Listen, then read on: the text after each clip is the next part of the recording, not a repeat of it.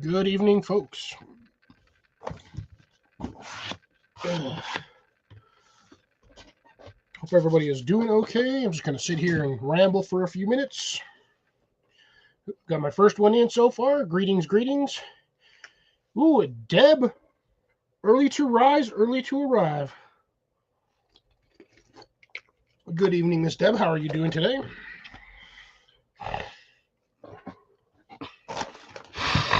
No birdie tasks tonight. However you'd like to place the... Ooh, and an Amanda. I got a lot of early ones today. Ooh, my camera's going blurry.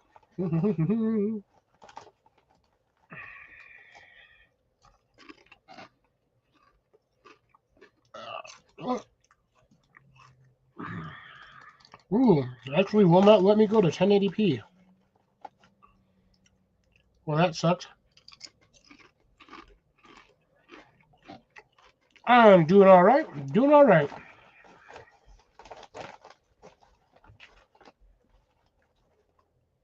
Chasing a kitten.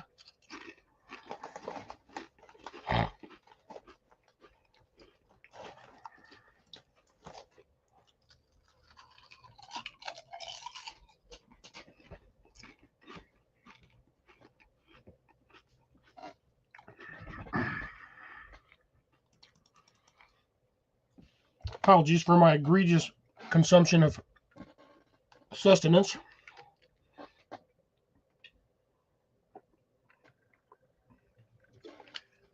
I am freaking starving. I haven't eaten since yesterday.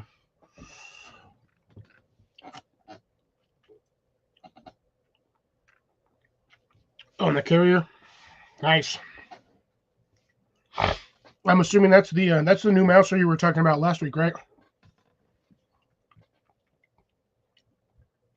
Jesus, Amanda.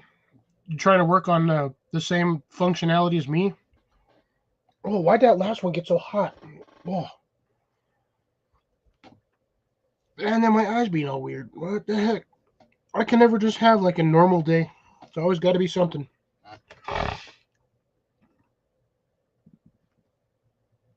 Anyways, how's everybody doing today?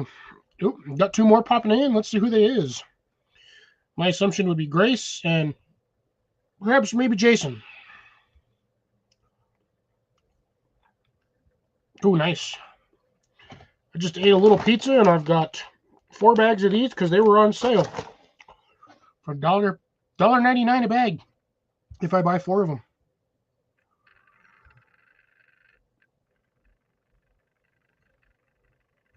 All right. No.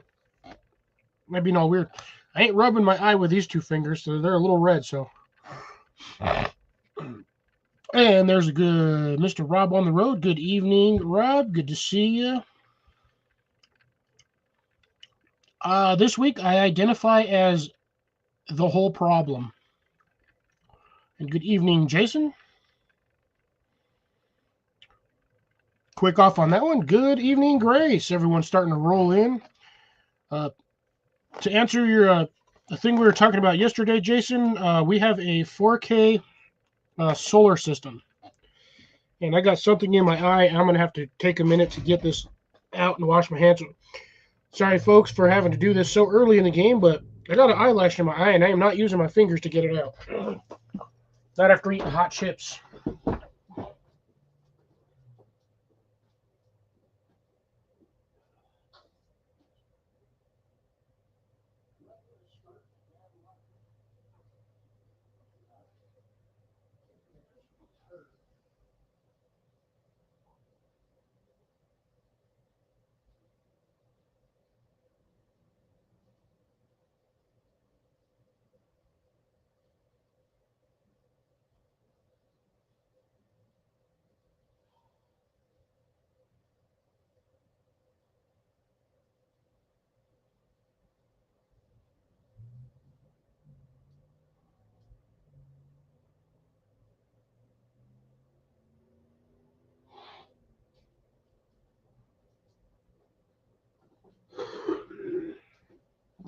Okay.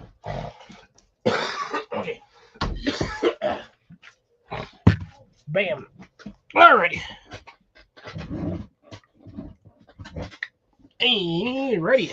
So, couple of things on the docket tonight, aside from me. Hopefully my camera decides it wants to work and cooperate with me, because some days it was, I know, right? I had to leave, like, not even 5 minutes in, because I got a freaking eyelash in my eye somehow. Come on, camera, I don't need to deal with this tonight. I've already had yesterday already stressed me out enough. I was so annoyed yesterday. I decided to work out in the cold. Threw my sweatshirt on and I was working outside till like 9 o'clock. Because I didn't want to be inside. I'm tired of spending my entirety of my hours inside of buildings. So I went outside and I did work. Hey, CLO, how's it going, man? Good to see you. All is well over here. Hope all is well in your neck of the woods. And if you don't have a neck of the woods, perhaps maybe your leg of the trip.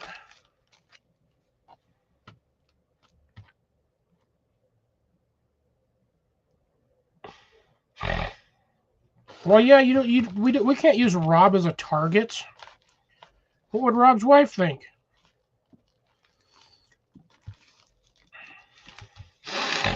But anyways, so on that note, I do have this, which I was actually supposed to open like 2 weeks ago for you guys, but I forgot about it.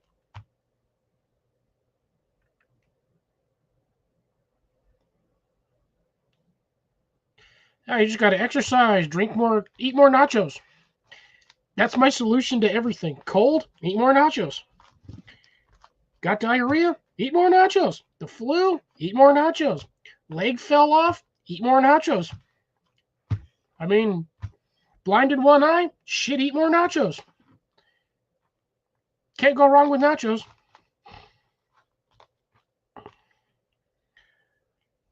Unless they're Carolina Reaper nachos, in which case that could go very wrong very quickly.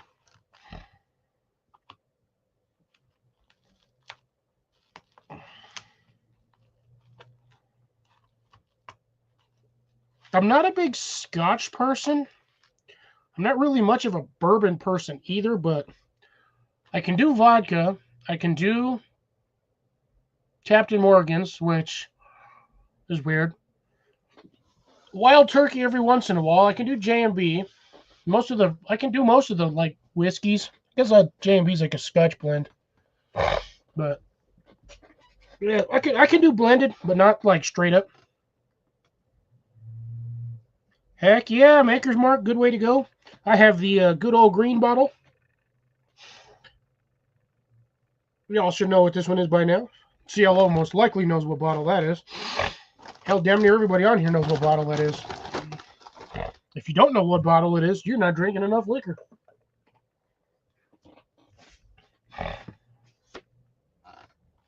Bushmills. Bushmills.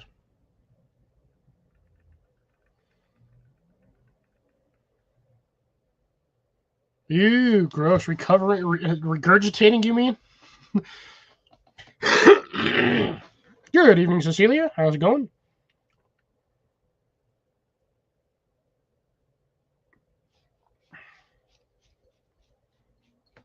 Again, I'm not much on Scotch because there's not a lot of things you can mix with Scotch.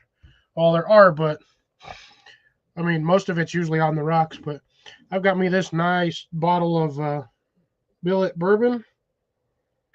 This one's actually kind of spicy. This one's got a kick to it, to be honest. This is straight Kentucky bourbon whiskey. It's kind of funny that it's bourbon whiskey, still bourbon. But that's 45 ABV.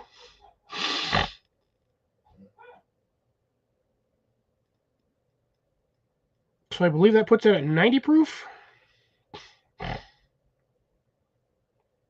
I finally figured it out the other day at work, or I was talking to one of the bartenders at work, and I finally figured out how they measure this stupid stuff. It's always half The ABV is half of what the proof is. So if your ABV is 30%, you got 60 proof, which is just above the flammability level, but not like hardcore flammable.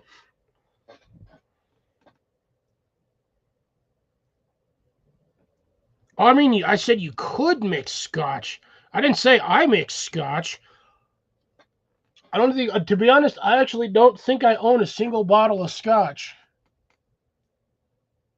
Well, okay, technically, except for the J&B, which I believe that's blended Scotch whiskey. Yeah.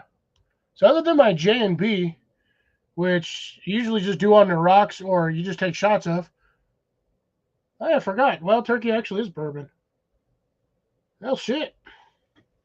All right, well, there goes that one. So, yeah, I guess I've had bourbon before. Just not a heavy fan of it.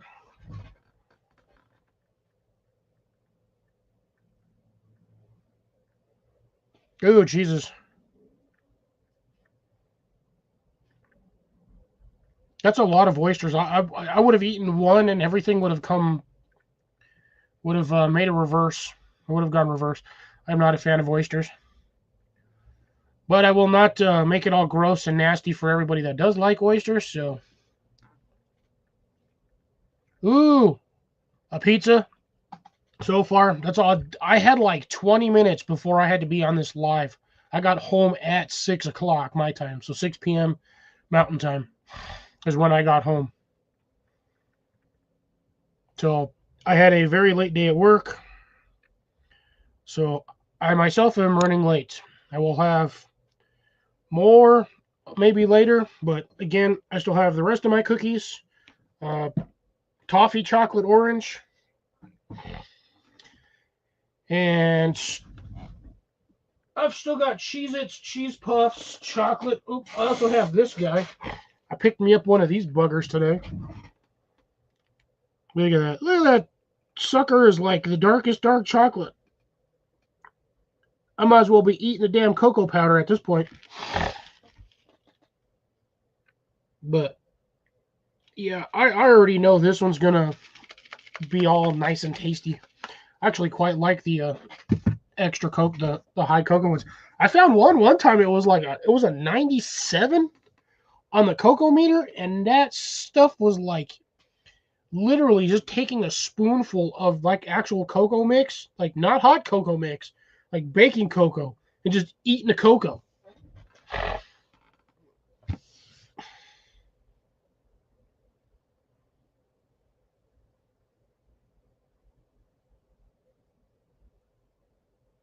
Oh, that's some interesting information there, Rob. I will throw that up on the big screen so people can read that for those of you who may or may not be interested in something like that. That's kind of some interesting info. Yeah, Grace, I've actually done that before. I've eaten the white ones and the brown ones, the like standard chocolates.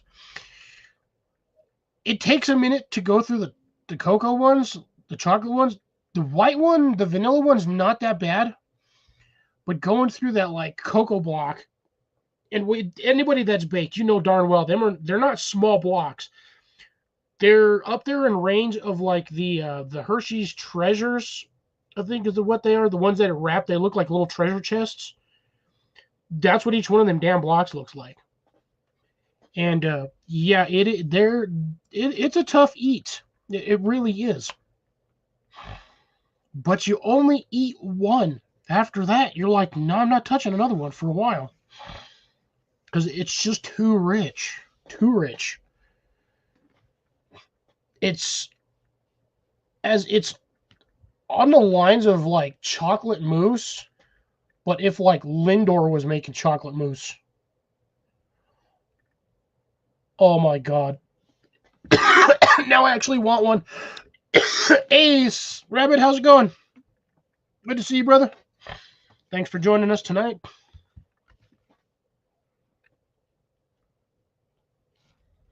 Oh, chocolate goes damn near with any liquor. Like, same with cheese. Cheese and it's the two weird ones. It's cheese and chocolate for some reason pair well with liquor. Now, I know for the most part, it's usually cheese with wine because wine has a slightly more mellow taste. Some wines. I'm not a wine expert. I'm not a wino, so don't quote me on this, but I know some wines do have a slightly more mellow taste that pair well with specific cheeses. This is why when you go to wine tastings, they usually have like a little platter of cheese. And it's specifically selected for, say, whatever wine tastings you're doing. They have specific cheeses for that. But yeah, so probably that's actually one of the things I did know is that chocolate and about chocolate and cheese and liquor and wines or your alcoholic beverage. Don't know exactly what goes well with bourbon, but the chocolate oranges seem to do pretty good.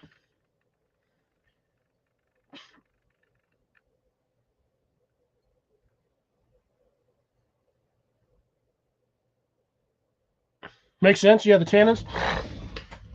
So, you know, what I was thinking, let's see if I can get to it without causing too much of an issue.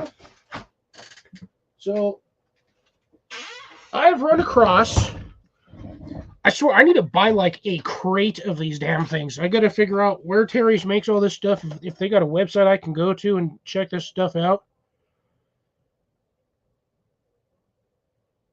Oh, they do have a website. Ah, ha, ha, ha, ha. Oh, here we go. Oh, wait, what? See, now I got to figure this out. So, anyways, I've run across like 3 new flavors. No thanks. I'm not from Kentucky. But anyways, as I was saying before I saw Rob's comment, stinker. So they got new flavors again of Terry's. Everybody knows that they've always had like the 2 flavors, which was always the orange chocolate one, the orange milk chocolate, and then the dark chocolate.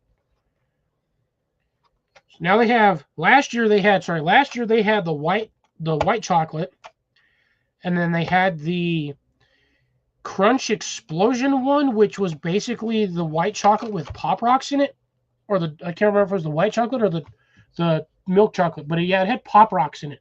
So that one was a little weird. And then now they have this one. So we got Orange Toffee, which is the one I have in my cookie jar. It's actually pretty nice. I wish the toffee bits were a little bit more pronounced, but not too bad. And here's the new one. So now I think they have like 6 or 7 flavors now, maybe up to 8. This is another one. Mint flavored chocolate.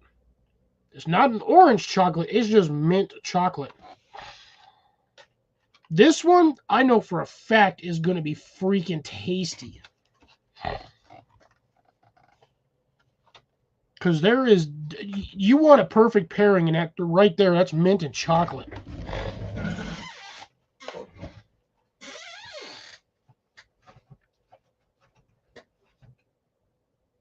Oh, actually, I do have the, okay, so here's the other one. So this is the one from last year. This one, I still had 1 left. So this was the chocolate orange with popping candy. I couldn't figure out what it was until I ate it, because it doesn't say on the box. It just says confection with popping candy. And I was trying to figure out what popping candy was until I took the first bite, and then I was like, it's fucking Pop Rocks. So they mixed Pop Rocks in this thing. And the only way to find out is to take a little piece and just let it dissolve in your mouth, and you start feeling that Pop Rock tingle, and you're like, oh, that's definitely Pop Rocks.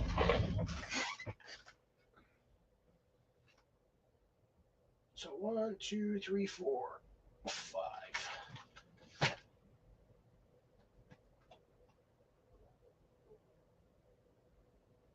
So yeah, currently I have 5 of the current flavors.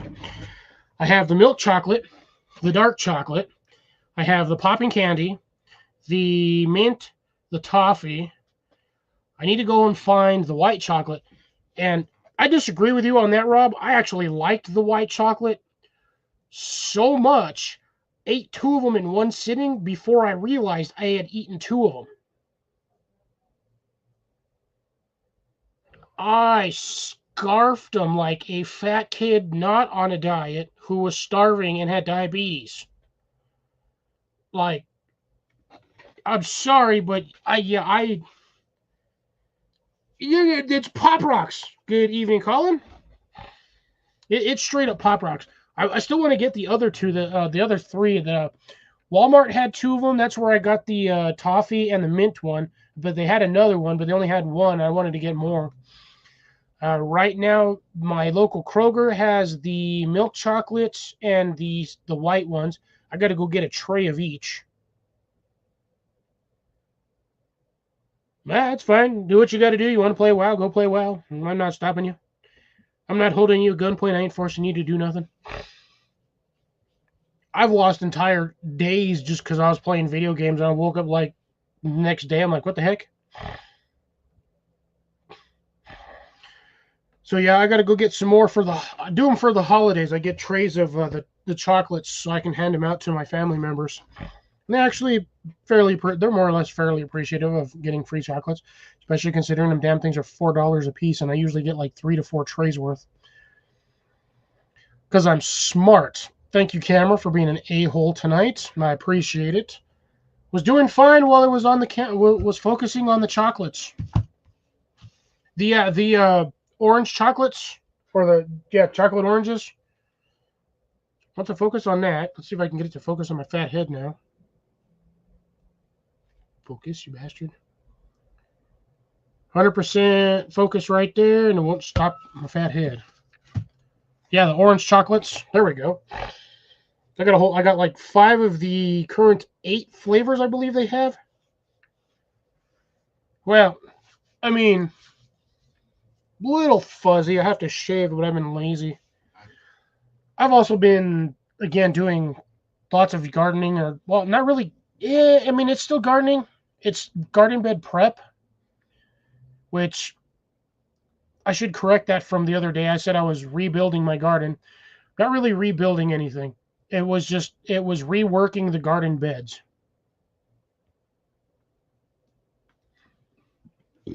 Oh no, those candies, Colin, they're addicting. I'm sorry to say. They are those damn chocolates are addicting. I wanted to taste the toffee one last night, and I think I ate like 6 or 7 slices out of that thing. I couldn't stop. I had to force myself. I had to throw it in my container just so I would stop eating the damn thing.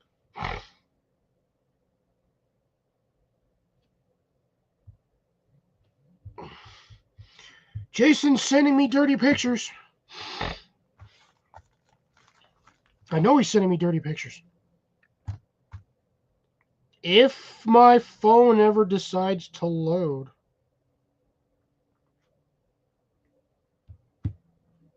Oh man, I used to have some like that from Dave and Buster's.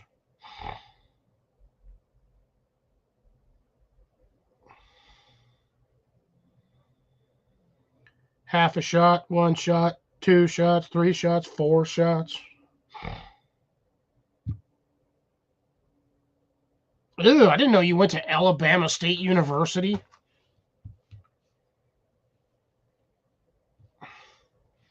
Giving Jason flack.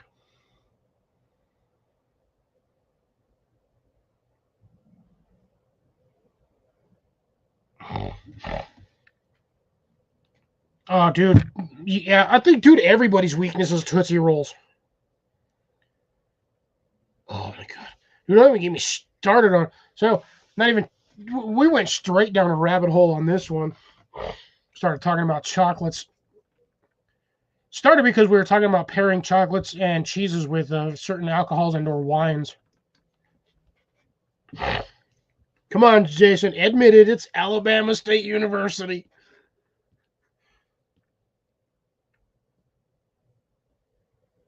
I didn't even know you had mice problems, Colin. I know Deb's working on a new kitten, and Lola and the other one are training it. I think that's what she said.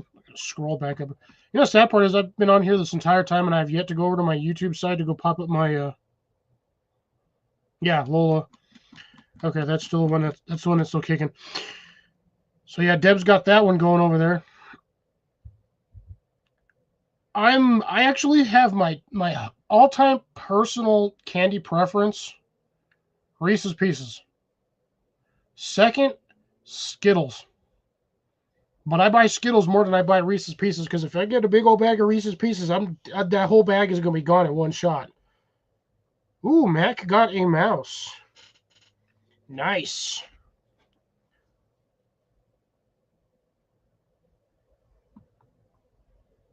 Yep, that's right. Vader.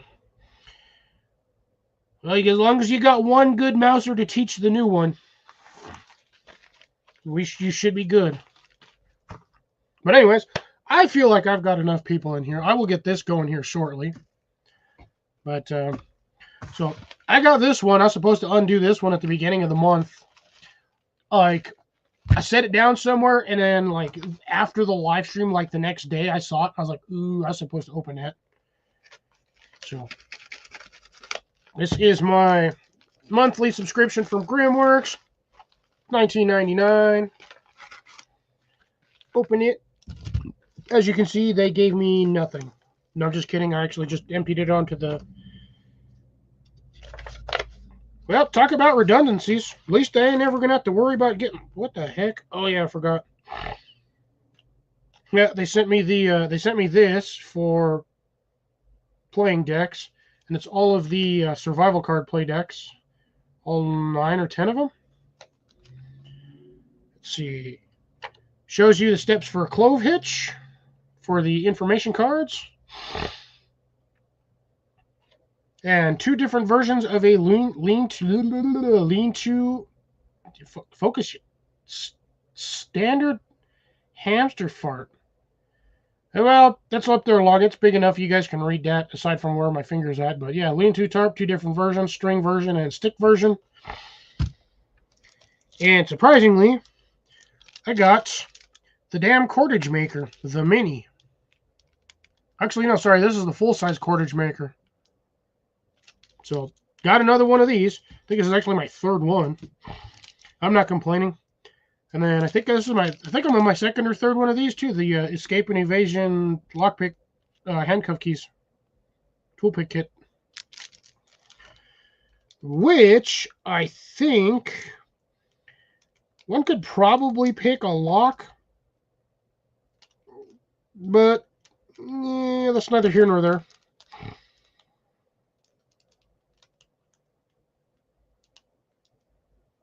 But yeah, it's got technically a saw on it, and then I really have no idea what the other side's for.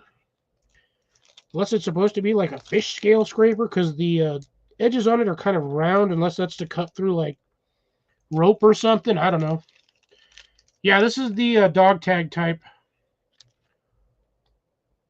Although they usually keep the hole is normally a little lower. This one's actually kind of high centered on the top. They're normally down just a tad, like a millimeter or two. But, I mean, that's got a fairly thin leader at the top. It's usually, like I said, they're normally down just a tad bit more.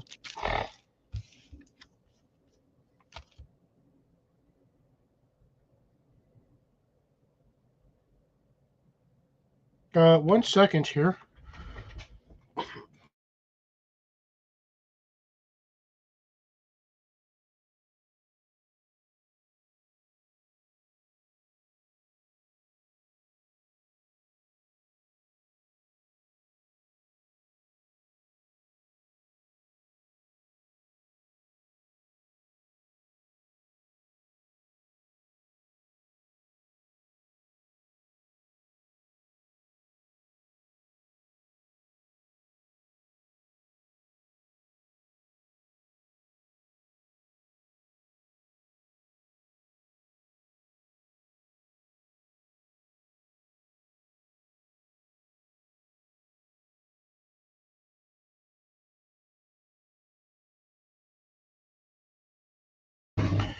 So sorry about that.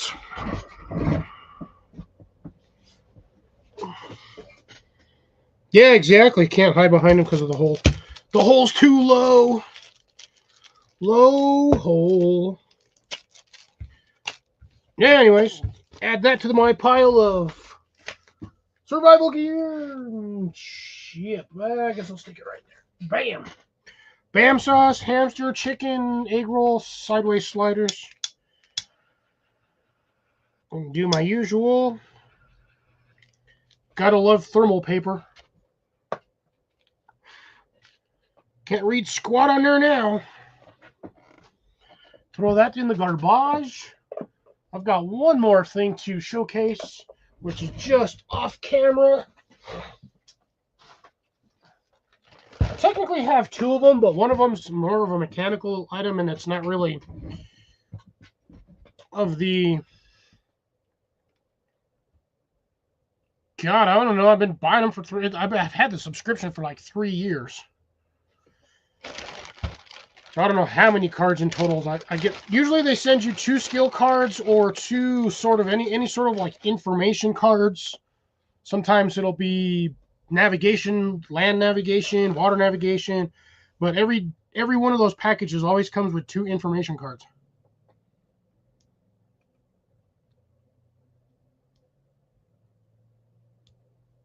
Yeah, I can send that to you on the Instagram, Rob.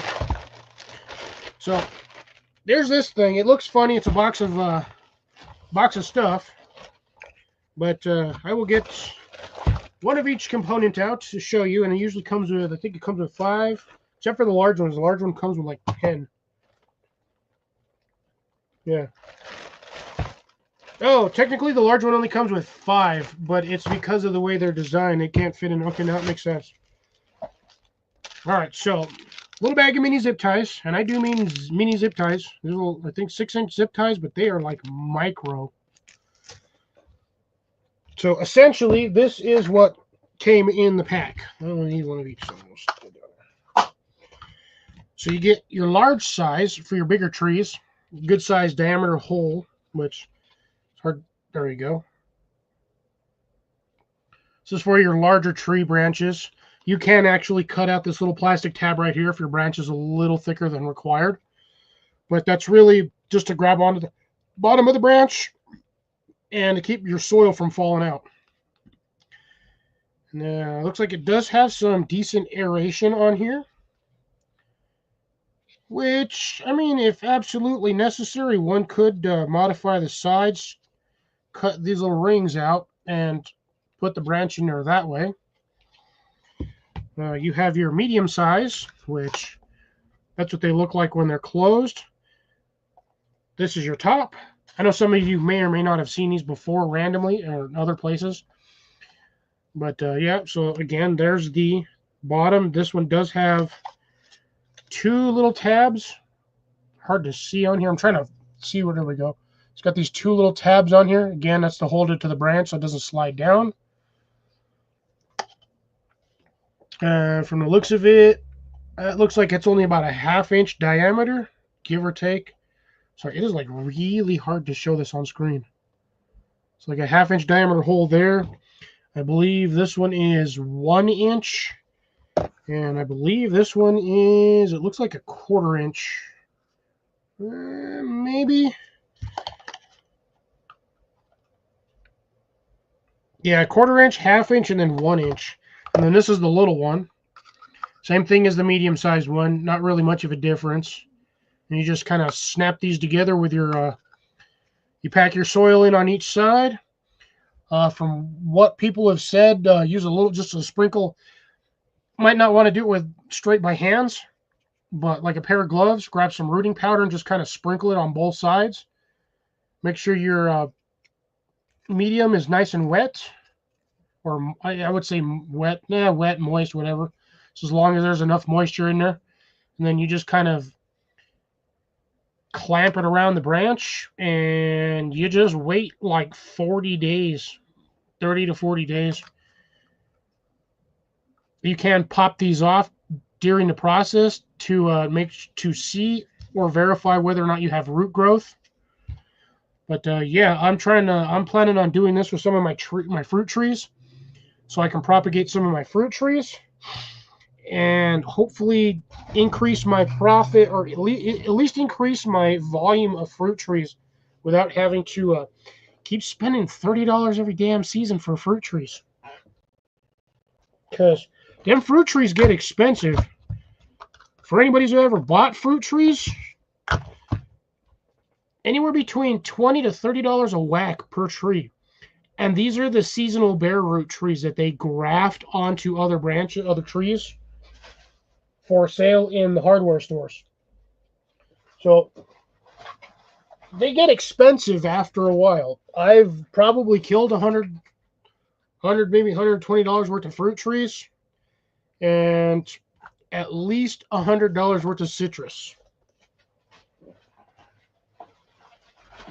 So I am trying to find a way to increase my growing method without decreasing my wallet. And these were actually pretty cheap. I found them on Amazon. I think I paid like $20, something like that. They were mad cheap.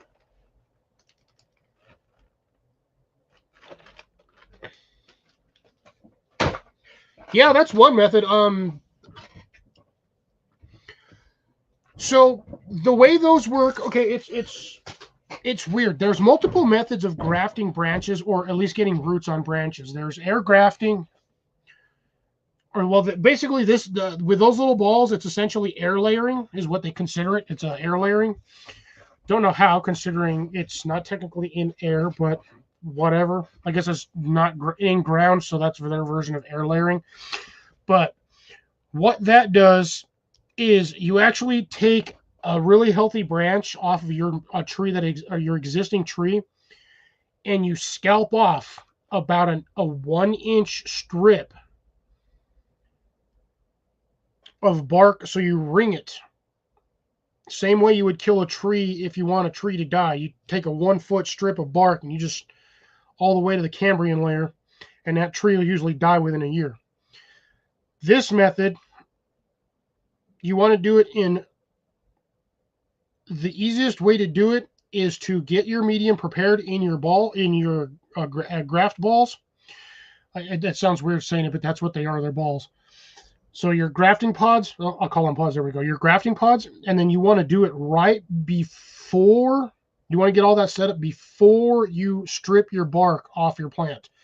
If you do it first, if you strip the bark first and then get your stuff ready, most likely what's going to happen is during that time frame, your branch is going to dry out, or at least the Cambrian layer is going to dry out, and you may or may not have any success in actually grafting roots or producing roots.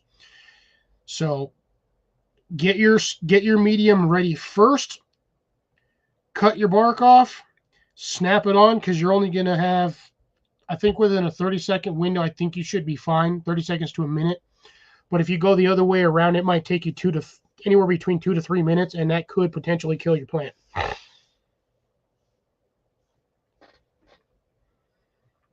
Yeah.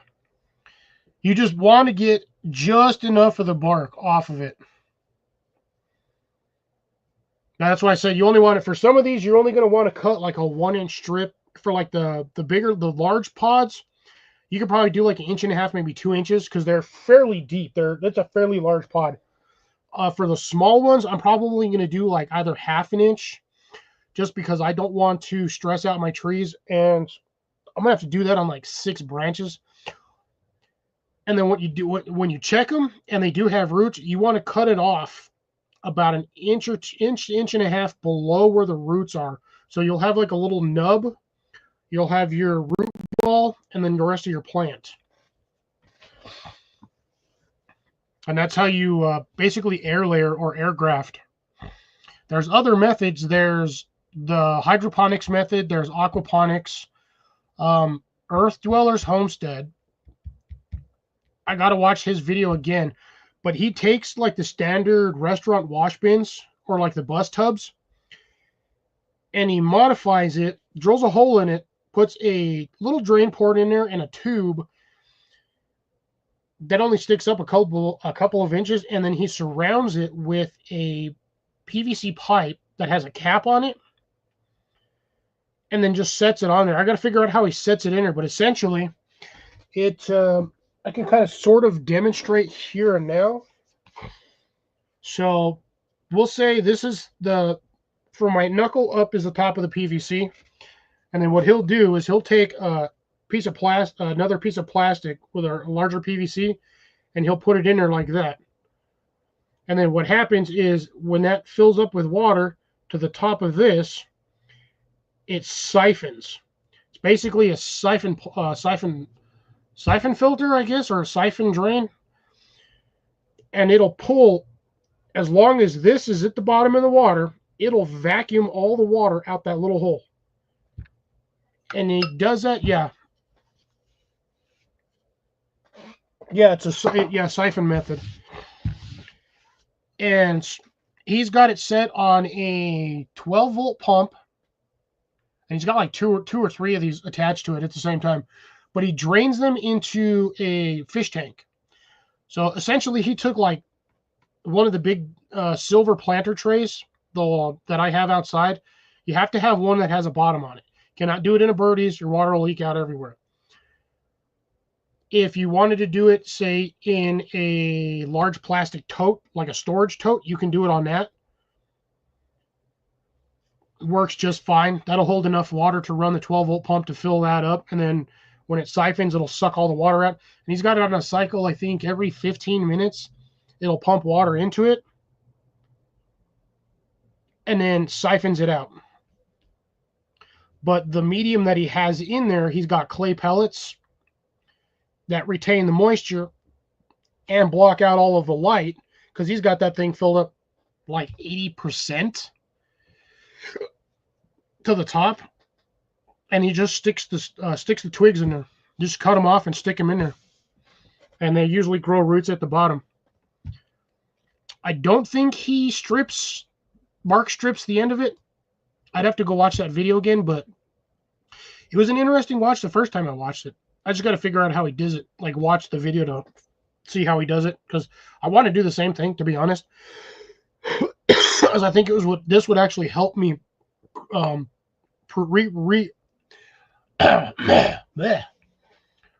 want to say repopulate, repurpose, it starts with an R, but I just want a cheaper way to get more plants from the plants that I already have without having to spend an absolute bastard of an arm and a leg and cost to get there. Jeff, how's it going, man? Long time no see.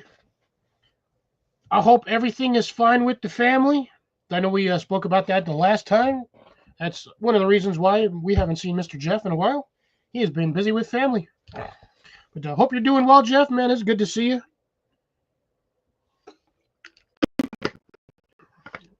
So, yeah, I might do that method and just get a storage tote and just run the tub in the storage tote and then go from there for the grafting method.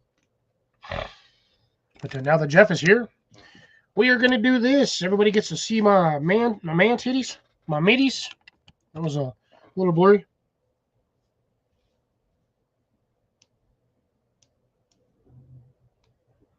Yeah, the only problem with that, I mean, drops on that is a lot of the times it takes up to 40 days for a plant to grow roots. And it's really not a good idea to do that in the fall, because your tree, god damn, camera, like piss off. Some piss me off here. I can fix this real quick. But anyways, yeah, you never want to do stuff like that in fall because your plant is going dormant. So you're not going to get a lot of productive root growth trying to do that in the middle of winter. It's a different story if you have a greenhouse and your plants are in a greenhouse and that your greenhouse stays like 75, like between 70 and 85 all year long. You're going to have no problems growing anything you want in there. Oh, yeah, we definitely missed you being here, Jeff. A lot of us were hoping you hadn't vacated the sphere that we live on. But me personally, I knew better than that because I talked to you not too long ago on one of the last videos that I posted. But nose itchy. But anyways, yeah. So,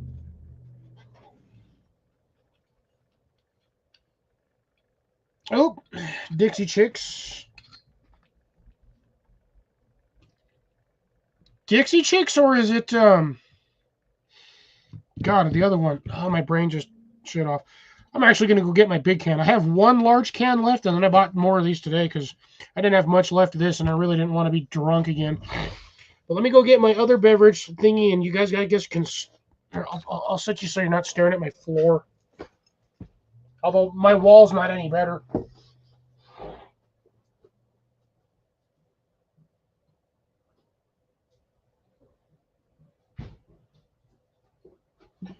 Okay, now I walked over there and I remembered who I was talking about. Is it, Jason, is it Dixie Chicks or is it the Vineyard Chicks? Okay, so it is the Dixie Chicks. Okay. So we're going to have one standard stiff one and then probably one little half-ass one. Because, you know, a bag of donuts.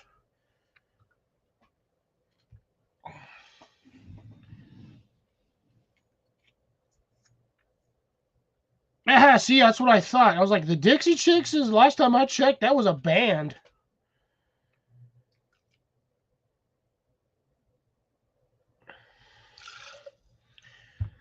Yeah, I was thinking about doing it this season to throw my hand in for, or throw my hand in the hat for the survival seeds. But then realized Molly must really want to go see the Dixie Chicks. No,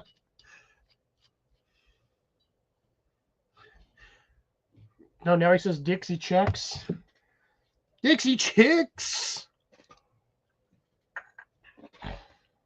But yeah, I was gonna say I had thought about, you know, maybe possibly throwing my hand in there last year, but then I was like, or this season, then I was like, nah, I ain't gonna have time to be able to do that. Plus, film it and keep track and record of all of that.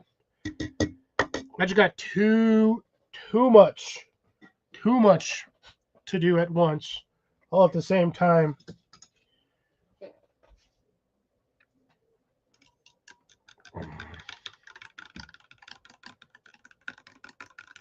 But yeah,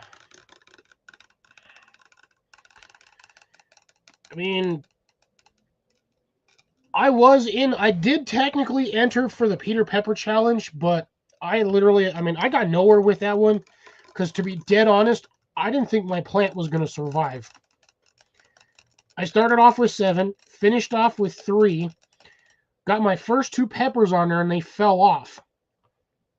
So I was kind of freaking out, thinking my plant was going to die. So I stopped doing any sort of filming for my plant because I didn't know if it was going to make any peppers for me. I should have just kept going because that thing actually gave me like 2 pounds of freaking peppers throughout the season. I've been handing them out to people, cutting them off 3, 4, 5 at a time, dozen at a time, just handing them to people. Give them out at work, Molly, giving them to neighbors. I got a whole tub full of them actually. Actually, I think I showed you guys the last time. I have a whole, that's like a decent sized tub's like this big. It's actually about that deep, and that tub's about that big. Just full of peppers. I'm just letting them dry out. Just a chillaxing over there. I do have my 2 main ones right here. These were my 2 bigger ones. So these guys have dried out in here pretty much almost all the way.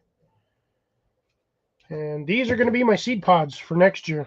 So I'm going to be getting the seeds out of these. I should be getting more than enough seeds to keep me going. And I can actually thank, on those ones,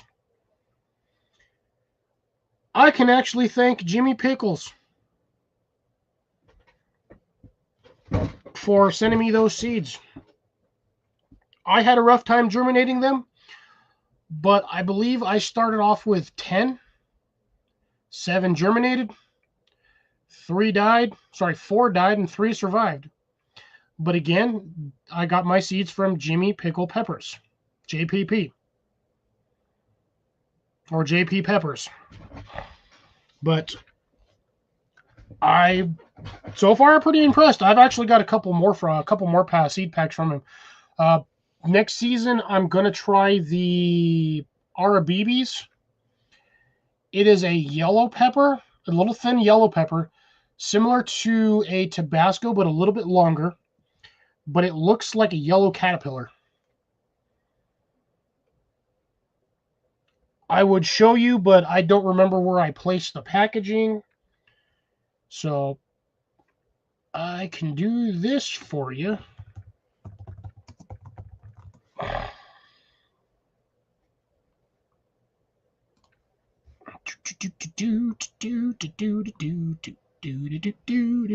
I like that picture. It looks pretty nice.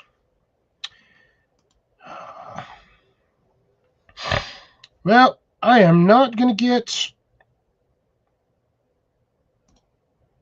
Aha!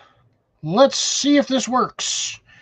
God, let this freaking work for me the way I want it to.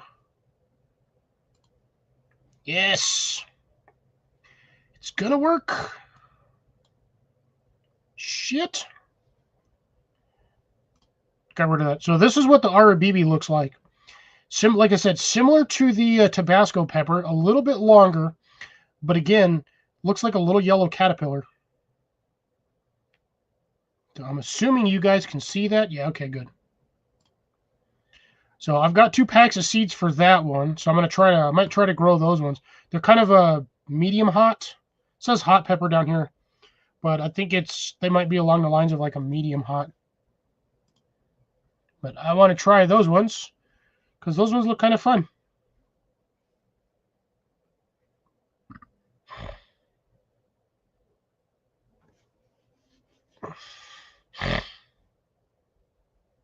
And it drops. Do what you got to do, man. I mean, if you want to make videos on it, go for it. If you don't want to make videos for it, yeah, that's your prerogative. We're not forcing you here.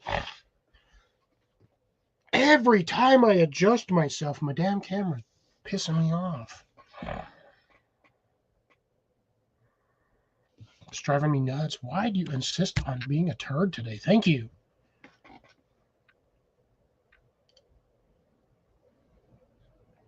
Or what?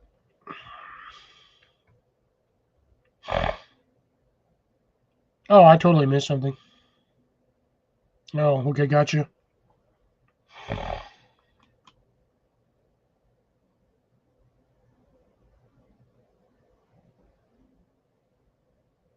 Ooh, you got the Opan? I've got a couple of the minis, and then I have 2 of the larger ones. But yeah, I sit there and I play with it. One of them I actually have to fix. I had it in my car, and it got hot, and the canister exploded. So I have bits and pieces in a little plastic cup over here. It took me forever to figure out how to take that damn thing apart, because I know it came apart because they had to assemble it. So I knew it had to come apart. I just couldn't figure out how. So I got to take some nail polish remover, and I got to clean the rest of the ink off of it. I have a spare cartridge, thankfully. But yeah, I've had that thing in that cup for 8 months, something like that. Almost an entire year. It's been sitting there. I just haven't gotten any acetone to clean it. Yeah, the little tiny pocket one.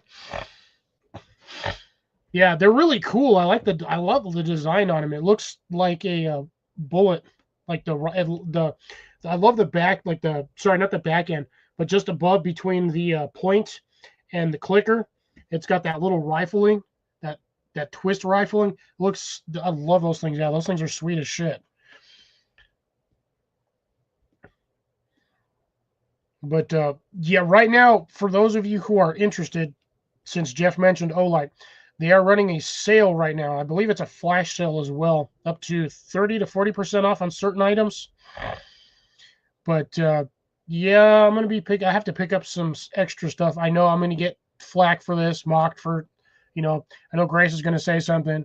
Colin's probably gonna say something, but I have to get the new flash. I've actually missed out on the last 4 or 5 new flashlights that they've put out, but the this little one, it's. Ooh, I thought I still had my box over here. It's a little square one. It's about this big. Really tiny. Honestly, it's probably one of the smaller, one of the small side EDC ones.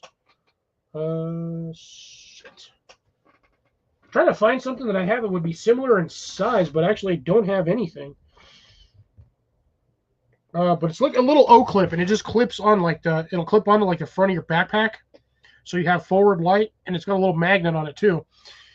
That's the one that has that beacon mode. But the newer version they have has high beam, low beams, and I think it has infrared light on it as well. The new one has a 3-lens profile, and it's actually got a button with a switch on it, similar to the arc field.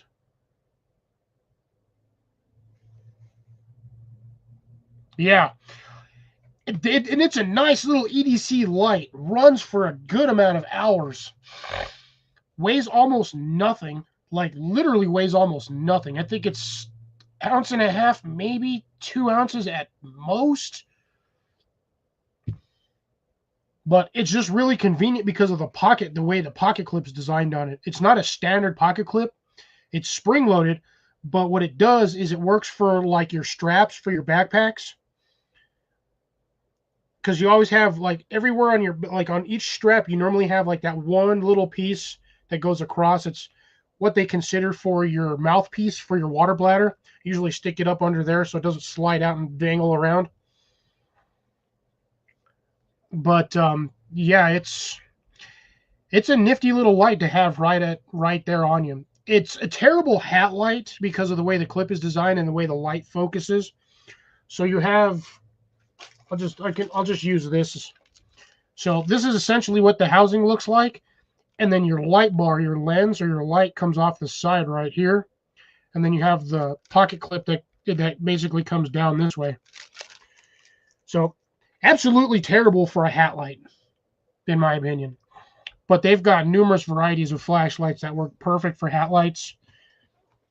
This guy right here, in my opinion, is probably the best hat light that Olight makes. Hands down. I kid you not. You can get the headlamps, but personally, I use this thing on my hat constantly. After about a minute, 2 minutes, I forget that I even have it on my hat.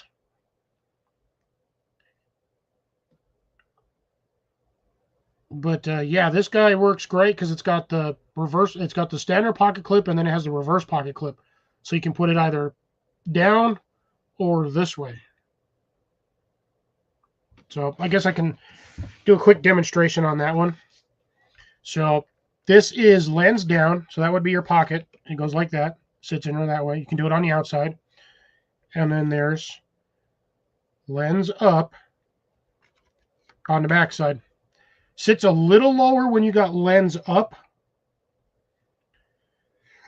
just because of the way the pocket clip is designed. So it's got that little extra bit of meat right there, so it's a little lower. But again, that's why I have it on the magnetic, and it does come with the magnet. Or did it? You know what? I actually don't remember now. No, I don't think it came with the magnet. I bought these ones separately because they work really good with these ones. To be honest, this little magnet works with just about any of these that have that on there. This will work with the light bulb, with the O bulb, which is that guy right there.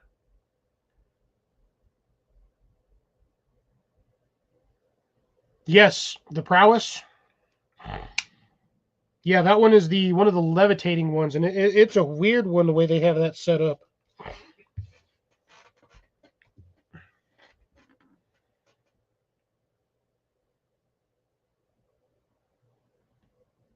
Yeah, see, I mean, they're all good flashlights. Hell, even the little tiny ones, like these little AAA flashlights, man, you can't go wrong with these things. I mean, you can't. And AAA's they're everywhere. You can find them all over. You buy a pack of those things, and this light would last you like constant use with an 8 pack of AAA's, like a solid 2 months, because you're not going to be using it 24/7 in the dark. Oh, I actually had to replace my clip on this. I actually busted it off. I've broken. I had the blue one, like it was like a metallic blue, kind of like shiny-ish, and I got hooked on something and it busted it. But here's the funny part. So there's a little tiny hole. I don't know if it's going to even be showing up on here. There is a little tiny hole right here at the top for like lanyards. Here, I can do this with it. It's the only way I can show you guys without being too much of a, because this doesn't really show. There's actually 2 holes in it. There's a little hole right there, which you can kind of see, and then there's a hole at the top. So paper clip, just so you can see. So that is in hole number 1. That is the side hole or the front hole. And then you have this little hole on the top right there.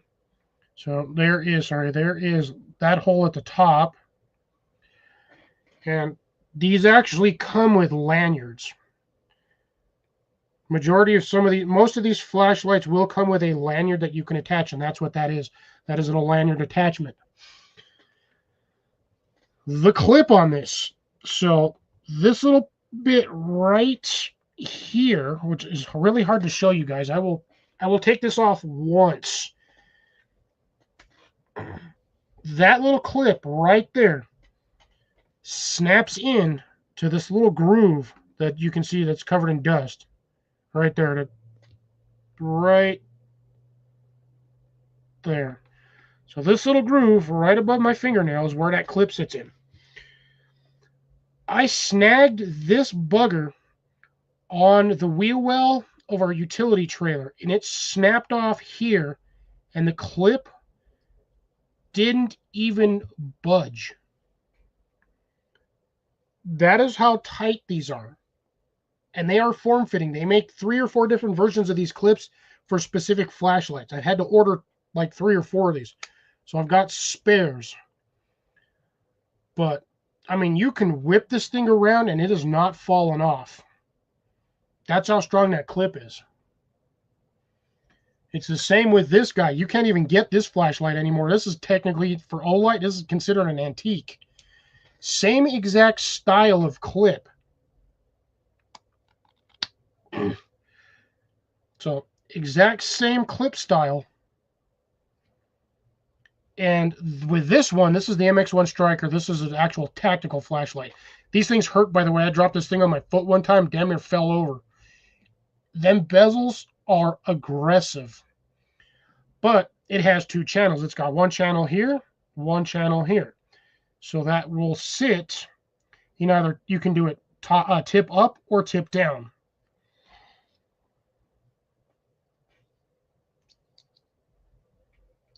Normally I have it tip up, but that's only because I normally don't stick this in my pocket.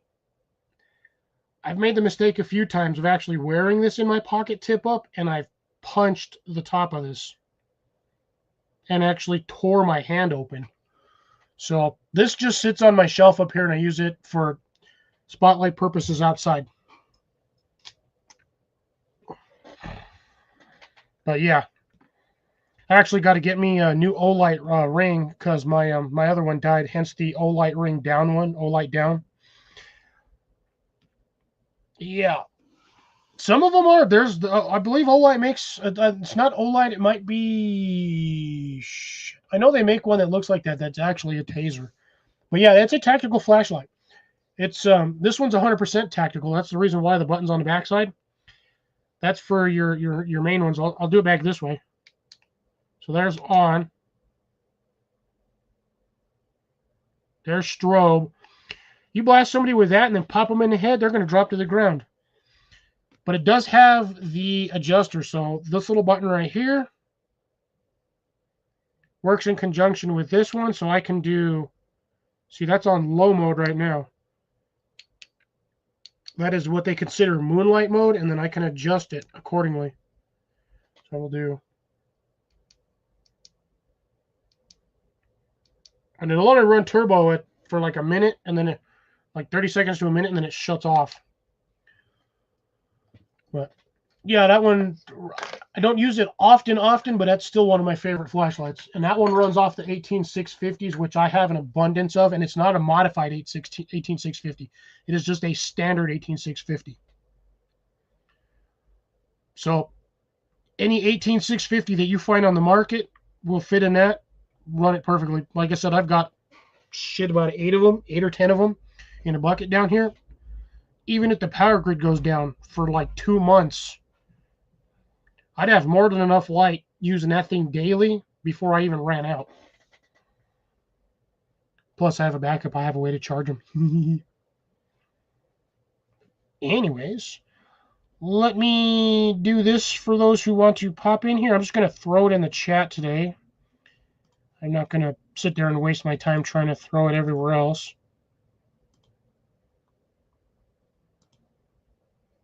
So there will be a 5-minute window on this. If you have not grabbed it in 5 minutes, tough shit. 7:38, you have until 7:43 to grab the link and pop up. If I don't know you, you ain't coming up here. If I can't see, well, Jason and all of them already know. So yep. I'm assuming that's Colin, even though it's the Wheel of Death over here. Colin, colostomy bag. Bueller. I don't know if he's there or not. Internet issues. Possibly. And there's this one. Hello, Amanda. Morning. I presume you'll be staying till the end of the live, dear, because I have some things to discuss with you afterwards. Oh. I can do this right now. I'll be here. I got tomorrow off. That's how big that is. Oh, I know. That's like a 5-shotter. Colin. Cliffy. Hey, Milk, you'll call back? Yeah. I'm here, but I'm not here. Oh, there you go. Now we got sound. Boobster. I'm not sure what's going on. Boobster. Not sure what's going on. I'm going for sophomore. Whoo, Jason. Yeah, but you can't just sip on that, boy. You gotta down it. No, it's gonna sip on it. 15 years ago, yeah, I can drink 2 of those, no troubles. I'm just having trouble with my camera. 2 of those glasses or 2 shots? 2 of those glasses.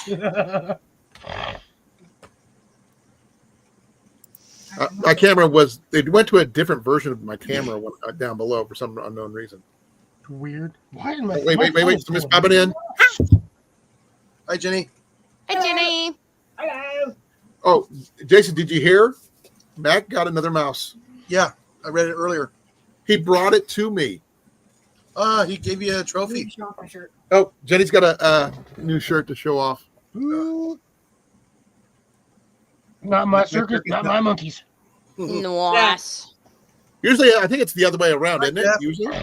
This needs to be my new work shirt, so people. Why do I finally see Jeff's comments now? I didn't see him on YouTube side. No, that's weird. He's got a wrench, so I know damn well he's not banned on YouTube. It's not on my chat. You want to show him my new light? Yeah. No, not yet. Well, when you do the remote, it's over here somewhere.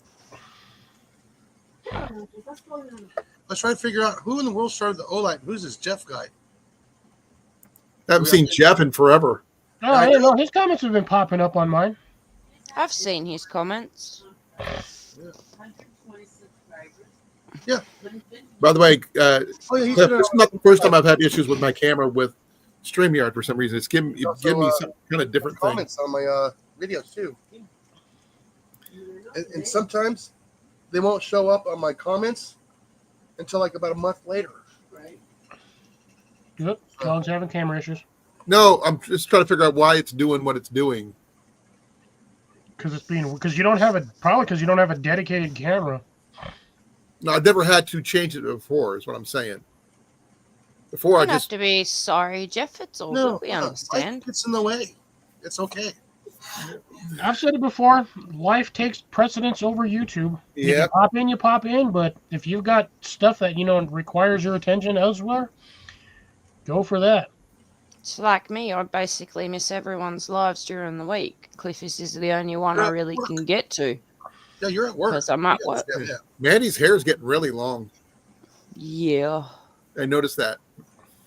It's about No, long as Jeff, mine. we are not talking about butt stills. I do not want anything fermented, distilled, and or generated from a butt still.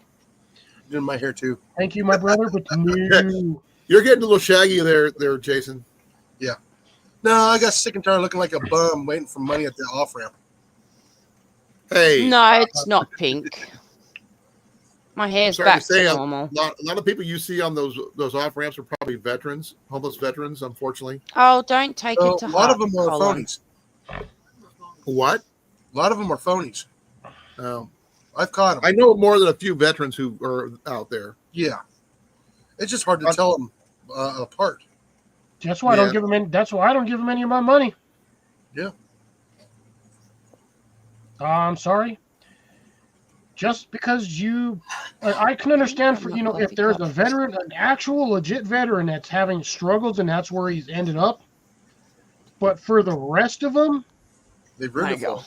those guys make a lot more money than the rest of us who actually physically working. All they do is sit on a corner all day long and put together. And it's BS because they have more than enough money to get themselves bettered.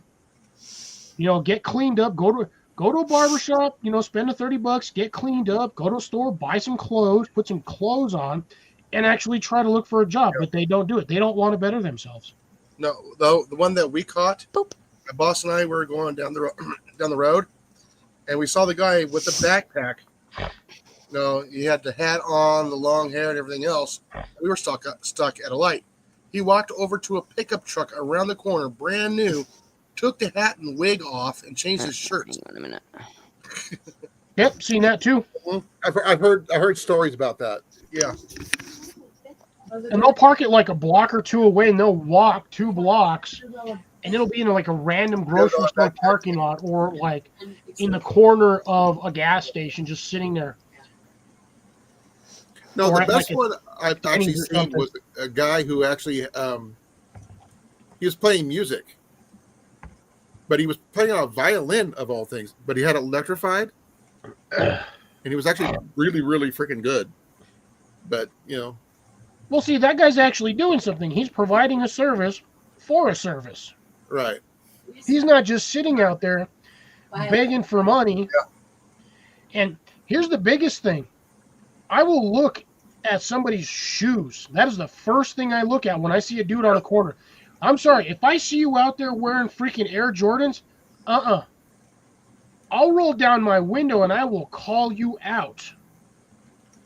Because there ain't no way in heck you wearing $350 shoes out there trying to beg for money. No, you had to buy them $350 pair of shoes somewhere. And if they look brand new, no. There was another guy I saw who was playing he's playing a bucket. You seen those drummers? Yeah. But this guy was freaking good. But again, somebody like that, they're providing a service for whatever. The thing is, where he was right at an intersection too, right? One of the little in between medium things. It's not a donation; it's a tip. Yeah. He's making music or making cool sounds, and somebody's like, yeah. No, the ones that get me are the ones that are always out there on the corner on the weekends, or like walking the medians with the cardboard signs. Help us raise money for this kid who died of or like dying of cancer. Bro, I've seen that same picture on at least 30 different poster boards. Or I need help money to get home. No, if I'm going to donate money, it's to be at a car wash. I don't go to car washes anymore. I just let the rain wash the dirt off. Because, yeah, you know. They're doing a community car wash. Yeah, community car wash. For like for a band or for the, the team or something like that.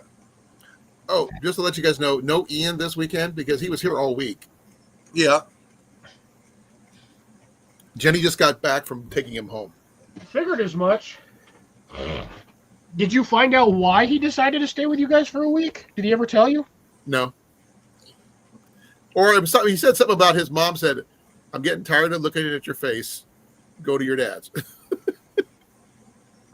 Well, you sit at home all day not doing anything. Yeah, somebody's going to No, get he's homeschooled. So his last year, he's doing everything from home. And his mom's a bus driver, of all things. School bus driver? Yep.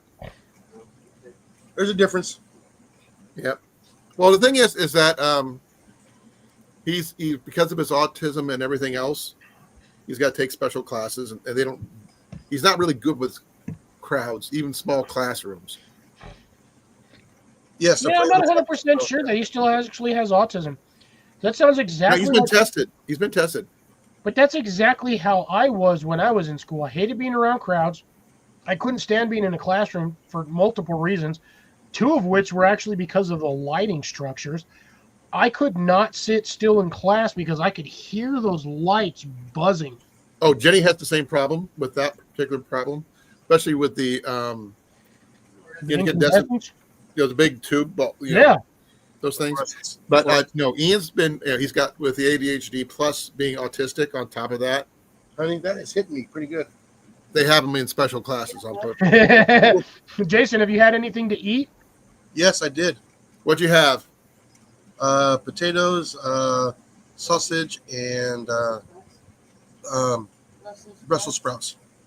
Ugh. You were doing good until you got to the Brussels sprouts. Baby cabbage. Those are green golf balls. Welcome back. I love Brussels Amanda. sprouts. Thank y'all. Brussels sprouts are a weird one. They grow on what looks essentially like the same style of plant as a cauliflower, but like you get down below and it's just clusters of like what look like little alien eggs right down the entire stem of that thing. Yeah, it's cool. They're organic golf balls. Just admit it. No, what they are biodiverse forest eggs. But what happens if you hatch them? You get another biodiverse forest egg hatchery. No, it's baby cabbages. They're both in the Brassica family. Ugh. Hey, Cliffy. Have you noticed where I'm sitting? Yes, in the living room. Have you noticed On who's what looks like sitting a brand new next to me? sofa. Yeah, it looks like Not a brand different new. wall. Have you noticed who's sitting next to me? Boopster. Or is that your mom's dog? No. Mum's dog passed away. Oh no. I see Boopster. Monday night. Oh, My condolences. He went downhill really, really quick, and I got a frantic call from Mum Monday morning because I was at work. Oh, Mandy? So I dropped everything and I ran home. Well, not ran, but I drove home. The vet was already here, and I helped him load him up into the back of the vet's car. Ouch. And he passed away during the night. But he had a heap of blood in his abdomen. We thought maybe he had a lesion on his spleen or some sort of poisoning. And they were treating him for that, but he went downhill and passed that night. They done a necropsy, whatever it's called for dogs. Necropsy, yeah. Yeah. They found out that his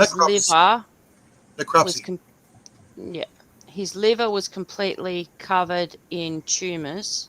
Ooh. And he had a massive one in his tummy.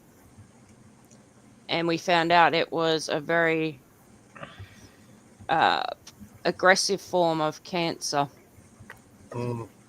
But when I got home Tuesday, Mum said that she wanted Booster to have the run of the house because Chevy wouldn't let Booster, like, they'd fight. So Booster was always stuck to his little yard in the bedroom, but now he's got the full run of the house, and I've got to sort out the backyard for him this afternoon. So now he's got a massive backyard to run in as well, and I don't have to worry about Booster getting over hot in summer because he can sit in the lounge with the aircon. Is it me or is that picture crooked? It's slightly crooked, but it could also be with the camera angle. Yeah, I think it's the camera angle, but it's level with the couch. Yeah, it's also the way Mandy's sitting too. The couch is kind of it just looks crooked. very. Because you're not sitting directly in your. What the hell? Oh, this is pissing me off. Thank you, Deb. I'm trying to literally write a comment in here on the StreamYard chat, and it won't let me do it. YouTube rejected your comment. This usually means that they think it's spam. Dude, this is my own damn channel. Why would I be spamming? Okay, I'll do it over here then. Piss me off. So it's been a very stressful week. Yeah, I can I'm sorry to hear about your loss and everything, though. Mandy. Thanks, Colin. Boo's become this emotional support doggo for Mum and Carrie. How old was your mom's pup? He was Evan. Six, I think. He's not very old. Yeah. Hey, Evan. By the way, Evan's been putting out a lot of videos lately. Hey, Evan. How's it going, Evan? Long time no see, man. How you been doing? He's been popping in quite a bit. No, Cliff is the super troll. So now when I'm sitting in the lounge, you'll see Boo Boo sitting next to me. Well, that's good. It is. And I had to get him a new collar because the other one that I got him, that leather one, doesn't really fit him. And I can't find his other soft collar. Is it pink? No, it's Black. blue, navy blue. I thought Cliff was making him one. He is, but I need one for him now because he likes to bull rush the door when people are coming in and out. So Mum needs to be able, Carrie needs to be able to grab him. Okay, that makes sense. I'm in the process of attempting to make her one. I still have to purchase certain materials, but that's the reason why I need Amanda after chat to go over certain key items that I specifically need. Yeah. Once I get those confirmed, I can order the stuff, and I can make that collar in probably 30, 40 minutes. And then I got to work on making the we need to discuss payment and that as well. Yeah, we can work that out. And trade. When the time comes. No, I'm paying Cliffy for making this stuff for Boo Boo. Are you getting a leash too, or just a collar? Yes, No, a very long too. leash. She's getting I think she wants like a 16-foot leash. Or are you ever thought about putting on a harness? He'll be on a harness when I'm walking him, but I'm sticking with Boo's normal harness that he has. But I want a reflective or glow in the dark collar and lead, because when it comes into the warmer months and I'm walking him when the sun's going down, I want people to be able to see the lead plus him. You should say Super Booster. Just call it Sooster. Sooster. Or Scooby-Doo. Ooh, you got a new nickname. Sooster. No, that's Boobster. That's always going to be Boobster. The Boobster. Boobster. Nope. So yeah. That I don't think it's the camera angle, Jason. Yep, it is crooked. Yeah.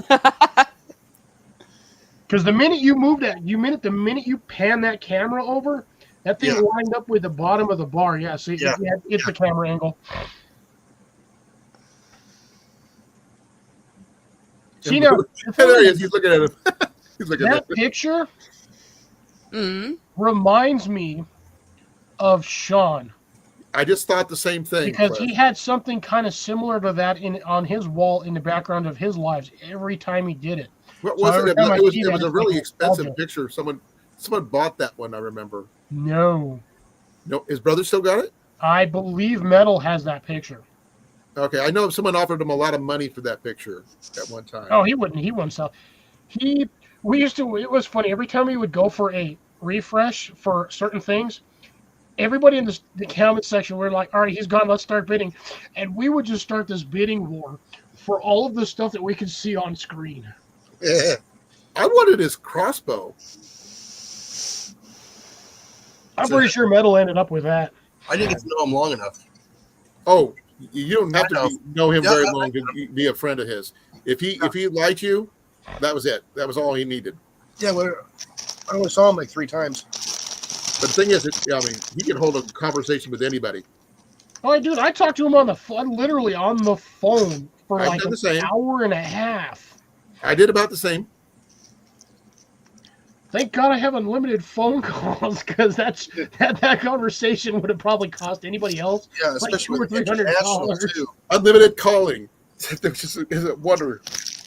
Yeah, Drops especially- you and everybody else. Like, I think that clock at one point had like it was up to like $1,200. Yep, for I the remember bid that. on that I clock. think I was there for that On a one. doomsday clock. That's just for a clock. And all the other stuff he had on his wall. Which really, I wanted the War Club that he always had on the back of the couch. Yeah. That's the one I wanted. I mean, I heard people offer his couch that he had back there. Dude, he had a red velvet couch that was in really good condition. Yeah, people were like the War Club and the clock.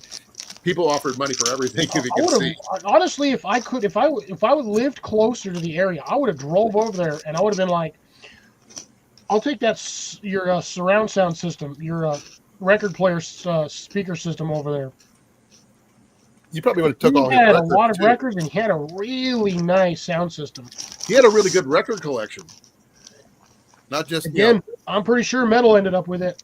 Next time I see Metal, I'll talk to him about that. I've seen Metal from time to time still. He pops in from time to time. He popped into my chat last week. I about dang near lost it. I think I remember. I wasn't there, I don't think, because I was not feeling well. But I wasn't. I was busy last Sunday. Yeah, you were at the My nephew's birthday party. Yeah. How old is he now? How old is he? My youngest nephew, which is my brother's son, he turned 7. Ooh, He lives up in Perth, so we drove to Byford. that's a long drive. I thought you lived in Perth too, or No. thereabouts. No, I'm 3 hours away from Perth. Oof. At least Depends it's on only how 3 fast hours. somebody- Speed limit, Jason. Speed limit. I see a There sign are with no speed speed limit limits 100 in miles per hour, People not just kilometers. it's a suggestion, not a rule. What was that, Jason? I'd be driving miles per hour, not kilometers per hour. I'd get in trouble for that. I got pulled over for a breatho too. Actually, Thought you were drinking? here's an odd question because I don't know the design specs of the vehicles over there. I know they do it in Britain and like most of everywhere in the U.S. or the continental U.S. or at least the continent of this whole area. We have the speedometers for our areas. It's in mph, but then they have the underlying kilometers. Yeah. You guys have the same thing in reverse in Australia. Yes. So yours is kilometers, and then you got that underlying inner line that says mph. Yeah. I've always wanted to know that too. That's an interesting. Yeah. Yeah, and until they said it, I know we've talked about kilometers per hour, kph or whatever, and then mph, blah blah blah. But it just dawned on me for some reason. I might as well ask, since I have a local resident Australian, on that topic, because I've always wondered about that, just to see what if they just flip it or whatnot. Because I think they have to have the same thing in Canada too, because Canada runs the same way. We're the only country that runs like metric or like their standard, not metric. Okay, now here's my question. Since Canada is the kilometers and everything, do they have to have the steering wheel on the other side just like Britain does? No, they drive just like we do. I wasn't sure because you never know. Oh, I've been there. About Australia, same? No, Australia drives on the wrong side. We drive on the right side. You drive on the wrong side. At least I'm in my right mind. I'm not. My mind's gone. To be dead honest, I don't think I'd have a problem driving either on the left or the right side of the road. With the amount of construction that we have in this state currently going on right now, and it's some of these are going to be like a 3-4 year long construction project. I am not looking forward to dealing with that for 3 freaking years. We have to drive sometimes on the other side of the road. It's strange, but yeah, because they make you switch lanes. You get used to it after like 2-3 weeks. Roundabouts, on the other hand, I hate that one. Might be a weird one, going going counterclockwise around a roundabout. When I went to Prairie du Chien, they have 6 roundabouts there. Phoenix, will run reverse during that high traffic. Sorry, I stand corrected. Sorry. In the U.S., in the continental U.S., because we drive on the right-hand side, roundabouts are counterclockwise. Everywhere else that drives on the left-hand side, roundabouts are normal. But we're not doing the confusing as all get out though. Our roundabouts are to the right, theirs is to the left. Yeah. So ours, U.S. roundabouts are counterclockwise. Everywhere else is clockwise. Oh yeah, Drops, definitely. I agree with you 100% on that one. I will, as a fellow New Mexican, I can vouch for the driving abilities of everybody here, and that include you? It's hot shit on a slide. Does that include you? I drive both defensively and aggressively. Yeah, so the answer is yes? I'm like on the fence, 50-50. Depends on who's in front of me pissing me off driving slow. I learned to drive on the LA freeways. Look out. Yeah. I will say, this is a PSA for the 11 people watching or listening that are currently in here now. If you are in the left-hand lane on the highway and you are not doing mock Jesus, get the hell out of the way. Yes. That's actually a law here in Texas. Yeah. We do that I here think my dad as well. got picked up for going too slow in, I think it was California when he was stationed out there. The thing is, guess how fast he was going? 95. He was going the speed limit. But he was in the fast lane. That was the problem. He was just driving. The officer pulled him over because he was slow. He was impeding traffic. Going too slow. Yes, you actually can. Even if you follow the posted speed limits in some states, counties, or cities, he was holding up traffic because everybody else is hauling butt. You can get a ticket for that. He got reamed out by his commander because he got a ticket until the commander heard what the ticket was for, because he was doing stuff for the post that he was stationed at, and I can't remember the name of the post, the base. Oh, I bet you $1. I bet you dollars to donuts. They fought that, and they probably were like, "No, this is going to get dismissed." I didn't hear the ending of that one because my dad passed away before I could hear the rest of that particular one. They always put shows up or commercials up saying "drop 5, save lives," so they want us to do under the speed limit. I'm gonna go mute. Oop. Hold on. No, I got a lot of stories from my dad though. He's about to a squirrel. No, daughter's home. Oh. I thought you went mute because you saw the mouse. Oh. Wow. Drops, that's it? 5 to 10? Damn, remind me not to drive in Arkansas. Then people drive slow. I've been through Arkansas. Actually, I have cousins down there. Quick question on the update on that one. And then I'll get to Gray said something here that has some extreme relative value. Drops, what is your highway speed limits? If they're 55 and they're only driving 5 to 10 over, y'all driving slow.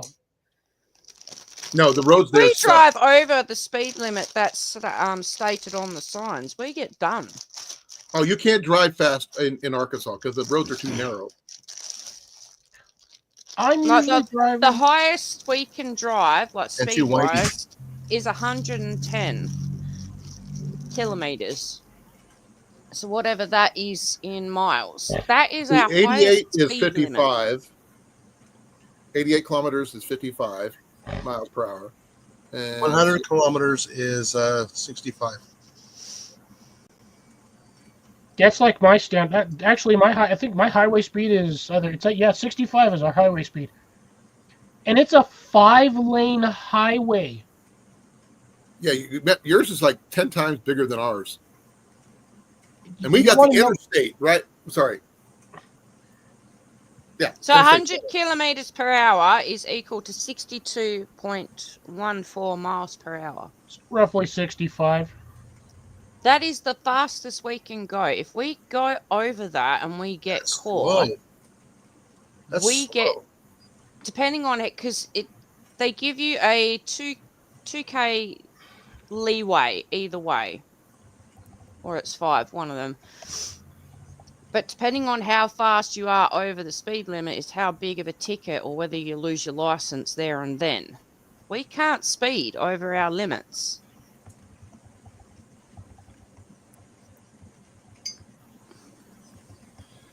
Just because you can't be over your limit doesn't mean people don't go over the limit.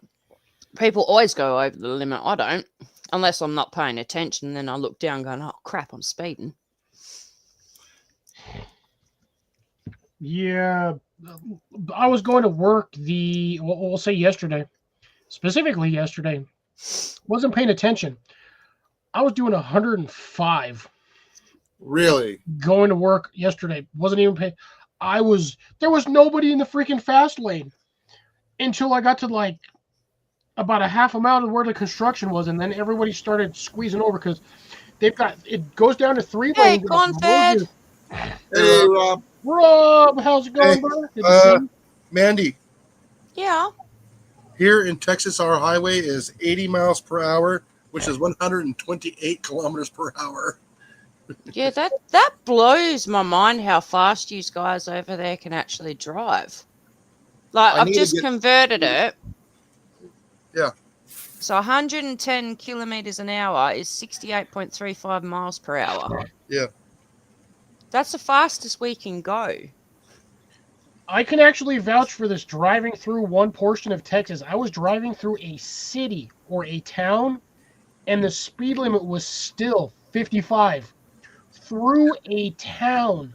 Oh, Yeah. if we drive through Yeah. a town, we have to slow down to 50 kilometers an hour. Like Ours is 35 miles. 30 miles per hour for about a mile and a half. And that's right back to 75, 80. And I did want to go back to what Grace was saying. She was talking to Jeff about her doggy has doggy dementia. Got him from a shelter. Asked for the dog who had been there the longest because it's a shame for a dog's last days to be spent in a shelter. Yeah, I love agree. that. I agree with that, but at the same time, I can't personally do anything about that just due to the fact that I don't have enough space for a dog on my property. Oh, we can't. We're maxed out with our 2 cats. Booster is the only dog that I have sought out and gone and brought. My other 2 dogs were both rescues. Buster was originally Dad's dog, but then Dad cheated on Mum and moved to Port Hedland and left Buster, so he became my dog. And Sasha was a rescue. But Booster, yeah, I got him at 5.5 or 5 weeks old. That's interesting, Grace. Never considered it that way. Hey, my little munchkies. Where's that little stinker bean? Hey, boo. Booster. He likes now that he can actually lay down Colin looks so weird without his in glasses front on. of the window. You should see my military ID. It's really weird. I didn't recognize myself when I first saw myself. So It's just a car driving past. It's all right. Come here. Come up here, my little man.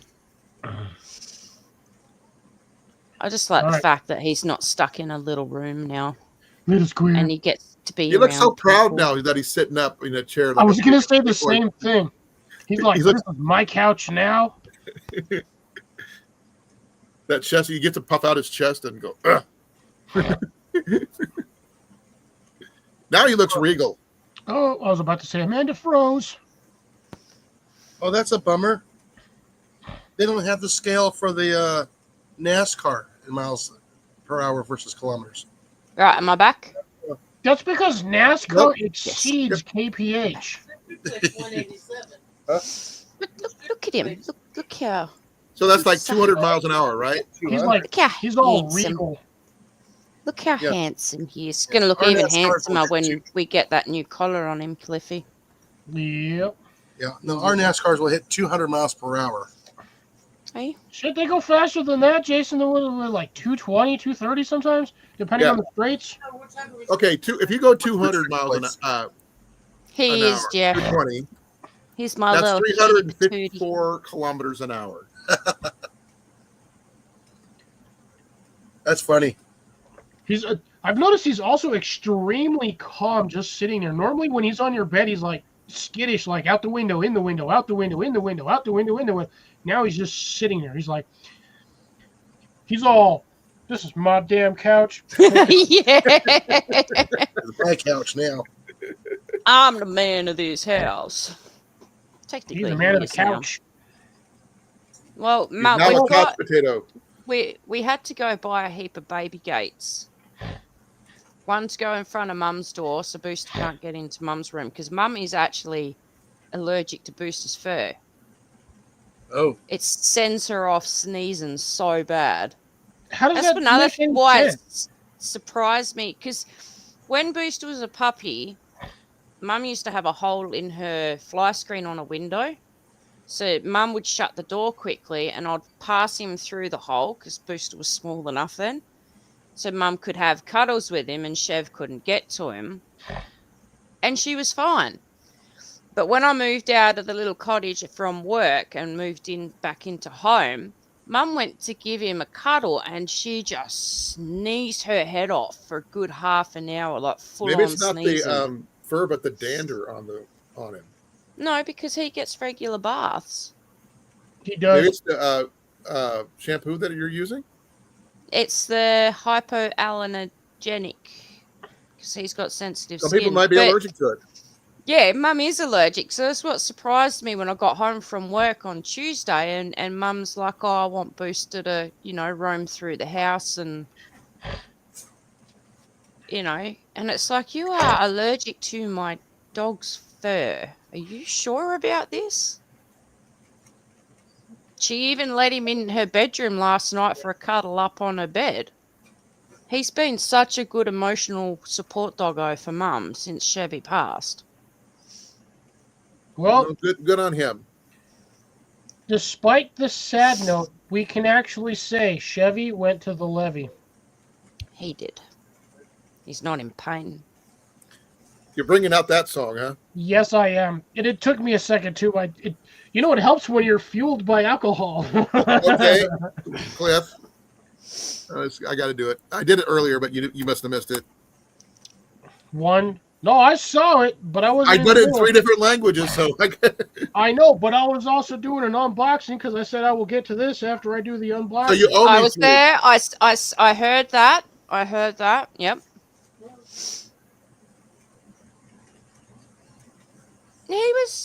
Mum was fine with Boo when he was a puppy, and he was a lot dirtier when he was a freaking puppy because he was into everything. Maybe it was something from your old cottage. No. That you got or something. No. The only thing I can think of is that it was from all the lizards be well, that he tried Drops. to eat. Wow. Drops is No out of drops. All right. Don't know. Later, Drops. Have a good one, brother. night drops. I think it might not be that much longer. here. Night drops. Is it Night night drops. drops now? Good night, Drops. Isn't yeah, so technically we've- Good Night Drops chloroform on a rag? I think Yeah. Or is it a shot of whiskey? No, that'll keep you up for a while. Although Depends on who you a great are. blood thinner.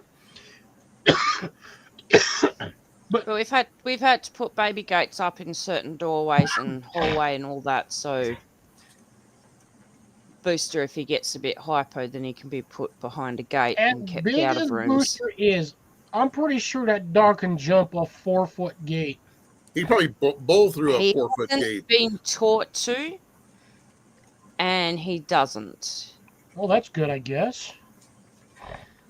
Yeah, he won't jump a gate. Like Mum and Carrie went out shopping and put him behind the gate in the hall, and they come back and he was still behind the gate. Yeah, I And think didn't they always Grace- jump in and out your window? But there's a chair, like an old car seat, out the window, so he jumps up on that and then jumps in. you go like from one chair to another. He's essentially got his own personal ladder. Basically. But once I get this backyard sorted this afternoon, I'm putting the fly screen up in my bedroom window because he won't need to go out through the window anymore. He'll have the whole backyard to run around in, and So I he won't can wear get himself eaten. out. Yeah, There you go. and I won't get eaten by mozzies and frickin' flies because I've got to keep the window open. Yeah, it does kind of suck to have a dog of that size stuck in a fairly small room. Yeah. One of the first places that Jenny and I lived here together in Newton, our neighbors had Doberman pinschers, multiple. I think I told you about how bad that apartment was when they left. Dog crap this deep in that apartment. Oh, I bet. I mean, the Doberman is not exactly a small dog. They had multiple, and they had little babies in there. And a Doberman is not an apartment dog. No, they kept them up there. Brewster's not an apartment dog, but I just don't have the funds to go rent a house by myself. Yeah, my neighbor used to have 2 Dobermans, and every once in a while when I would go over there, because the male was always the aggressive one, but he'd always have the female would run around, have free roam of the yard. But when I would go talk to him, the female Doberman would always come up. I never had a problem with her at all. Like, she would always come up, sniff me, lick me. I could pet her, not a problem. But if I stepped funny, the male Doberman would bark like crazy. I know damn well if that fence wasn't there, that dog would have attacked. You'd be eaten. I could almost get. I'm 6 foot and I weigh 210 on a good day. On a bad day, I weigh 215. But yeah, that dog would have probably taken me. It's not a Doberman, is not a small dog. It's tight. No, they're a good sized dog. It's tight. They're just a skinny Rottweiler. Yeah, a skinny, tall Rottweiler. It would be like if a Rottweiler bred with a Greyhound. Essentially, that's what a Doberman is. Mandy's allergic to the couch. Your eyes are getting all puppy. It's because I'm sneezing. It's not because she's sneezing. She must have gotten into the human version of catnip. But she's drinking schnapps? No. The devil's grass. Oh. Why would weed? She's eating the I don't funky do that brownies, stuff. right? Yeah.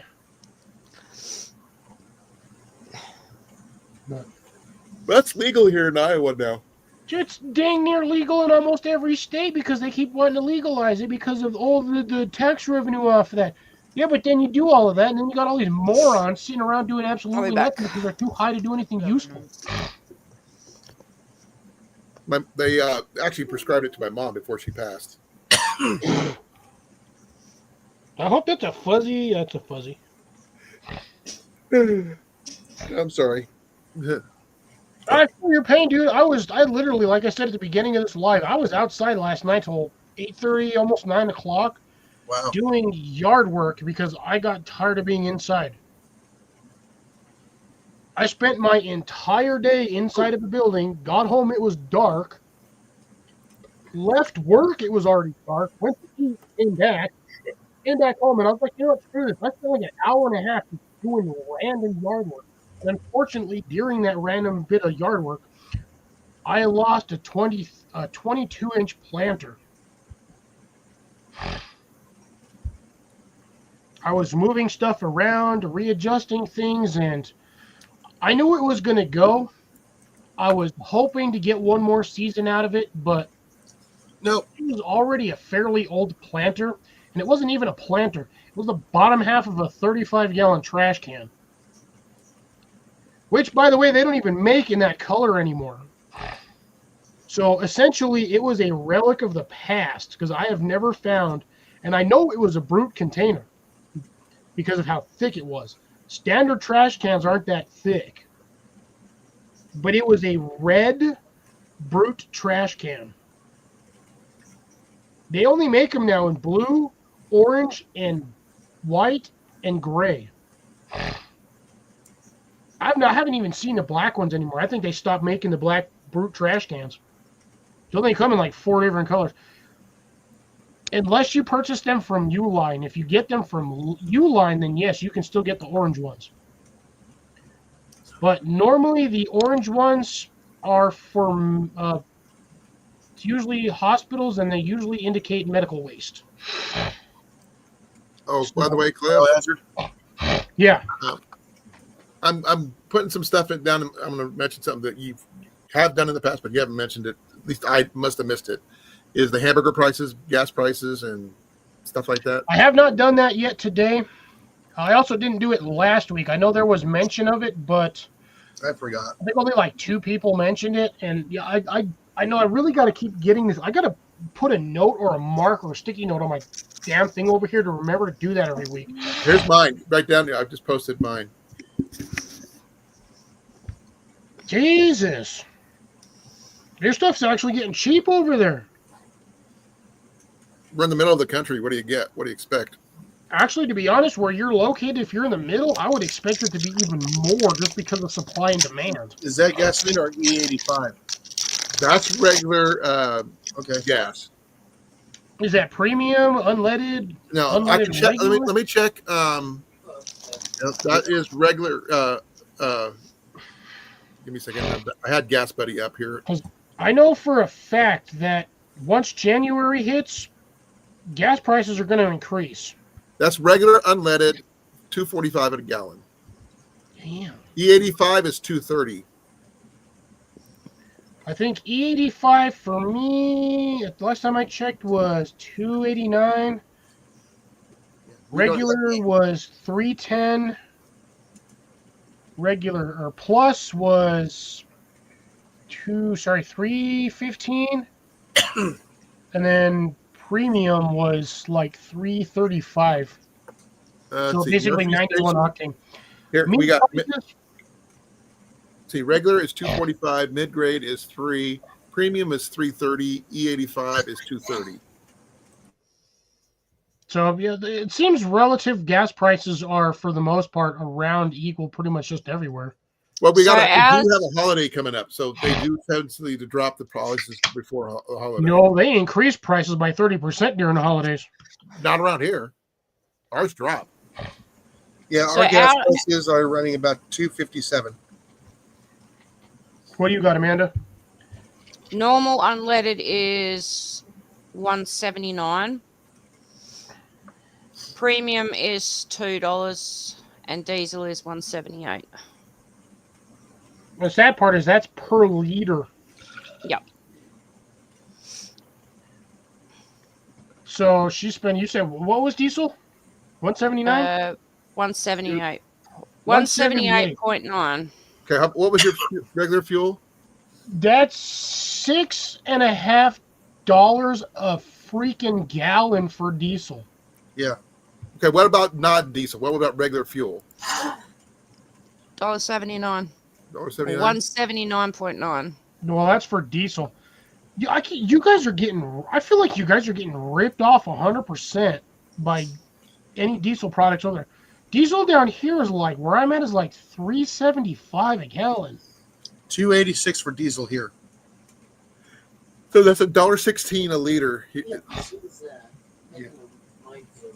And you go by that, and you go switching over to.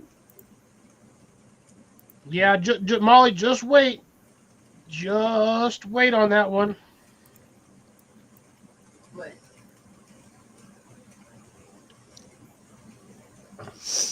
Yeah, 'Cause we were I at guarantee once January hits, you're going to be probably singing a different tune.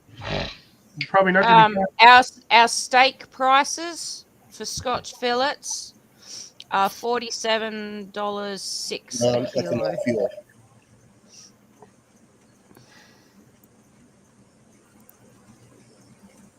$47. For beef rump is $32 a kilo, and porterhouse is $37.50 a kilo. 2.2 pounds.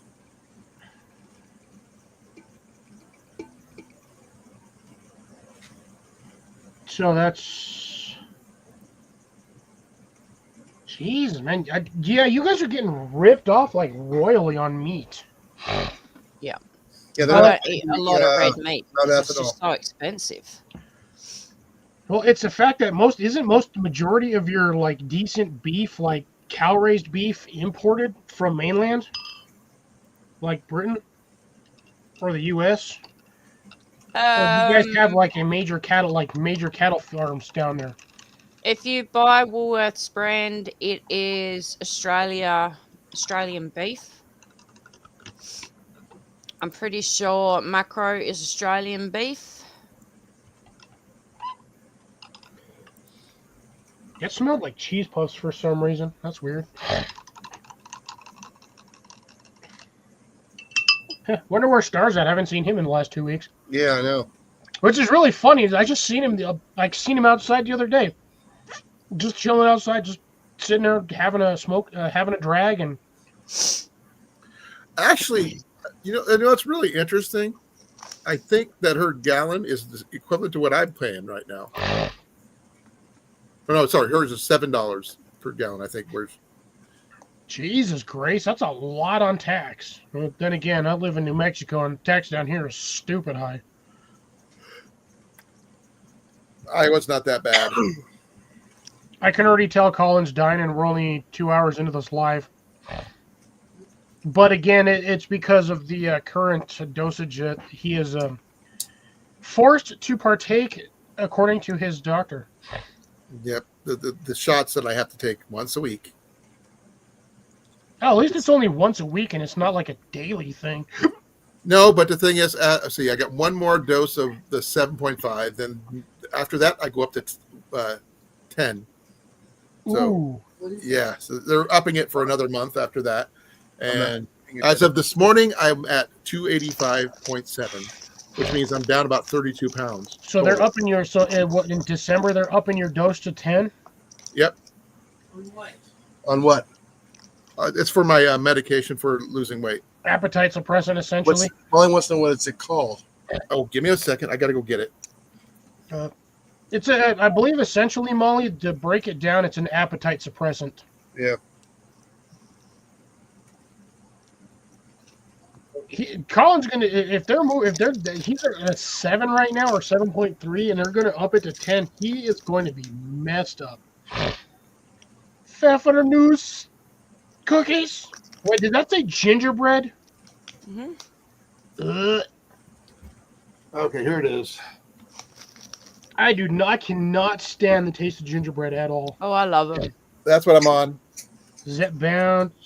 It's Zep bound. That's the scientific name right there. And turn the of the 7 tide. That's what the injectors look like. Yeah, almost looks like a diabetes. Venom bite remover. It looks like an insulin pin.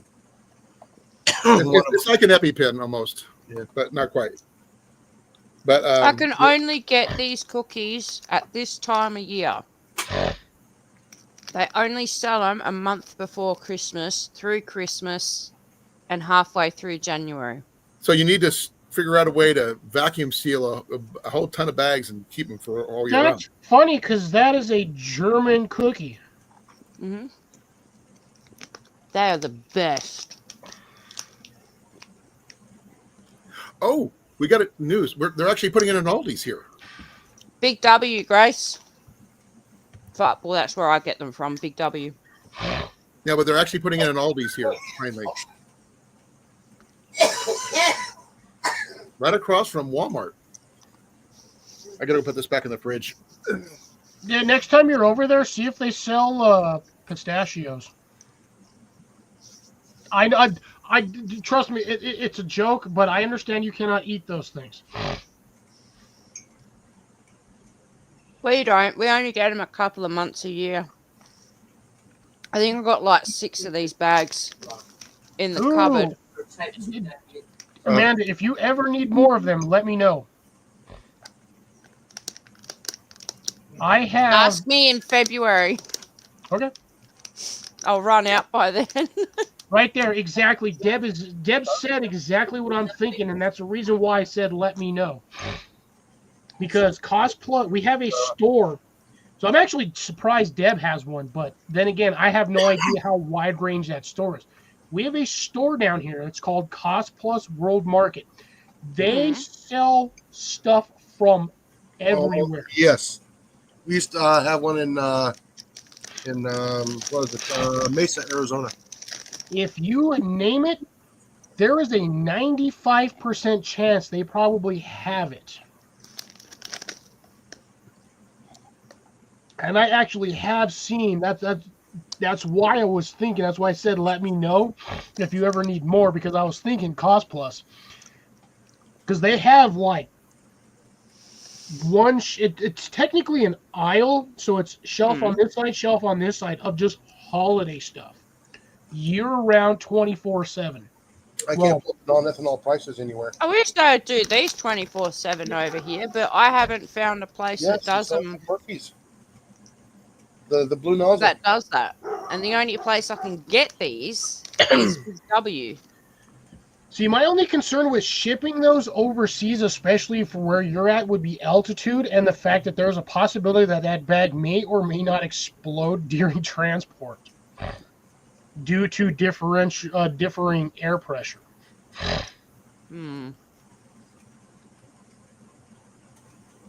They should do, Jeff, because it's sealed and we get them in.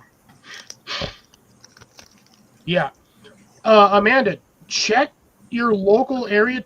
Just Google in your area. Just Google Cost Plus World Market, and you might have one in your area. If you do, that's where you can get them cookies. Cost Plus? Yes. Cost Plus World Market. They might have a different name there. It's a possibility, but yeah, you never know.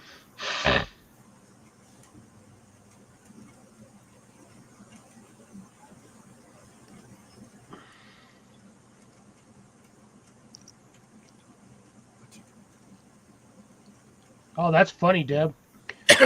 Sometimes it really just takes a liquidation or consolidation of a company.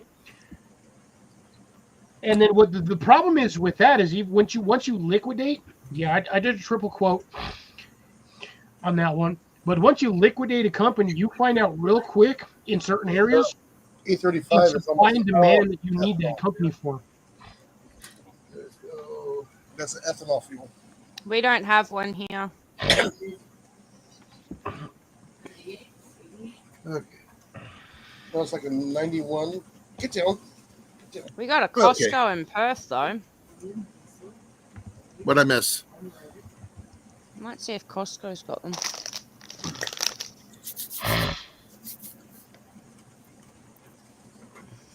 What are they talking about? The cookies? Oh, yeah, they still are. I straight up Googled the Australian version of Plus World Market, and it still gave me the World Market. But yeah, apparently you guys, unfortunately, you do not have one. No. Costco doesn't sell them either. No, Costco usually won't. That's a weird one. You might possibly find it at Sam's Club, but again, to be honest, between Sam's Club and Costco, they're essentially the same company with like a handful of variations in what they sell. Sam's Club is a Walmart. Not quite. It is. No, Sam's Club is actually owned by Walmart. Actually, no, Costco is owned by Walmart. Costco and Walmart, Sam's Club are owned by the same person? No, Walmart owns Sam's Club. That's what I meant. Costco is its own entity. No, I thought Costco and Walmart were of the same affiliation. No. No, I thought Costco and Walmart were of the same affiliation. No, I thought Costco and Walmart were of the same affiliation. No. Weird. So I guess The it's no only longer... place I can buy them is Big W. Why does that sound like a gas station? It's not a gas station. Well, no, Big W, I mean, it sounds like a gas... No, I understand that's probably like a major supermarket in your location. It's not a supermarket per se. It's more like clothes, kitchen items, bathroom. They do have sweets aisle. Bed Bath and Beyond. And There stuff you like go. that. Yep. There you go, Molly. Exactly that. Yeah, I was trying to figure out what sounds like that, but yeah, that sounds like their version of Bed Bath and Beyond. That was Molly saying it, by the way. I just happened to hear her in the background. Gotta love these radar ears. All I can hear is ringing. Did you answer it? No, it was the wrong number. So here's the funny thing. Okay, we have 50 states in this country, in the continental U.S. There are 244 Cosplus World Market locations. That's almost 5 locations per state. What about Puerto Rico too? Jesus Contiguous Christ. U.S. Well, Cliffy. technically, the 48 states is continuous U.S. But the thing is, the 3 countries outside of the U.S. States, anyway, is Hawaii and Alaska. But everybody wants Puerto Rico to be the 51st. So who knows? Maybe Yes, it's Miss Molly. I mean, Miss Amanda. Sorry, brain fart. The new PlayStation 5 Pro console's just been released, right? It's been out for a while. I think within the last 6 or 8 months, something like that. Yeah. The Pro console, that's newly released. Anyway, it's freaking over $1,000. Yeah, because what is it? It's like it's like a 2 or 3 terabyte drive on there, though.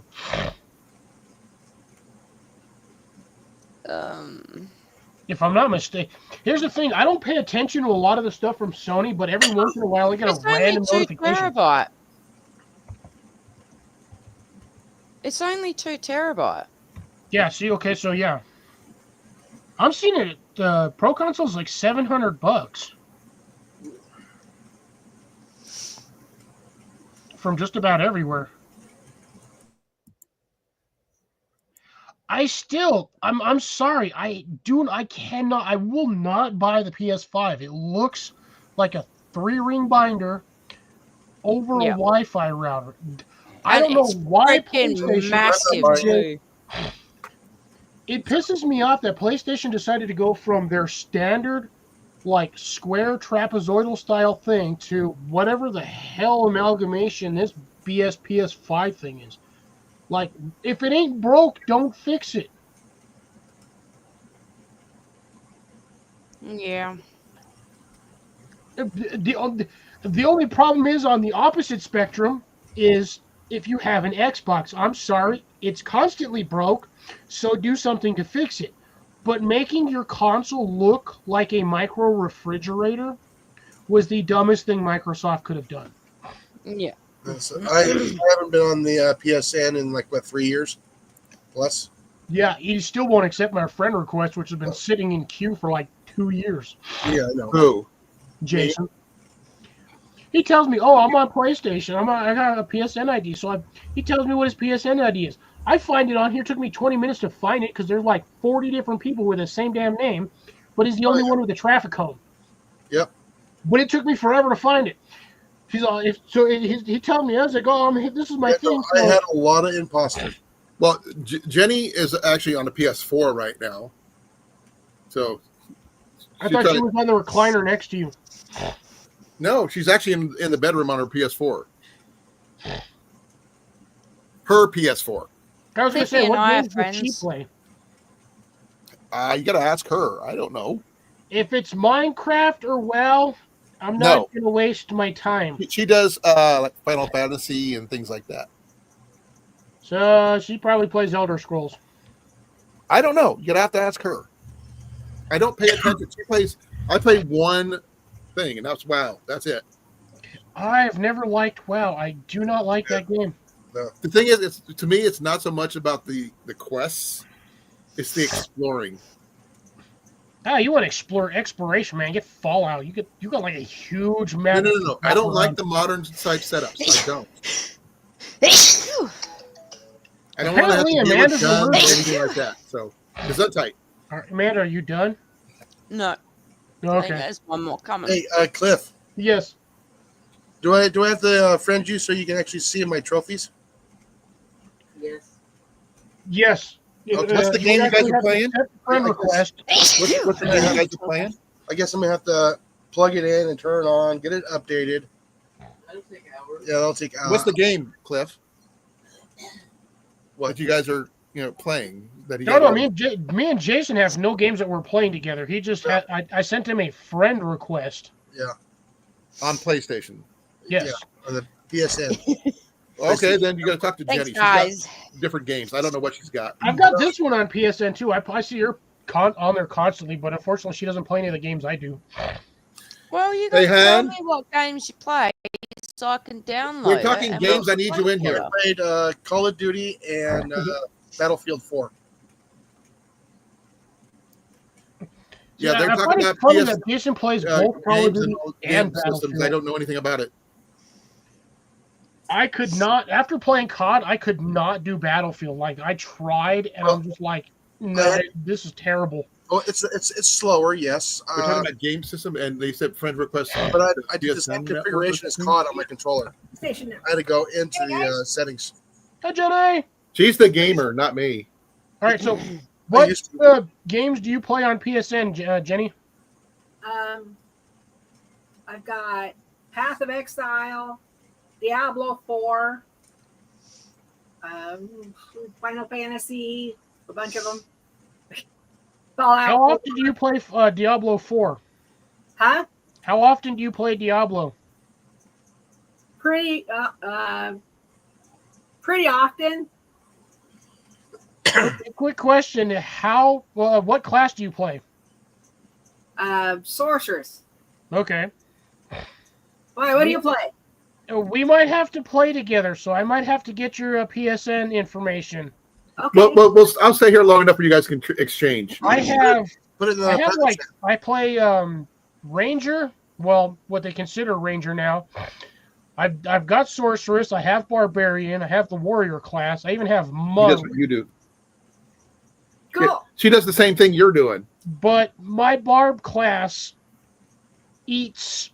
I used to play with my brother and my sister, and even with my brothers, my stepbrothers, stupid horse rush for his, God, what class was that? Not monk class. It was I forgot the class. He couldn't keep up with my barbarian. Wow.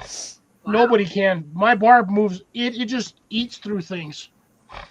Right. So I might have to get your PSN, and we'll have to. We might have to play Diablo sometime. Put it in the private chat. Oh, Jenny wants to show you something. By the way, give me a second here.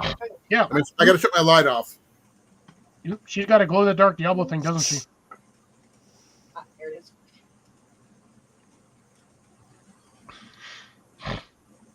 Oh, heck yeah. It looks like an owl with the lights. Mm-hmm. And it changes color, too. Nice. Oh, you can also do this. Heck yeah. So here, I'll do this. I'll throw my PSN in the private chat. Oh, yeah, there you go. The wing, it looks like it's flying. Sorry, I'm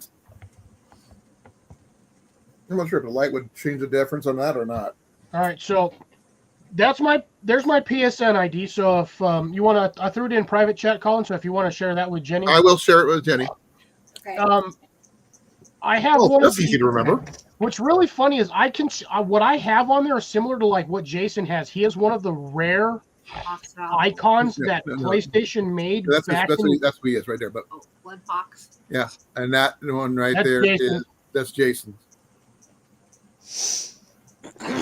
I will spell it out for you, hon. But Okay. All right. Just take a picture of it. It'll last longer. Yeah, it's as it says right there. My icon will be Anubis. give me a second. I'm gonna mute ourselves on this side. All right. Which, by the way, for like I got yours, Almost. Jason. All right. almost 10 years, PlayStation had removed the Anubis icon. Cliffy, do you remember what mine is? Because I can't. Yeah, give me a second. Let me find my remote. Yeah, I know. I have a super rare one, the icon. Yeah, mine was rare for like the longest time, and then they brought it back, and it's not as rare as I thought it was. You're a throwback. Hey, I actually did give you the right one. So yeah, I have the Anubis icon. Miss Amanda's, if she is on, is. You know what? To be honest, Amanda, I'm not sure if it is going to show me what yours is anymore because I have a full friend request with you, so I have your actual information. Like I said, I haven't been on in quite a while, so I might have to redo it. Shit. Amanda, are you even on your PlayStation right now? I'm about to be. Mandy, She is. I'm not. Yeah. Mandy, what's yours? Hang I'll on. give it to you. Give me just a second, Jenny, and I'll give it to you. I gotta wait till Amanda pops on so I can actually remember which one is hers. Oh, there it is. Well, It's, Jenny's got both yours and Jason's already. She's going to be adding them as soon as she leaves here. She's going to be in there adding everybody. Like I said, she's the gamer, not me. that may or may not help it if it's either lowercase or capitalized. How Her do I icon is find literally- out? Can you read that now? That ginger face right there is her icon. So if you see that, that's hers. Where do I find out that information on my PlayStation? Profile. Can you read this now? Look at Jason's. Go up to where your profile's at, and it'll tell you. And I got it. okay. Capital G. So glad you guys. No, because Bree got it in the private chat. Yeah. I don't know if I really want people to know exactly what my PSN ID actually is. Well, that's why you have it in private That's chat. because I've made so many enemies. Yeah. Yes, we're going to go mine's, smoke you down there, Jason. Huh? Capital G. Yeah. I'm not even on the I'm network. not Oh, private right. chat, Amanda, for what it is. Right. While I remember, 'cause everyone's bloody on me about this freaking garden update, I am going to. Amanda, Yes. hold your horses. I'm not on you about the garden update. I just said when you get a chance, Oh, I keep bloody forgetting. an So update I'm would gonna, be nice. I'm gonna jump down off of here, Set an alarm. load it up. I'll type it my, in. It's my dad. Oh, he definitely looks Australian. Load up on my phone. He's Scottish, actually. And Yeah, I'll Jenny will be show- showing do hers an off in a update, minute. so She just had to All right. I'll be back. So You might have you to write put it down and I'll in- type it in. Yeah, no, we're fine. Even Amanda, even if we have to do a Instagram chat, I will do that. We can do that, no problem. All right. So, yeah, listen, I finally got somebody new I can play Diablo 4 with. Well, I told you Jenny was the gamer, Cliff. Yep. I can't do Diablo 5. My PC won't let me download it. I have to buy a brand new PC that's updated in order to play Diablo 5, which pissed me off because I spent like an hour downloading that game on here. Why don't you just buy a PS5? I'm not buying a PS5. I PS4? do not like that console. I really do not like the console at all. How about the PS4? That's what I'm on. That's what Jenny's got. Drop the link, please, for Mandy. Type mine in. Okay, I can't. Okay, give me a second. Give me a second. I'm gonna mute myself here. That's okay, Jeff. Oh shit! Sorry. Ignore that one. Oh, that's funny. That one didn't even. Yeah. It still won't let me post that damn link. Sorry. Okay, if anybody knows, like I said, when Call of Duty 3 was out, Modern Warfare 3, I was the top 600,000 in the world. 300,000 here in the U.S. I don't even remember where I was at. I even have a gold javelin. Tells you how merciless I was in that game. Hey, Cliff. I was close to doing the diamond plate on the freaking drone. There's That's how bad I was. Cliff. Jenny's is in the private chat now. Yeah, I got it. Ooh, Amanda's actually doing a live stream from the garden. Oh, Amanda, make her big. turn your sideways. There you go. No, make her big, Cliff. I'm going to give me a second. It didn't rotate. Amanda, do you have your auto rotate off? No, it's rotated on my screen. Yeah, there you go. It didn't. That's normal view. Why did? That's because she started it in that view. Oh, she started it in that format. Okay, I guess we're stuck looking at that. I'm gonna go No ahead worries. and- Ah! All of a sudden, I'm like, bam! Your mohawk is showing. I'll do this. Friends. Search. To be on.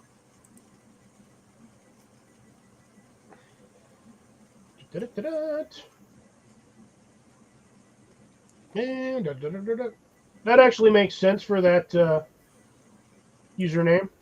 Pew. She has the archer icon. I don't know. She didn't say. And what's the icon? Redheaded female archer. Gotcha. Then I have the right one. Inform her friend request being sent. Friend request is being sent now, hon. Ah. Pew.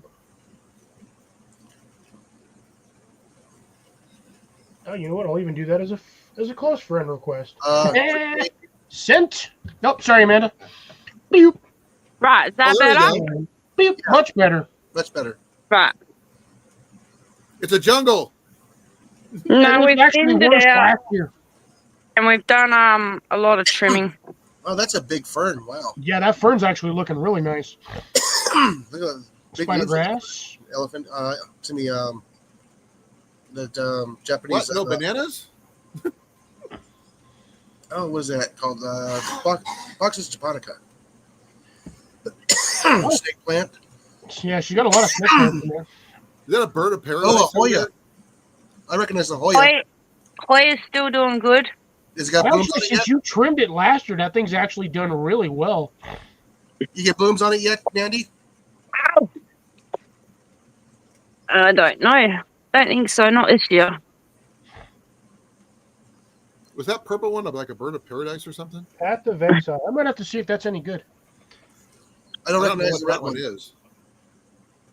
It's a chain of hearts. Okay.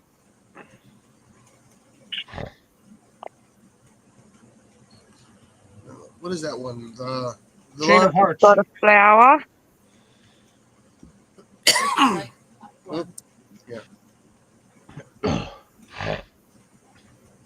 Maybe that one is. I don't know what half of these are, to be quite honest. The best way to find out is if you have Google Glass, take a picture of them and it'll plant identifier will help you. Got to get in here and trim and pull weeds again, but these were coming out in flower. Weed. It's like a style Get of out. It's cactus. not Boxus japonica. It's the No, that's a cactus, Jason, in that one. No, I'm talking about the big leaves. It's all split. Can't remember it. These have just finished flowering. They got bright orange flowers on them. Was that spider lily? A type of one? I think so.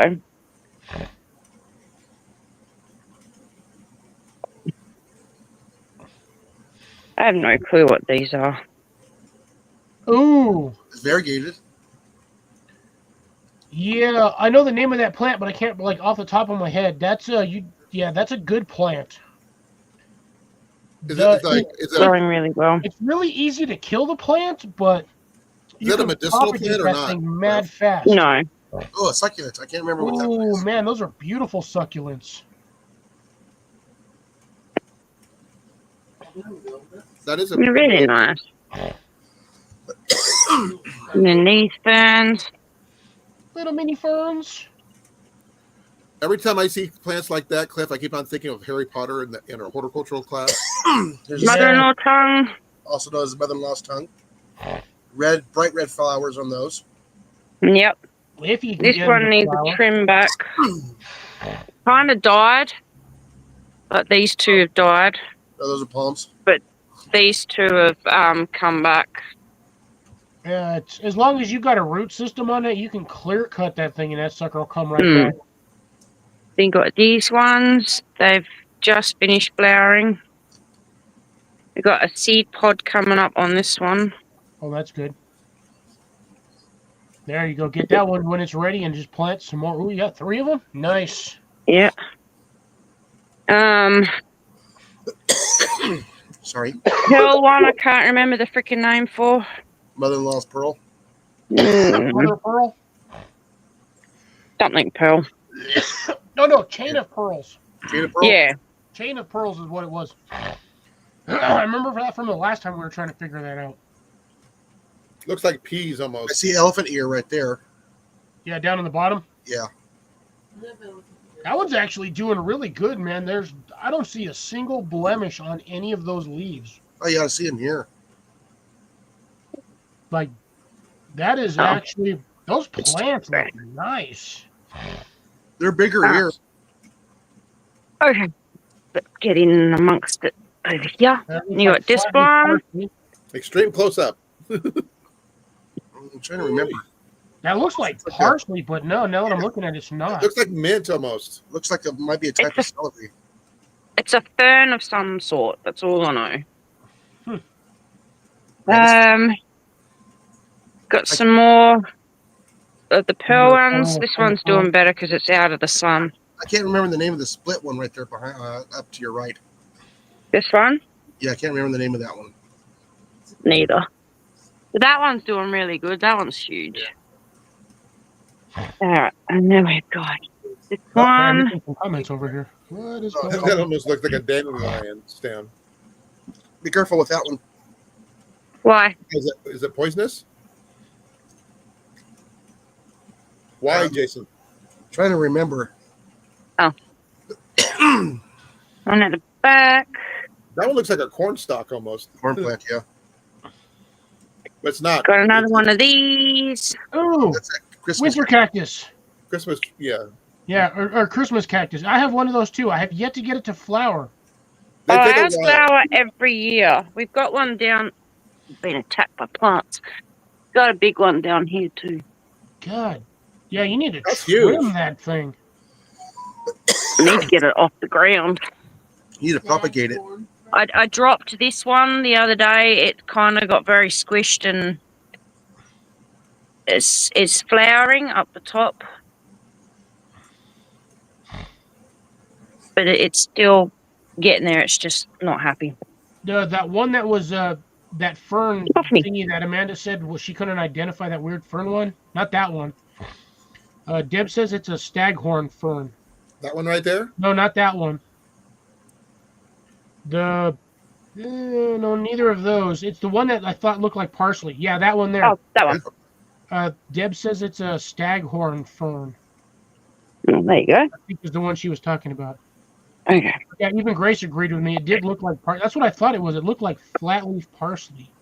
That's another one of those. Just a different. That's another. Yeah, that's a desert. I mean, winter cactus or whatever. Yeah. More mother-in-law tongue. And some form of ginger, apparently. No, you're some form of ginger. Yeah, Deb, I know that one. Unfortunately, for the Christmas cactus, you got to have it. It's you got to have it kind of in the dark for like 3 months, and then it starts to bloom. Is that a fucking coconut? No. Pony palm or something? Oh, look at the size of that snail. God damn it! Yeah, I was gonna say I just seen that too on there. Oh, yeah. That's an apple snail, isn't That's it? cargo. It's an apple snail, isn't it?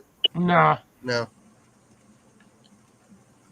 let's do small. For apple snails are freaking huge. Well, that is a big snail, though. That's a decent size. I'd say inch or what? Couple of centimeters, 4 That's 2 centimeters. inches. That's 2 inches at least long. Yeah, that's a good sized snail right there. Nope, I dropped it. Escargot, like you said. Floor snail. Goodbye, snail. Another succulent in the background. I can see that. Actually, like that whole wall right there of planters is all succulents. Does your mom know which ones are We've which? got How do you? Where did you get pink? Hey? Where did you get a pink winter cactus? It's lacking water. That's why it's going pink. I've had mine completely dried out and they've never turned pink. Yeah, I've got to fix because that's our how we water, but it's dropped down and sagging, and the sprinkler bits aren't working properly. So we'll get out here and fix them. Why do you have planters hanging off your watering line? It's not. It's hanging off the rafter. Well, that one is, but what was the other hook? The one that's sagging? What's hanging off that one. That's a really dusty, crusty. Don't know why we keep it wind chime of a fish. Okay, that one's not going to cause any issues. It's a mobile. Yeah. I haven't heard them called mobiles in forever. Magpie. I like that one. What else? Oh, we got little Hoyas. Hoya. Sorry. Whatever they are. Yeah. I recognize them. I just don't remember the name of them. Big ones. I want to say. What's the one laying on its side? Little fucky one. No, I like those ones. Those are actually really pretty succulents. Yeah. Yeah. What's the one laying down the pot? That one is just too heavy. It needs to be repotted into a thicker pot, but that's that one. It's like a form of, I think it's a form of cactus. Yeah. Is there any aloe vera that grows there? Do you know? Oh, I almost want to Any say what? Aloe vera. Yeah, over there. Okay, I wasn't sure. It's just got dropped and squished. I didn't realize that's what it was. I'm actually surprised that it survived from last year. Got some in It's here. just that spider plant had was that a bloom on that the winter cactus? No. Yeah. Water thing. That's a water wand. No, those are the winter cactus. That's those things are. Oh no, that's the standard leaf. Yeah, just. These are finished flowering. They've already flowered because where is it? I have This one never here. gotten mine to flower, and I've been taking care of that stupid plant for like 5 years. This one's very neglected. Yeah, that one needs to be completely repotted. Yeah, but this one flowered. This is the last one to finish flowering for this year.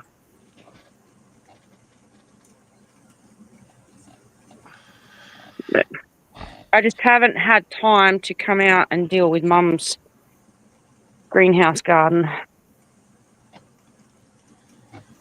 Because if we go, try not to give away too much of where I freaking live. You've got a big. Your address doesn't show, it doesn't matter. But then Big, again, I know where you live anyway. Wow. Big dragon fruit. Oh, that definitely should be planted outside. Yeah.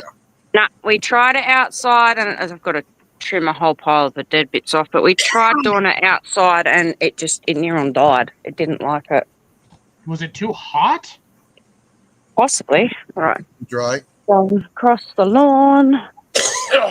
Going across the lawn, and my blueberry. I see your ring. No, it's actually doing pretty good. Yeah. Hasn't fruited this year, though. No, So need to get it. you're going to move all that stuff, the ones that are yours, over to your cottage, or no? Yeah, I don't know. I ain't talking about that sitcho right now. Give me just a moment, folks. I have to see a man about a bush. And now I'm out the front. Ow! little prickle in my Hold on, toe, hold mother. on. Like 43 seconds. Oh, hurry up.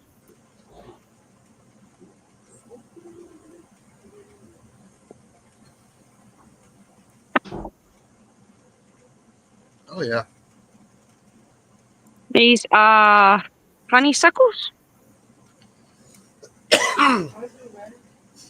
Yeah. Just don't show the dead jacaranda. What the decoranda?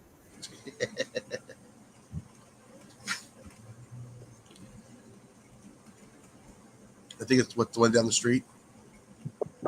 Which dead? There, we don't have jacarandas down here. Oh no, that's one next door. It's not dead. It's just flowering. It drops all its leaves, Oh yeah. and then it it's flowers, and then drops its flowers, and then is dormant, and then yeah. it gets its leaves back. The problem is it's so delicate. Oh, It's they're just not a brittle here. tree. It's a brittle tree. Not here. They're not. I had a couple at work. I hate them. Yeah. Come Okay, on, Cliffy, hurry up. I'm back. I told you 43 seconds. We had a couple of them in Right. the park, and whenever we get a monsoon blow through, they would just snap the branches right off. Pretty flower. So we got honeysuckle. Yeah, I was gonna say that plant looks. I have the purple ones or the red version. Run up there. Then we got our orange tree. You say orange tree? Yep, that's our little orange tree. Get another orange tree there. Some whatever they are, Yuccas. yuccas. Some form of grass. I'm not too sure. And I see the agapanthus. Yeah. She's not in Australia. She's in Arizona. Some weird cactus I saved off the side of the road. I felt bad for it. Yeah, it ain't dead yet, so that's a plus. Our lawn's dying. Mum doesn't want to water them though. Yeah, what that lawn needs that a is ficus? aerating. Is that a ficus, Yes. Nina? Yes. Do have some roses there too. More And yuccas. these I things. like the flowers that they give off. Wow, Yucca. legitimately, I only thought that plant was U.S. based. What? The ficus benjamina? Yeah, the one that she's got dead center of the screen. Because that's No, that's a type of yucca. It's the yeah, it's like a cross between a palm and a yucca. yeah, it's got the white blooms on them. All right. And my favorite. And it needs to get real cold for it to do it. Well, ours flowered last year. Favoriteest plant. She's For walking me. by the fence, by the way. Regardless of how hard she's trying to cover that screen, Yeah. I can see everything, Amanda. The lady pink rose? No. No, look at Jasmine. that. Jasmine, okay. Oh, that's jasmine? Yeah. Ooh, man. The amount of tea that I can see from that. Smells so nice. I got one by my window as well. It looks You like got these a things? Yeah. We had those We in have Kiwanis those Park. everywhere down here in the Southwest. Are those the ones you can make needles out of? Yes. That's not an Right. agave. It's a starts with One too. I mean, But it is it's in the baby flower. family, right? Think I like that the flower on that one. spider cactus is what the common name is, I think, maybe. yeah, I see all the webs all over it. Well, On a stick. Jason, just remember, in about 2 months, it's I know. going to be spider season in Australia. I know. Spider season now, man. But it So hasn't. that is the grand tour of the updated garden. I would, dead honest, if I had the money and time, I would just go over there and I would help you and your mom with that garden. Reorganize, drag everything out, clean it up, and redo all of it. Especially Yeah. the hydroponic system up there on the roof. Yeah, I need to. I've got the Irrigation. tubing. I just need the clamps and the corner pieces, and then I can put a whole new lineup. This is too old. It needs to be redone.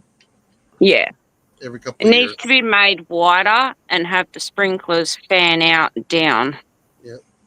The You need basically you need micro sprinklers on the top, so they spray in a fan. So basically, Yeah. you get rain from the top, Yep. similar to like what they do in the produce section of like most major grocery stores. Those are misters. Yeah, the rain system is what they call it. So, Yeah, that is the update. Okay, everyone can now stop asking me for updates because I fucking remembered. Okay, I remembered finally.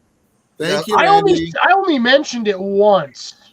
Yeah, I don't mind it when people remind me, but it's always in the beginning of the day for me, and by the afternoon I freaking forget. In the beginning, there was a garden.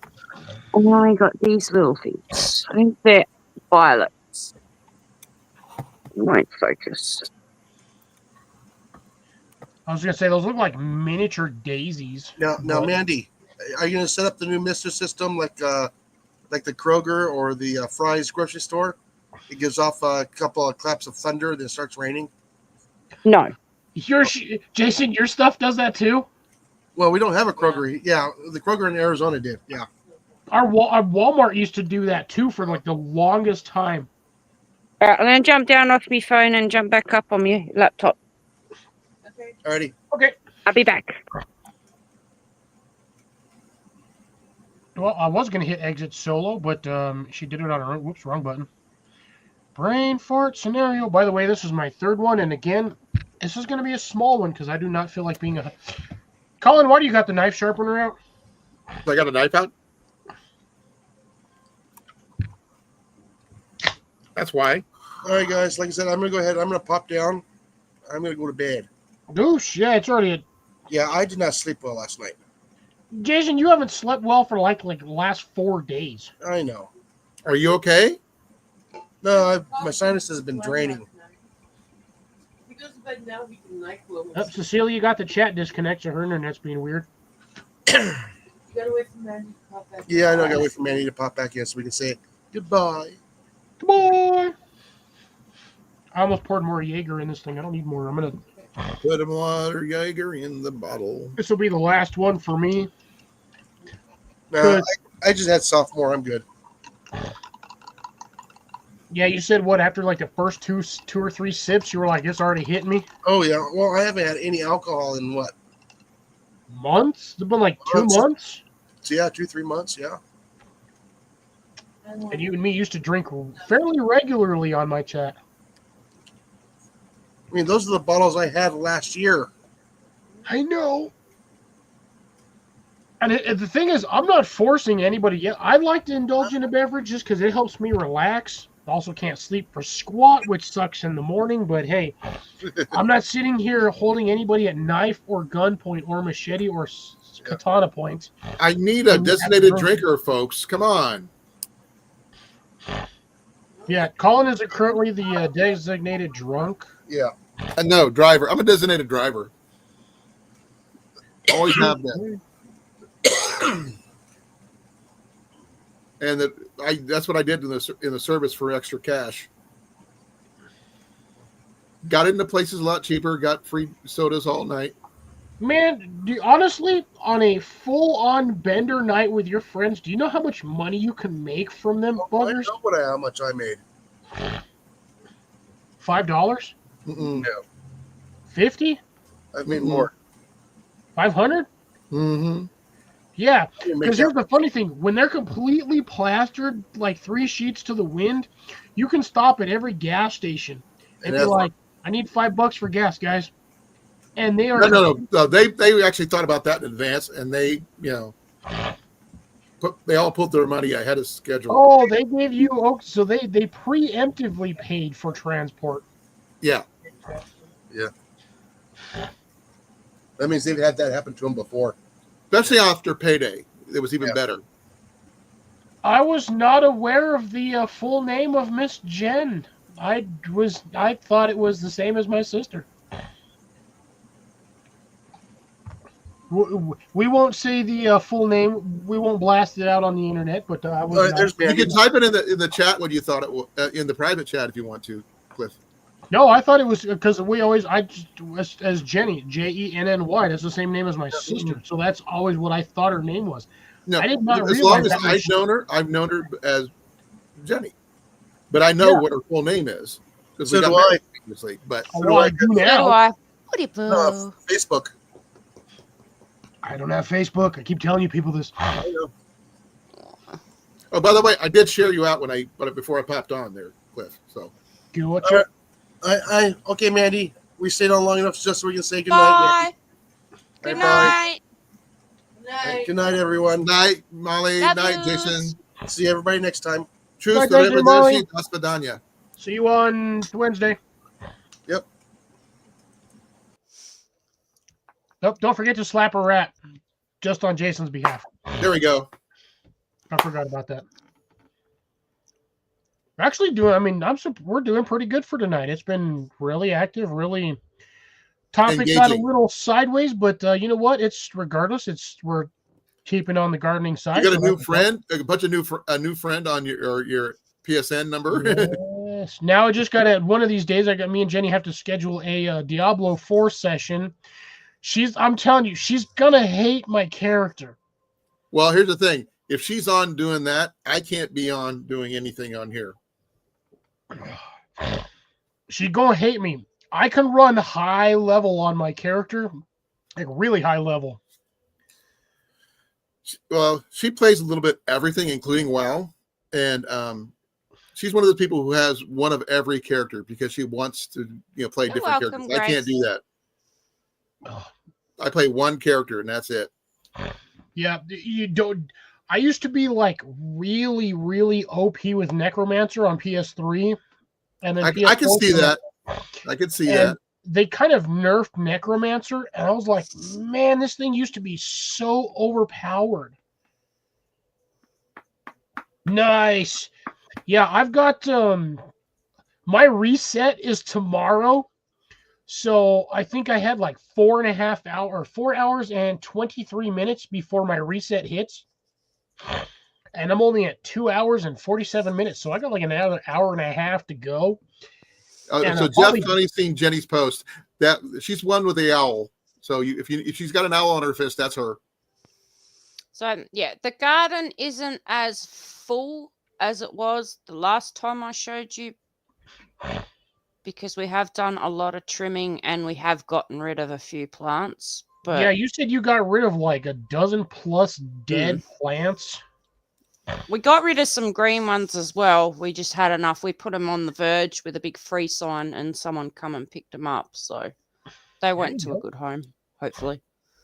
Hopefully. That's the only thing when it comes to that. But we needed to downsize because we were running out of room. Colin's trying to see if he can attune himself or get better reception. Yeah. I don't know how well that's going to work with ceramic. Probably not well at all. You're going to get no reception. Oh, by the way, guess how much this cost me, Cliff? $3.16.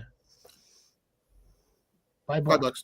And this was called a crock stick. Never heard of it before, but I found it at a yard sale. Yeah, they're weird ones. It's basically so you can draw one, draw the other. Like that's what I was doing when I was talking to you.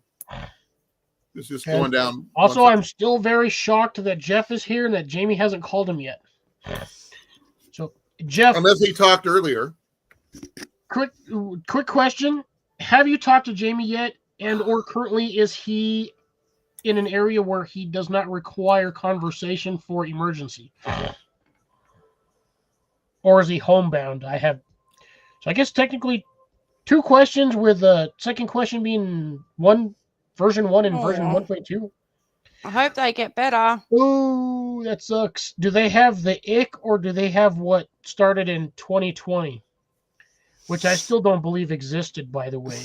It was already here. It was just a souped up version of it that was released to get population down.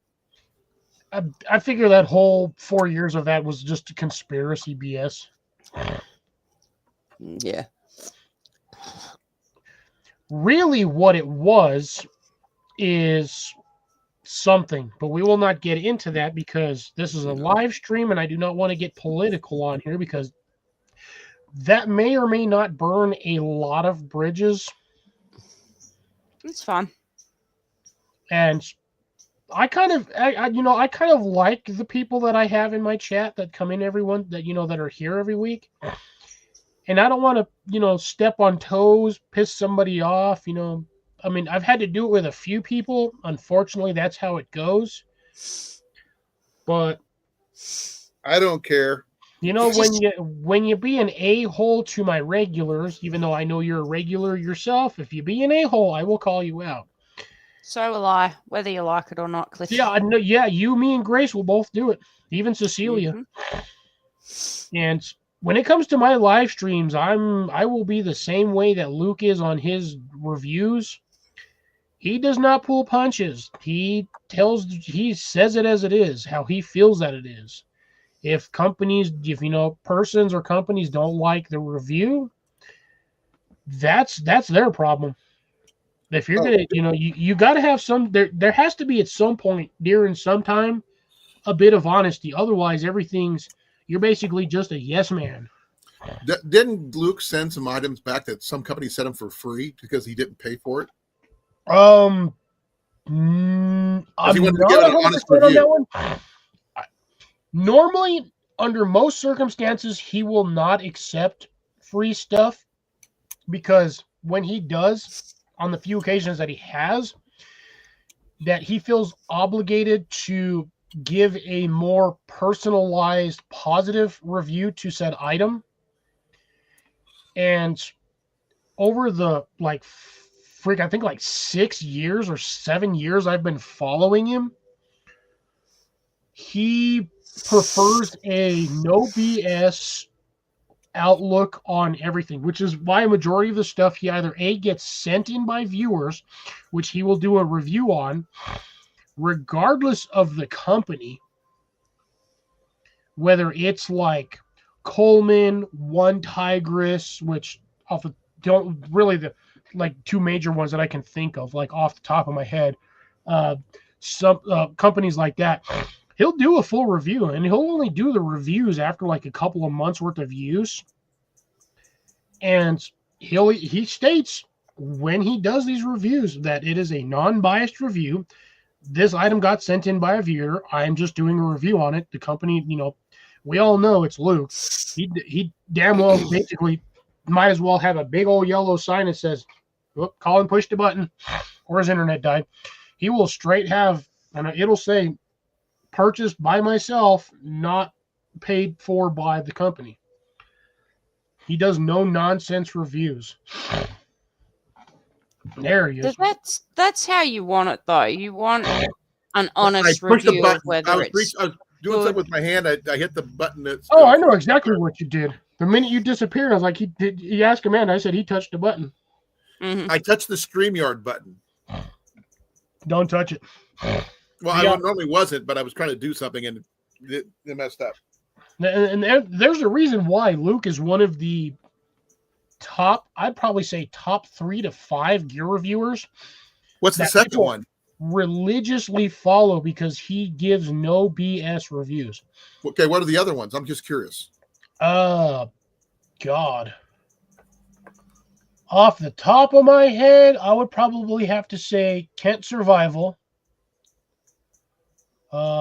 Possibly Tom Outdoors, but he doesn't do a lot of gear review.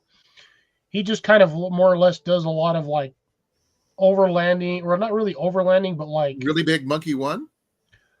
No, surprisingly, our freaking RBM1, majority of the stuff that he has, to be dead honest, he's actually made himself. Yeah, he doesn't do any. He's a DIYer. No, he's done some bow reviews. He has. But for gear reviews, I would have to say Luke is probably top 5. Probably not top 1. 1 or 2. I'd say 1 or 2. I would say TA Outdoors because he does a lot of gear review as well. You wait. Yeah. Again, would be Kent Outdoors. He's a UK/British guy. Every once in a while, he does he'll tag team. Actually, he did one not too long ago with Mike. Really? Yeah, him and TA Outdoors spent like a couple of days together. What'd they do? Camped out, overlanding. Did I think it was like a full on. It was like either 2 days or an overnighter. I can't remember. I watched both of it. So you actually go to my TA Outdoors and he has his thing on there. And if you go to Kent Survival, he's got the thing out there with a mic. Oh, I didn't know that. That's cool. I had to watch both of them. I was like, what? I didn't even know they were remotely in the same area. Right. What was the guy who did the archery one for Atmos Survival Bows? Survival Systems or something like that? Oh, God. Are you talking Chris? I didn't know his first name. So PM 101? Prepared Mind 101? Yeah, it's Chris. Prepared Minds, I think. Right? Yeah, he's got he has like 2 or 3 different channels. His other one is more like a holistic healing kind of one. I had to stop watching that one because I mean there's a point where like you're just kind of like you are weird, and I did no. You can handle weird, but just not that kind of weird. I can see me personally, I can see where he's coming from to this. It's like a holistic healing spiritual kind of thing because yes, crystals do have a healing to an extent. They do have a healing property depending on the crystals you have or like the configuration. It's the whole feng shui, like yin yang kind of scenario in your house. Like you have to have certain things in a certain spot, otherwise it feels really off. So stuff like that. I can't remember the name of the channel, but yeah, there was PM101. There was, oh my God, what was his buddy's name? I used to be on his channel constantly. I probably donated over $500 just to the channel just so I could get stickers on there. Oh, I was thinking about Ultimate Survival Tips is what I was thinking. Oh, UST? Yeah. UST is more of a it's more of a company. It's not really a gear review based. Well, about that, Jeff was unaware that you left, but brother, I'm going to tell you right now, I am super stoked that you've actually been here this entire time. Well, since you popped in, you haven't left, so I'm like super, super stoked and super happy. Yeah. To be honest, man, we've missed you. I know you and me chat back and forth through the comments, but it's good to have you back for whatever brief amount of time we are allowed to bask in your presence. Do you ever watch Dutch bushcraft knives? DB, every once in a while I run across their channel. DBKs they're funny as all get out. They're funny. I don't watch them religiously, but every once in a while, if I see like a thumbnail that looks kind of interesting, I'll go to it. But they make theirs fun. They don't just, they test the knives and stuff like that. But that's another one. Kit Bash Survival. Okay, give me that one. I don't know that one. Just type in Kit Bash and hit enter on YouTube. It'll pop up. Kit? Right KIT? KITBASH. Come on. Say it again. He does a lot of like really in-depth reviews on survival kits. Okay. And he's kind of along the lines of Steve 1887 MRE Reviews or whatever his name is. Oh yeah, I follow him too. He's along the same lines, but instead of doing MRE reviews, he does survival kits. Okay. That guy has probably reviewed over 200 plus survival kits. I think I might have watched him before. He did a couple on the old Air Force survival pilot ones. Yes, he has done a lot of the 1940s to like 1960s. Yeah, because one of the ones he reviewed had the AR-17 or whatever, the AR-7 in. He's done a lot of he's done the paratrooper survival kits, which now looking at it now, I'm like, those dudes had like 8, maybe You 10 have it. items in a survival patch, and like you're thinking, how the hell is this guy supposed to survive in an emergency situation with the crap in this little package? Yeah. And it was like 2 bouillon cubes. Like, I kid you not, it was legitimately 2 bouillon cubes, like a pack of sugar, a couple of pieces, like 1 or 2 pieces of gum. It had a like P38 can opener, the like jankiest like old timer pocket knife, and like some other random like other couple of other items in there. The only, like, legitimately the only survival thing you need in a paratrooper's like survival kit, you only need like 4 things. Like, I kid you not. The major thing you need is a knife, some sort of fire, either a candle or a lighter, or even hell, a pack of matches, because 90% of your survival gear is on the parachute that your ass just landed with. Because think about it. You're looking at the standard paratrooper is going to have, I think it's like 35 More sketches. or 30 pieces of paracord that are roughly 18 or 20 feet long. You have 200 feet of usable cordage.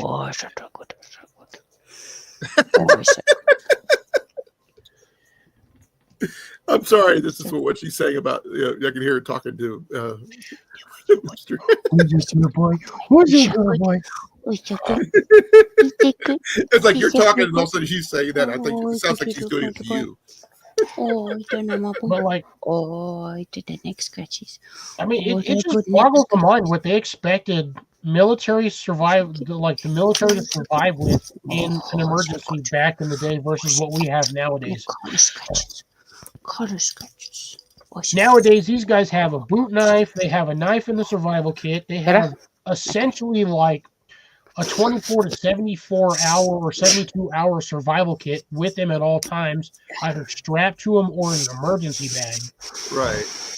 Versus what these guys had in the 1940s, 1930s, even the 1950s. I'm like, they would have a survival kit that was this big, literally this big, and they're expected to survive like upwards of like 4 days in battle on something this big. Right. I'm looking at some of the kits they're showing here, and it's like, how? You don't get much in those kits. Now, the one that I just looked at because I typed in trying to find the pilot kits that he was looking at is the Best Glide ASE Alaska Aviation Survival Kit. That one looks extensive, but it's for Alaska. I can understand that. Well, you had maybe a third. Let's see here. He's got the Soul one. Yes. You guys can give me flack for this. It has nothing to do with the fact that I've had this is my 3rd one. My comment that I just posted on YouTube or / Instagram, I stand by that 100%. Like, and yes, TA Outdoors is from England, the UK, the same area, but in my opinion, yes, he is one of the more He's the attractive. Ryan Reynolds of survival. I wouldn't say Ryan Reynolds. I'm not a big fan of his. No, I'm talking about looks wise only. I'm going with Fabio. I'm sorry. He doesn't have the hair for Fabio. Yeah, he doesn't, but as a male, coming from another male, to a perspective, he is one of the more elegant or handsome. I loved his pallet wood cabin that he did. Which one? Because he's built like 3 of them. Well, the original, obviously. Then he cleaned out that bomb shelter, in his house. Oh, his fallout shelter in his Yeah. that he had on his property when he bought the new property. He didn't know what it was until he opened it up and went and did all that stuff. I'm pretty sure he knew the minute he saw that door. He was like, "Is this a storm cellar?" No, he found out it was a bomb shelter. It's not necessarily a bad thing to have. Well, in the area where he is at, that was where a lot of the war happened. I mean, if you look around where his area is at, there's actually a lot of RAF towers or RAF bases too, and bunkers. Yeah, but the thing is, he could also use it as a root cellar. He can. I think he modified it for as a bomb shelter or a emergency shelter. Because him and his dad, they spent like 2 or 3 weeks fixing that thing up. They had to make sure to make it water resistant because they've been getting a lot of water down there. Oh, he said when he first opened that thing, they think he had like a foot of water in that thing. I believe so. Yeah. Like I said, I watched TA Outdoors. When he packed in his that little stove he carries around with him, that tent stove. Oh yeah. I wanted one of those tents. I was so jealous. I wanted one of those things. I actually want to see if him and his dad have done anything more for his Mike's daughter in the backyard, because they did the as part of the Palletwood Cabin series. Him and his dad built like 2 little pallet cabins, like little houses in the back corner of the property. Was that the fort that they did? No, that was the one they built for his daughter. It was like he did a fort too, like didn't he? Pallet cabin. I'm my wife has been to a station over there, but England's not that much room. I don't know how he gets permission to build some of these places, especially in England. Oh, dude, no, a lot of England has, like, the properties on some of these houses are acres. Wow. Or, well, I guess in his case it would be, I think they're called, I don't know if they're acres or hectares.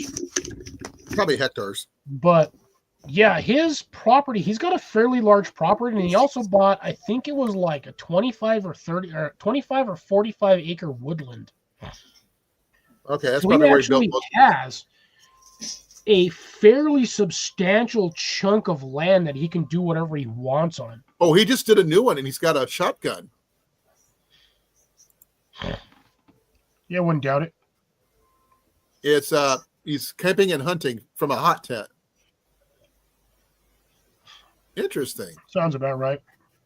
No, I'm not used to seeing him use a firearm generally. But normally he doesn't. Ooh, does he? You know what? Is he from the military though? Say what? Is he military? I don't believe so. Oh, Cliff, I got a present for you. Give me a second. Nope. Is it Macus, a Tackus, a Crocus, a Smackus, a Wackus? No. Damn it. Take a look. You failed. You're fired. Taking a. Oh. There you go. That's the latest one. One of his weirder ones. Hey, it's 4 days ago. He hasn't shaved in a while. But that's from the 3 day solo camping and hunting. I'll pop that down just because I don't want to get flagged. I don't have it running. It's just a picture. I know. I still don't want to get dinged. Mac is in the bedroom with Jenny. So.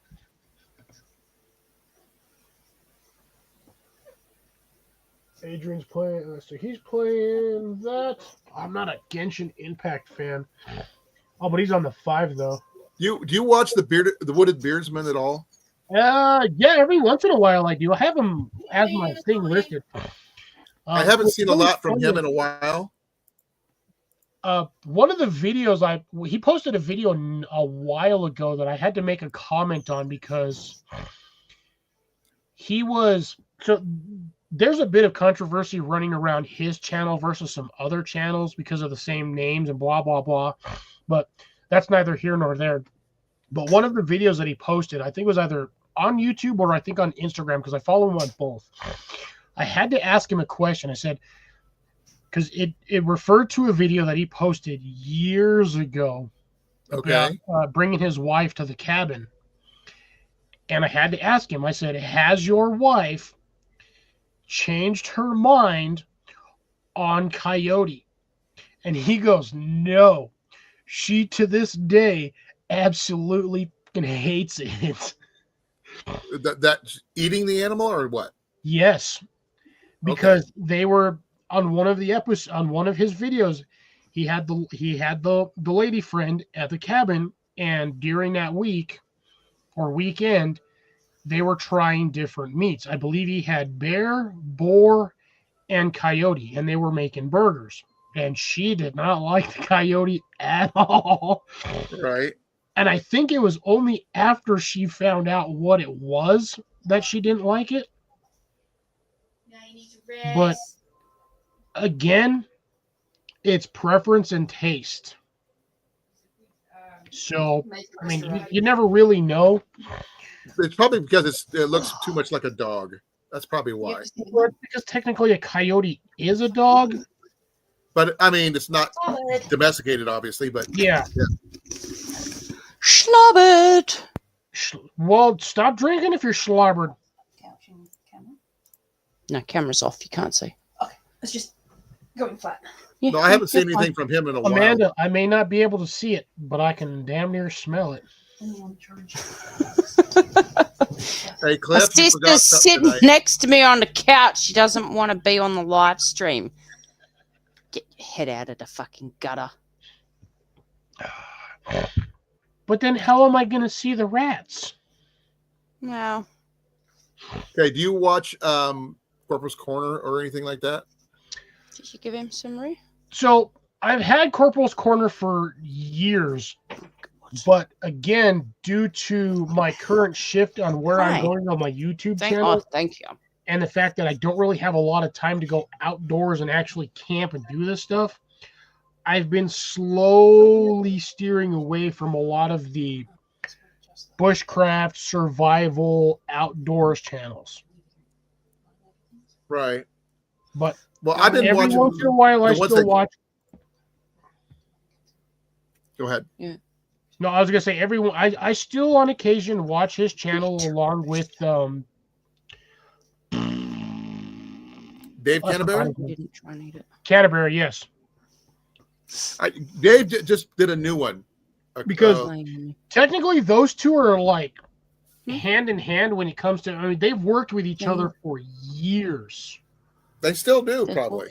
Yeah. I think he's one of the instructors at his. He is doing hand signals. Yeah, they are. They same with there's another guy I used to watch all the time. That's Colin. He's got like 3 extremely well-known survival instructors, and these guys are like legit certified survivalists based on Well, certain criteria. Dave's survival school is like the best in the country. From what I've gathered, yes. She's gone. And it takes, I mean, he's putting up his schedule already for next year, and most of them are booked out. Yes. That's another one, Grace. Colecracker. He is actually one. If I'm not mistaken, he is actually one of the instructors. Instructors for the Canterbury Bushcraft Survival courses. Survival course. I have not seen a video from Colecracker in a while, so what I'm going to do is unsubscribe and resubscribe before I can find out where I am. To be honest, he hasn't put one out in a long while. Maybe a fly. You good, Amanda? Yeah, I'm just talking to Carrie. All right. Hi, Carrie. Well, she can't hear me.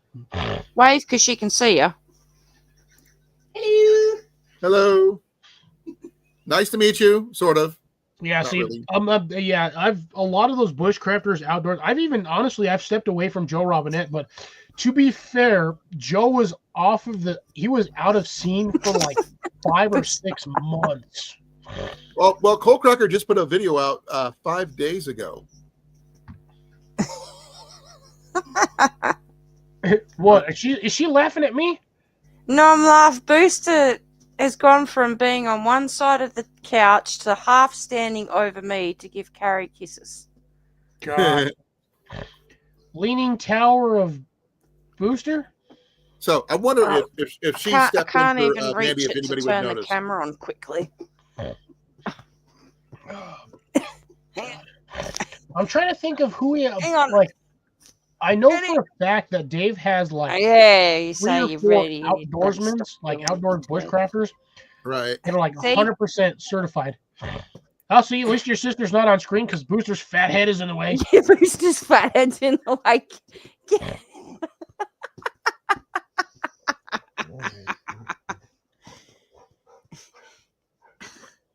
Yeah, He's very I demanding. well, I when just it haven't comes to seen because cuddles. I mean I think I actually removed Coalcracker from, to be honest, not being an anus or anything, but like I said, a lot of the outdoors channels I have steered away from because I just don't have the opportunity and or option really to go out all the time to do the stuff that I'd like to go camping more often. I just don't have anywhere to go that's Ow! decent. Motherfucker, you fat fuck. Ow! Sorry. Ow! My guess is that would be either the left or right foot right in the beaver Both. patch. Both. Hop skipped on that one. Yeah, no, Grace, I got you on that one. Matt Yes. Mercer. Again, is that is why Joe. His was self-induced, but he didn't realize the severity of it until his friend found him. Say that again. So Grace was saying, Joe had a bad accident, and I was like, yes. So No, I didn't. essentially what happened, Joe was out ATVing in the bush and took a tumble on one of the, I don't know if he was off trail or on trail, but he took a bad tumble. That caused some issues, and then he had some sort of weird infection, I guess. Don't quote me on this. It's been a while since I saw the video because he is just slowly getting back into it. But yeah, he had some serious medical problems that has kept him away for nigh on almost a year. And again, I am not trying to gain clout, followers, or whatnot. I am just giving out general information that is available to the public via search. Is he all right now, though? Yes, he is actually doing a lot better, and he's actually starting to get back into his usual routine. Grace said no. Joe was on a dirt bike in a coma for 3 weeks, nerve damage, left arm/hand. Ooh, that's not good. Yeah, that sounds right. I thought it was an ATV, but yeah, dirt bike sounds right. What do you do? Hit a tree? Essentially, yes and no. Which is it? According to the information that he put after he came out of it, he was doing something, hit something, or I don't know, got clipped by something and then tumbled. And I believe he said he hit a stump or landed on something funny. Well, see, if he must have landed on his left side, that's if it was left arm. Joe has a new video out yesterday, one-handed fire prep / starting. I think this is since he's gotten back into it, I think this is his like 3rd or 4th video. So Grace, he can't use wrong hand, like his left hand? No, so essentially sort of thing. Joe is, as even Joe said it, he is officially, like, he's actually broadcasted that he is more or less a paid professional camper. Yeah. So he gets paid for videos to do this stuff, essentially. If he's doing a one-handed fire starting method, that's under the assumption that he is, say, in a survival situation, automobile, plane, or, ATV, or even a sledding accident that leaves you down one limb. Oh, okay. Trying to start a fire one-handed. So if you're out in the middle of Les nowhere, Stroud did one of those. Yes. If you're in the middle of nowhere and you hurt your arm or your hand, say and you broken need to wrist, get Well, like I said, warmed Les up. Stroud did one of those videos. Yes, Colin, stop interrupting me. I love you too. I love you too. So he teaches you how to do it if you've hurt your arm or your hand or your fingers or something and you need to get warm. Yes. Right. At that point, your options are fairly limited. You're not going to sit there and you're not going to do a bow drill one-handed. It can be done. There have been numerous bushcrafters out there that show you that you can actually do a bow drill one-handed. It is not easy.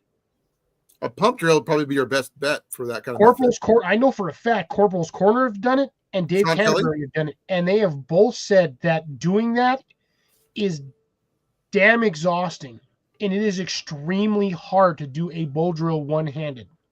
Grace says his left hand is pretty useless. Was he left-handed to begin with or right-handed? Grace, if I'm not mistaken, in one of his videos, he actually said that he was recovering the use of his hand. It wasn't 100%, but he could still use it to an extent. I'm almost positive I seen a video about that. The only thing I could think of about a survival situation like that most people don't take into account, if your person is dominant left or dominant right, is doing a one-handed video, if you have to use their opposite hands, is going to the restroom. Again, as you said, Les Stroud did that video when he was in his supposed plane crash in Alaska. Even in the entire, it was like a 3 or technically he was out there for a week, but during that episode, halfway through the episode, he was like, "I'm done with this," because he was literally having trouble surviving. Yes, because again, he was demonstrating what the possibilities could be if having that injury. But he said, even afterwards, he said, "I didn't have that injury. I was just demonstrating for how much of a struggle it would be. But I have 2 perfectly good working arms. I'm not going to sit here and suffer trying to survive in the freaking middle of Alaskan winter." Yeah, he would not have survived if he did it with one hand. An injury. Hey, there's CR, and the funny thing is, we're not talking about food. Yes, we are. We just mentioned it.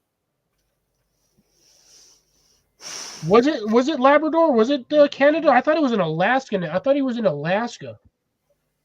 Hey, CR. When he did that one. How you going? I know he was at the edge of a lake and stuff like that, and it was a Cessna that they used, but really, CR pops in the chat and then sends me an Instagram saying, "I'm listening." Really, is that the case, my friend? We may not be all bushcrafters, survivalists, and all this other stuff, not very comfortable. In my opinion, this is just my opinion. I'm not slapping anyone with a brick. I'm not putting anyone down. To an extent, bushcraft / survival is the same as thrifting. I know you're going to give me. You're probably going to give me. It doesn't matter. Just my thrifting skills don't. Hear me out, because in a survival / bushcraft situation, you're going to have to make do with what you can. Thinking outside the box. It's similar to thrifting, because thrifting, you have a small amount of money to buy as much, to try to find decent things that'll help you do whatever you need to do. I can do that. So, it's an odd stretch, but can be along the same foundation. Well, thank you for making that analogy. I really appreciate it. I resemble that remark.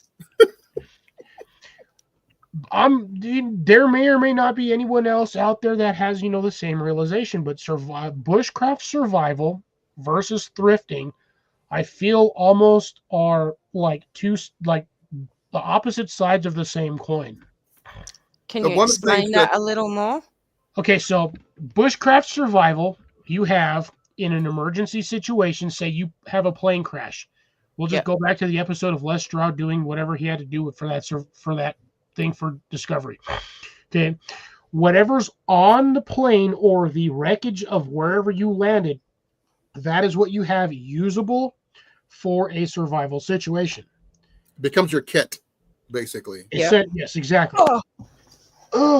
Right. Oh, that hurt me, and I wasn't even there. That looked like it hurt. He just straight right off the gut. So thrifting, in a sense, is along the same manners.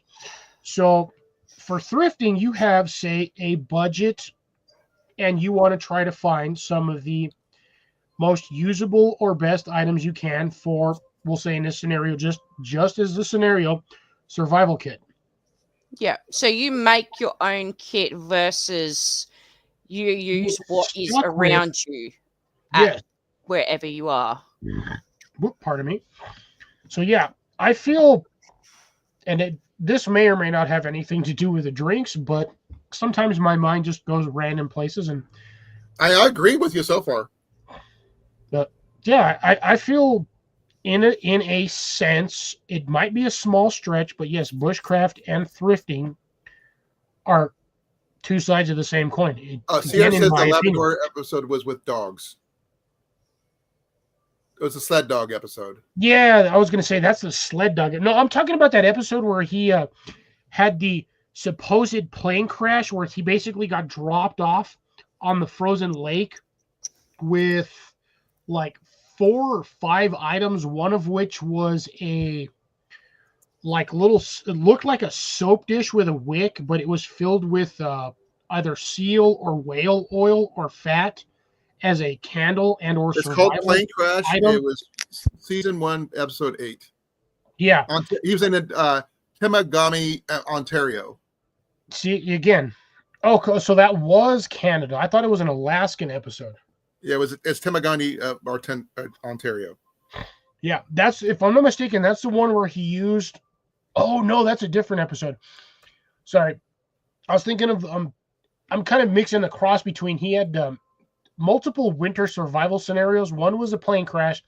The other one was his snowmobile broke down in the middle of somewhere, and he used the foam from the seat plus whatever gas was left in the gas tank, and then used the battery from the snowmobile to light the foam on fire to make a temporary emergency fire starter.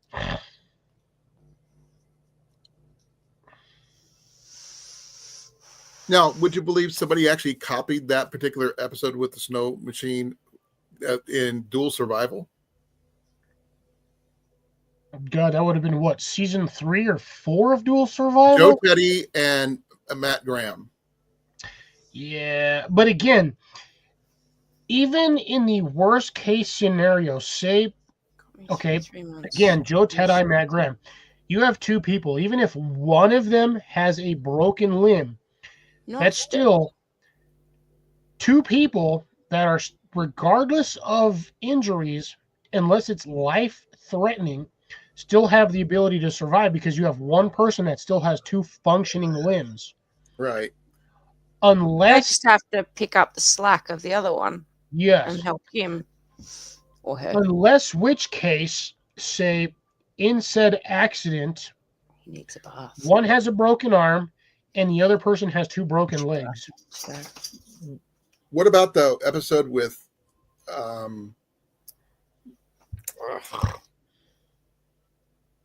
I'm freaking, it's another Dual Survival one, but with Cody Lundin and the original. It was Lundin and oh my God, I think it's the one that's Dave Canterbury. When he cut himself and they end up using gunpowder to seal the cut.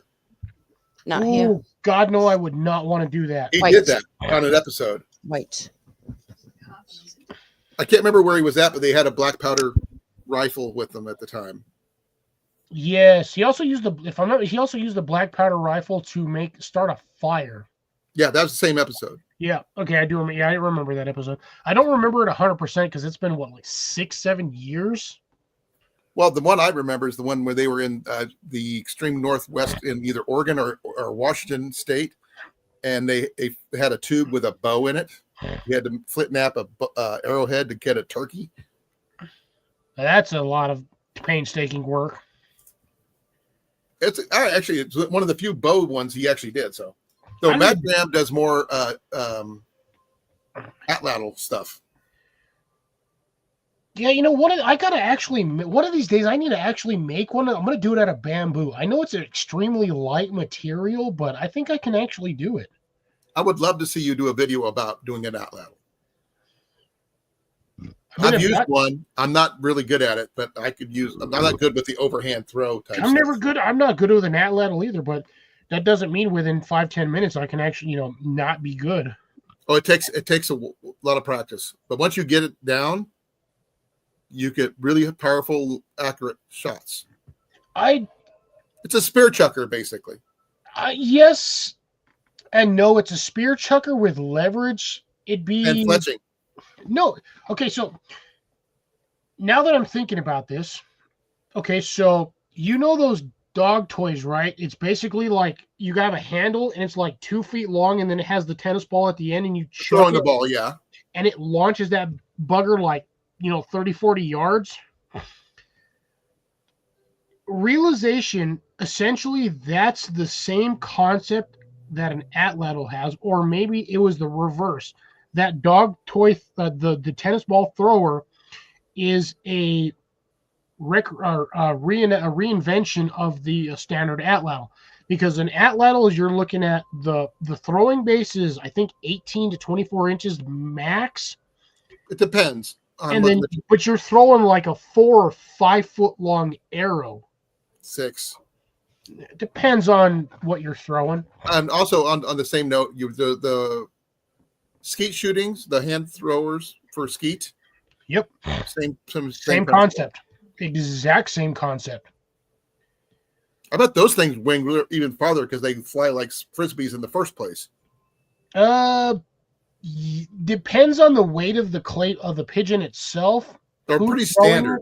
They're pretty standard weight. And what the arm strength is of said launcher. You're not going to get a lot off of those because I don't know. I've never tried throwing one, to be honest. Truth be told, skeet usually aren't going to make, or your pigeons aren't going to make it more than a dozen yards before they're blasted out of the sky. No, if you're just throwing for distance, is what I'm saying. No one's ever really tried throwing for distance. That is true. You do have a point there. But if you look at those launchers, even the kinetic launchers, which basically you spring load it and you just pull a string and it like launches it. If you miss that, I mean, truth be told, you're not going to get very far with that because there's only so much kinetic flow in that spring versus the weight of what you're chucking. One thing that Deb brought up something which I think is interesting. He's talking about the opposed 20 feet opposed to 30 feet. To me, I don't see it as feet in my head because of all the shooting I do. 20 yards to me is standard for me for short range, which is about 60 feet. Yeah, when it comes to shooting a bow, all you really see is you don't see distance. You see angle. Yeah, trajectory. Yeah, so whatever again, 30 to 60 yards. The difference between 30 and 60 yards could be literally a matter of like 5 inches up. No. Degrees, actually. I would say 5 inches, personally. 5 degrees is not much. But again, that's all going to come down to the power or the weight of your bow. Actually, no. I've actually shot a 30-pound bow 110 yards. Yeah, but look at the degree to which you're shooting at that. You're probably shooting at what, 45 degrees? 45 angle, but with a 30-pound bow. And that provided enough lift and loft to make it 110 yards. From one end of a football field at the end of the end zone where the goalpost was to goalpost. We did that one time in track and field. We were doing the archery class. And I had at the time my dad's old recurve. I don't remember what the damn thing was. I think it was around 45 pounds, maybe 50. Those are good hunting weights. It's gonna be a right-handed though, right? When they moved from Denver to Albuquerque, I wish he would have given me the damn bow.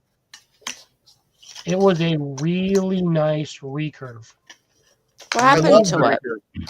But again, going back to track and field. So we were having a contest, and I damn near got the freaking arrow onto the street. I hit the top of the fence. Did it flip-flop or shear? Or did it ricochet? It hit the top of the fence and then came straight down. That thing was literally vertical with the chain link. Wow, I've never seen that happen. My coach, we walked over there with the coach. He said I bet you if that thing would have hit another half inch higher, that shit would have skipped across the street. And I said, it probably would have, and probably would have stuck in some car window. But we were doing a distance test, and from where we had two gyms. So where the gym was from there for that field was almost 40 or 50 yards. Oh, I can do 40 easily. The problem that you're skipping off the top of your either a backdrop or whatever can add another 10 to 15 yards easy beyond your standard shot because it ricochets like skipping a stone. Basically. Yeah, it just depends on the angle to which you hit.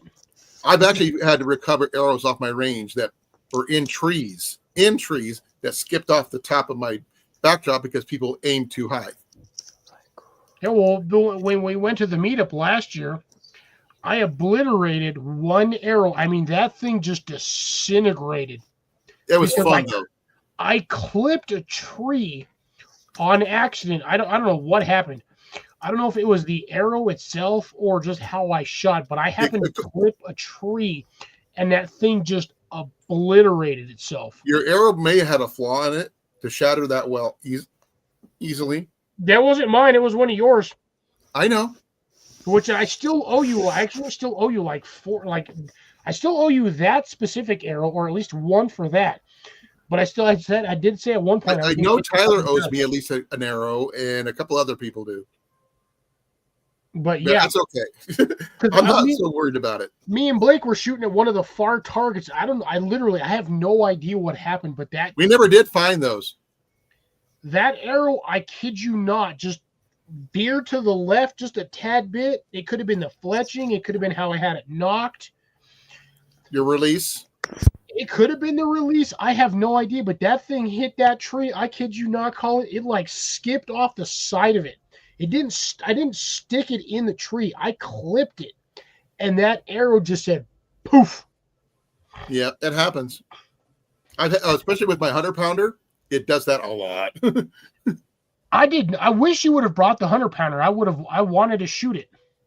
So the 100-pounder, I usually don't bring it out that much because I don't want to hurt anybody. I don't want it to break because it was custom made for me. But I understand that, but that was still one of the ones I really wished I would have been able to shoot. If you would have said something, I might have brought it, but I didn't. Because I think you brought the biggest one you brought was the 75-pounder. 74-pounder, my longbow. That's still a pretty good sized bow. All right, Amanda, check your messenger. Jeff sent you a link to a book you may or may not want. I'm looking right now. Oh, by the way, I did find a decent bow, Cliff, on Amazon for under $100. Yeah, it was that knockoff kind of Samick Sage we were looking at either Thursday or last week, wasn't it? Yep. I actually have it. I think it's up on my thing right now. No, I don't. I'm going to have another one.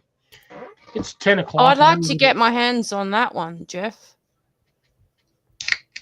I'm going to have another one, folks. CR, why did you get up at sunrise? Especially considering you were up already late last night or the night I will, before, Jeff, definitely. Ooh, look, dog butt. Booster, why are you going backwards? Weirdo. Because he's being weird. Yeah, he's definitely being. I got to get rid of this damn trash can. I got like 10 cans in it, and my trash can is like 1.5 feet taller than trash. Well, if anybody wants to know a really decent looking bow for under $100, There's the links in the chat. But I'm gonna have you can one be more left or in the right-handed. sample. I'm going for I want to go for a 60-pounder because give it a little bit more oomph. Speed does flatten out your trajectory a little bit, but not always. Well, this is the last of it, folks, which is like No. You should make something out of those bottles. a tablespoon. I should honestly I should just send it to Blake and have Blake. Speaking of which, where the hell is his ass at? I have no idea. But Jeff, you should check out that bow. I know you don't shoot much anymore, but you should check that out. I'm shocked Blake isn't here. I haven't seen freaking. He showed up late last week, so who knows? I've been on for 3.5 hours. Oh, CR said flint nap it. That's why I want to send it to Blake. Yeah, I think it'd be kind of cool to see some flint nap items. I got to go talk to a man about another bush.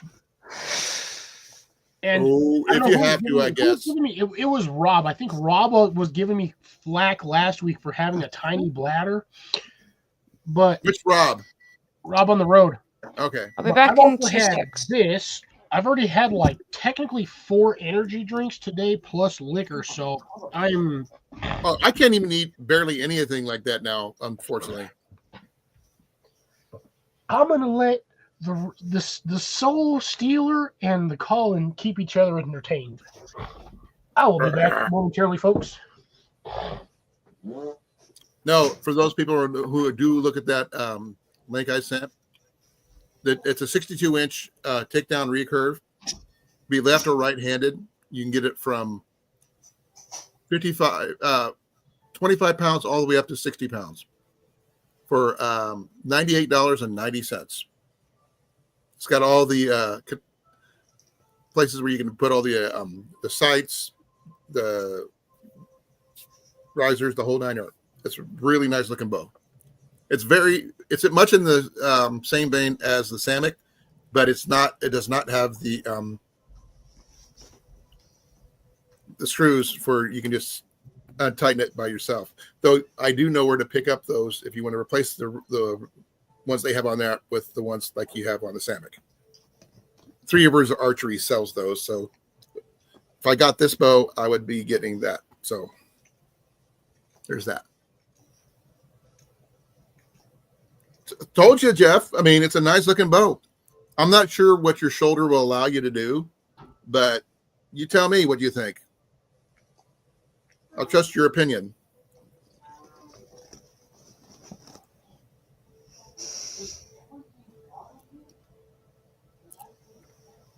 And it only weighs 2.16 pounds or 0.98 kilograms. And it does have a screw-in limbs. I'd still like to get the hand tight bolts because it'll be a lot easier to move around. But yeah, there's even a video. What's your opinion, Jeff?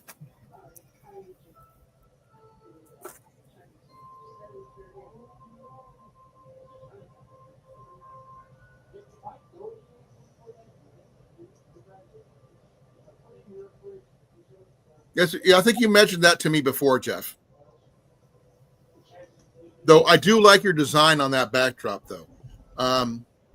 If you ever decide to get your grandkids into shooting again, you might want to rebuild it with something a little bit better than what you had. But I have some target designs. They're not mine originally, but ones that I've worked with before that I can give you. If anybody else is interested, I can give them. It's an easy, self-made archery targets that for a little bit of money, you can build yourself a renewable, usable target system for shooting. Well, not just archery, I guess not just bows. You can do it with crossbows or atlatls. We were discussing that since Cliff was interested in the atlatl thing. Lies. Thank you back. Don't forget I'm just repeating about some ideas about making your own personal targets in case you want to do like archery or atlatl or crossbow, anything like that. You can make a really decent target you can shoot at. Doesn't cost without doing hay bales. Hay bales disintegrate.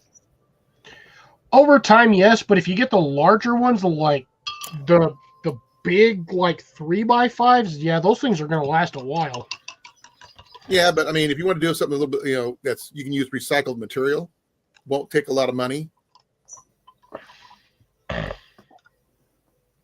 All right. Oof. Jeff, what link did you go to check? Oh, the one that Colin sent you? Yeah, that's that Deer Seeker. Yeah, the Amazon one. Yeah. I mean, if I wasn't getting ready to buy another bow, I'd buy that one to add to my collection because I want to get one that's a dedicated bow fishing bow. Basic butchering for livestock. I heard about that one. It's That's a not the good book. picture that Jeff sent me. I think it's like a newer version of it. I'd like the old one though. Yeah, I've heard about that book before. Jeff, why did you well just curious, why did you I don't know if he specified, but why did you take down your target, Jeff? Your backdrop? I think that the tarp was disintegrating. Possible. Ain't that why you get like 4 or 5 tarps and you stick them all together? No, well, my idea is basically 1x12s, 4 1x12s, about 4 feet long. And you've made a big box, put some burlap on the front, some burlap on the back. Before you seal it completely, stuff it full of either old clothing that's, you're not going to use, or you can use garbage bags. I was going to say jeans. If you've got I've got dozens of pairs of jeans that I don't use. They're just taking up space, but I don't want to get rid of them because I know at some point I'm going to need them for either char cloth or something usable. Well, like I said, if you have them in the Target, they're not going anywhere, and you could use it over and over again. Then it's all full of holes. If you're making char cloth out of it, does it matter? True. Actually, you know what? I have to talk to my sister. When she lived down here nearly 8 years ago, I made like 3 or 4 shopping bags out of old jeans that she had. And I wondered, I'm actually curious now that we're talking about this, I wonder if they are actually still functional. Probably. I had one of those things after I made it. I had that thing full. I think I put like 60 pounds worth of weight in it and lifted it, and that thing did not even budge. Well, that's kind of good for upcycling. I mean, dude, it wasn't even that hard to make the bag. I think it took me 15 minutes to make each one. Did you leave the pockets in it? No. Oh. Because you used a leg, didn't you? Yeah, I was using the legs. I think I used like 2 or 3 sections of leg to make it, and then I used a strip. So here's the funny part. When I made the handles were actually made with the seams of the 2 pieces that are folded. I can see that. And I used that because those things have the most rigidity or durability of the entire bit of pants. Actually, no. You know what? I think I did actually make one bag with the pockets, with the rear pockets. Yeah, that way you have a place to put stuff. Yeah. I think I told her it was for like coupons or whatever, like extra bag or something. But nowadays, I think it would be good for like someone's cell phone. It definitely was useful. Oh, gotcha. Okay, so basically he had a 16 by 32 freaking pool cart or pool cover. Gotcha. That makes sense, Jeff. No, I've got a big old tarp that I got with my truck when I bought it, and I'm not sure what I'm going to use it for, but it's huge. Gotcha. Hey, quick question, Amanda. You still have those books, right? Those gardening books? Mm-hmm. Okay. Still got to get them to you. Yeah, no worries. You'll have once I send you my stuff, you'll have my address. I got your address. Huh? Oh, that's right. I did give it to you because you wanted to see how much it was going to cost to get it over here. A lot. But I still want to get it to you. Yeah, like I said, I can cover majority of the cost for that just so you're not, paying too much out of pocket. No, Jeff, if you have any idea, Jeff's backdrop idea, by the way, folks, it's freaking cool. The way he makes it mobile. I love the way he put it together. I'm not sure if he's going to rebuild it or not, but it's a really good idea, a good, decent idea. He might not. Well, I don't think it's as heavy as it was before because, due to sun rot and all the holes that he probably put in it. True. But the thing is, I mean, you could probably redesign it a little bit to make it a little lighter, but still just as strong. Ooh, nice. Isn't the old Bears Finally, fiberglass? he was worried about his shoulder. So, yes, I'm glad you're being able to shoot again. Was it his shoulder or was it his elbow? I'm not sure. I've been saying his shoulder this entire time. He hasn't corrected me yet. If it's your shoulder and then your elbow, not your shoulder, let me know. He says it's not getting rebuilt. The board's rotted out. Okay. Well, if he used pressure treated wood, it'd probably be a little bit better. I hate pressure treated wood. But for this kind of project, it would make sense though, because it's going to be outdoors all the time. So, but your area is a little bit much because you get a lot more sun than I do. Yeah, Grace, you would think that, but honestly, most pull tarps are good for an average about 3 to 5 years. And if you're starting putting holes in it, it won't last long anyway. Well, it's not like he was using it to cover a pool anymore. He dislocated his shoulder a few years ago. So that's why I was mentioning shoulder. That's right. So, yeah, so I had it right. But, just be careful with your shoulder. Make sure you stretch before you shoot. Because stretching exercises are important. Hey, Amanda, do that again. I just had this stupid song going through my head when he said the Fresh Prince song is what she was going and beat to the song in my head. No, Amanda knew exactly what I was talking about. She's still smiling though. That's because I got to give her flack every once in a while because I mean. She'll admit it. I'm probably out of like anybody here. I'll probably make her laugh the most from stupid stuff.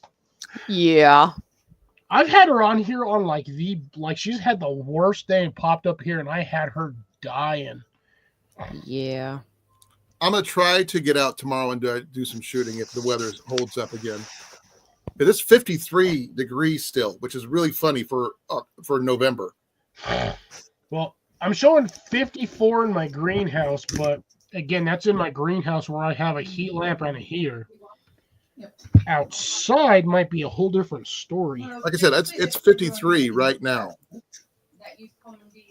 You're at the same temperature in my green. I'm showing 40. Oh, God damn it! It's gonna rain tomorrow. Get me. Because that's exactly what I need is more water in my garden. I just watered yesterday. Ooh, shit, my low's 34 today. Ooh, damn. Tuesday's gonna suck.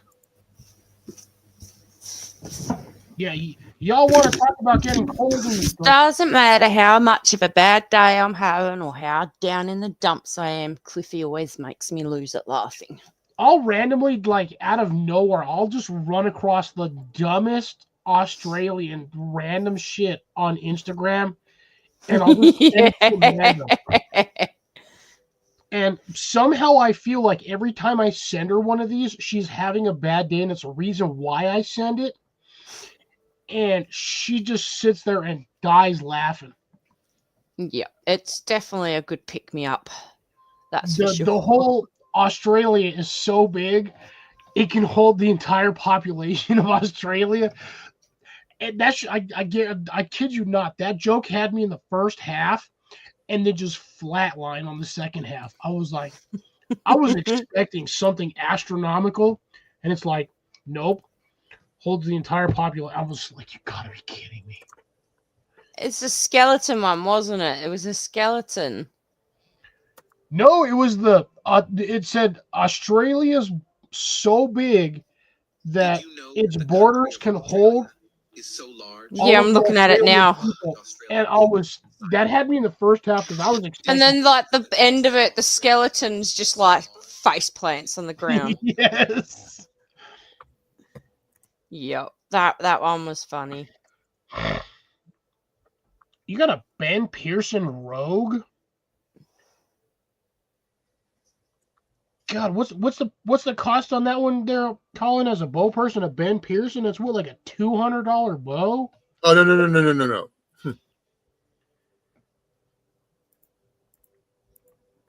Higher. No, he's only got a 28-inch bow, so that's like a kid's bow. No. It goes around $400 for that one. Yeah, I was gonna say, not to cut him off, but look, this is my weather next week. Come on, you turd sack, stained ass bag of horse tacos. Focus. Oh, really? I'm gonna force this damn thing to focus. Yeah, that's about a $400 bow. Yeah, it's blurry as crud, but look at Tuesday at 24 degrees. If this thing would focus, would be nice. Just My Tuesday is. Oh, there we go. And 53. blurry. I can't get this to focus. It like Focused. it's Yep. focused back here, but the minute I get it close to camera, because this thing is being stubborn today. Nope. Yeah, it still doesn't want to do it. You can kind of read it, but you have to like really be on. And the funny thing is, now my camera doesn't want to act drunk. Booster, shut up. But when I'm doing absolutely nothing on here, it wants to be drunk. When I'm trying to Try it again. Try it again, real quick, Cliff. Doesn't want to do it. No, I was just saying. Fucking doesn't want to do it. I'm telling you. See, look, it even now it still doesn't want to focus. Ooh, damn! Amanda's already up to 91 degrees. Ooh, shit. And storms, man. I am not looking forward to Thursday or Wednesday. I got tomorrow off, so I'm pretty happy about tomorrow. We're raining on Monday, 100% rain. Then it drops down to 9% the next day. You sit there, my little mountain goat. Yeah, I essentially past today. Well, technically, actually past tomorrow. Tomorrow, I'm supposed to get double rain. So it's gonna. I got almost a 75% chance of rain. And that's the temperature now. Everything is freezing until Friday. Yeah, you're a lot colder. We're having a warm trend here in Iowa. It's not bad today. It's quite nice. Yesterday was really good at work as well, and the day before. I was actually enjoying yesterday. I got off of work, I came home, and like I said, I threw on my sweatshirt, and I was outside doing yard work for like an hour and a half, 2 hours. I've got a jumper on. It's warming up a little bit, so I've rolled my sleeves up. But yesterday, I worked with one of my long sleeve work shirts on all day, and the day before, it was cloudy, windy, and it was just perfect temperature. What the hell? Colin went from Colin to Albert Einstein. Love my hair. His hair's just all. It's just like it's gone. It's down to here. Yeah, poor Amanda's getting into the hot season already. No, I'm not. She's gonna have to braid her hair back to keep the sweat off her. Dude, no, Amanda, I have my hair in a ponytail and tucked into a hat at work. It seems Amanda's summer season started off the same way mine did. I went from April being like 55, 60 to the next month going right to 85. I was like, what the hell? Like, where was the summer transition? It went from spring to holy crap, it's hot. It's really, the weather is so up and down temperature-wise and that. It's just freaking stupid, Carrie. CR, give me some snow. Nobody knows the trouble I've seen. Yeah. No, CR wants my heat. I want my damn snow. I just want cold. We're not even cold, like chilly. A little warm, but Brisk? Nice. Poor Grace only got like half an inch of rain during all of October. Grace, I think you actually got more rain than I did during October. We actually got most of our rain within 2 days. Poor Jason got all of his rain in like a 3-day period. But then again, poor Cecilia, non-stop, she's probably had like a solid foot of rain over where she's at. Collectively, a solid foot of rain. Well, that whole area, because, I mean, yeah. I found out something really interesting in the last week or so. Did you know that the southeastern Ohio is in Appalachia? Probably the Really? Yep. you can get. Was not expecting that to be part of the AT. It is. Of the Appalachian Mountains. It's right on the edge. Oh, 1/5 of dang. So you got like an eighth of basically is the essential of like an eighth of an inch. I'm not sure how much we got last month. Sorry, CR. He can make a mini. So just FYI, folks, I have about roughly 35 more minutes that I can go. Ooh, man, I got lunch or breakfast. Lunch. She got some brekkie. Well, it's 1:30 in the afternoon, so it's me lunch. Oh, so she's 9 hours behind. Wait, is it 9 or 3 hours ahead? But the next day. Yeah, 3 hours ahead because it's 10:30 my time, so 11:30, 12:30. Well, yeah, 3 hours the next day. I always got to remember that. I know it's, for the most part, I usually try to remember. Yeah, I honestly, Grace, I was not expecting. I really only thought it went through like the Carolinas and like around that area. Colin's either about to burp at me, or he's holding acid reflux in, or he's about to fart at me. No, I was thinking. I didn't realize what I was doing. Sorry. I was trying to read something. Colin thinks. Just kidding. Ha ha ha. Yeah, I'm just going. I know damn well I got football in the morning, and I just don't give a shit. Actually, I'm going to see what my... I'm going to take a quick peek at my current hours and where I'm at so I can see what I have left. Yeah, I had 4 hours and 24 minutes. So I have approximately 22 and a half minutes, and then I have to end this regardless. Because my reset does not happen until midnight. Yeah. But then again, I have no idea if that's midnight my time or midnight wherever the hell whatever company uses for this horse BS. Last month, Iowa got 1.90 inches of rain for the whole month. I don't know what I got for that. I did not get a lot of rain last year. No, last month. Someone came out with it once they said Ohio, the bottom southeast portion of Ohio is in the edge of the Appalachians. I didn't believe it either until I looked it up, and it's true. It's right on the edge, but it's still there. It's like where it starts to transition, but it's still part of it. Am I making you hungry yet, CR? No, you got to show the food. No, up close and personal. What is it?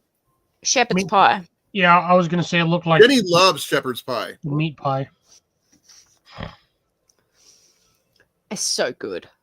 Yeah, sorry. I screen now. Completely, no. What's all in it? I'm just curious. Force you to watch. Potato, carrot, meat, gravy, onion, cheese, paprika. Ooh. Maybe some parsley. You don't have peas in there? Mm. Ooh, weird. I mean, I don't know. It could be a Jeff said because I think he's in Ohio. I think he said they're in the foothills of the Appalachians. One of those microwave ones from Healthy Choice or yeah, whatever. but usually there's. Well, again, it could be regional or locationally wise because here in the U.S., most shepherd's pie usually has peas and carrots, corn, carrot, meat, some sort of meat. It's usually like either beef or chicken. It's usually potatoes, and then it's covered with cheese. With some sort of like gravy-based, essentially gravy base. Mm-hmm. But yours actually still looks pretty good. It tastes really good. Yeah, see, I know where Jeff is located, but I'm not going to say it out loud on here. It's good, Grace. Yeah, okay, sorry, Jeff. remember, I have Jeff's address. As I sent him things. Speaking of which, Jeff, at some point, I will remake you another one. This way you can actually wear it and it's the proper size. Instead of half an inch too damn short. So we will have to get we will communicate via email on that one again. And I will get you sized properly. Because I know the one you normally wear is slowly wearing out. So I will get you refitted properly. Same with... So currently, I believe I owe like 4 or 5 people an either updated one or one that I have to remake. For one, Tyler, he's one I have to actually remake it, so I got to get a hold of him to get his sizing again so I can remake him. Make him one of these? Because he used it, didn't he? Yes, he actually used one of he when he was out with Izzy on a camping trip. He actually had to use it because he did not have any cordage. He forgot. When is the wedding? I honestly, I 100% don't remember, but I remember him saying that he had to use the cordage. Okay, I've got to go find out now. If I'm not mistaken, he specifically said from Foxit Outdoors or Cliff was the one who made me this bracelet and I had to use it. So I'm actually, first, I'm more or less honored, to be honest, that somebody actually had to physically use one of my bracelets in a situation. What are you making, CR? My guess would be a sandwich. Either that or he's eating more sunflower seeds. That boy went through probably 2 cups, 2 maybe 3 cups worth of sunflower seeds yesterday on his live. So, yeah, I will. Yeah. Cliff is making Booster a collar and a really long lead, so I'm not going to run out of cordage in a hurry if shit hits the fan. Oh, shit, no. I just got plenty. Oh, and you said you'd make me a pink bracelet or anklet too.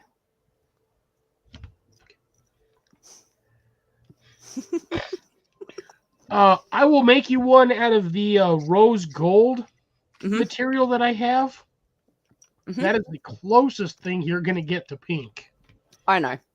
I really do appreciate it, though.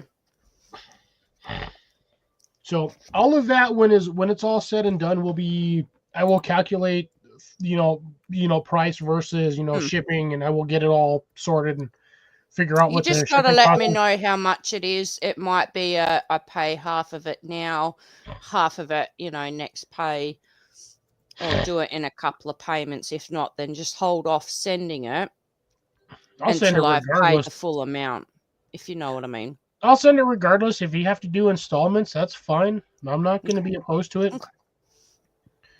As long as we get, relatively close to the agreed upon approximate payment method, we should be good. I think I'm done, guys. Colin, I think your internet's done too, Colin, because you're kind of laggy. Kind of moving slow-mo. No, I'm not moving at all. I'm just actually sitting really still looking at stuff. But I'm tired. I need to put my feet back. My knees are starting to hurt really, really bad. Gotcha. You're fine. Be well, be safe, and I'll see you hopefully. Say goodnight to Jenny for me. I will. Night, everybody. You're nice. See you next week. Miss you I already. can be satisfied, Grace, with the rose gold. Actually, to be honest, I think just about any one that I make with that pattern, I think you guys would be, relatively happy. It's, as Grace put it, it's essentially metallic pink. So you've shown the rose gold, though, haven't you? Yeah, I got like 1,000-foot roll of that. I can make so many bracelets out of it. It's not even funny. Like, if I really wanted to, I could straight up make Amanda a choker with it. Like, again, I kid you not, I bought 1,000-foot roll of that stuff for like, fuck, I think it was like $50. That's What I not paid bad. for it. So not too bad, not too bad. But yeah, Jeff, I'll have to, like I said, we'll have to reach out to each other, or via email or whatnot, or for that matter, at this point, I might just send you an email with my phone number, and we can, talk back and forth via text. I think that would be a little bit easier for you. That way you're not having to sit there and spend 5 minutes typing out some random crap. You can do it on a text message, and I'll get that faster. So if that's how you'd like to proceed, we can do that. But yeah, I definitely need to remake you one with the updated Back in 2 secs. specs. No problem. Because again, English. Once more, I do apologize again for the lack of foresight in making it just a tad bit longer versus what I normally make, which is funny because I usually do anywhere between 1/4 inch to a 1/2 inch extra based on the braid that I make. So that was an oversight on my part, but again, I will correct that. Because in my opinion, it's not fair that I promised a bracelet that you could wear and it's too small.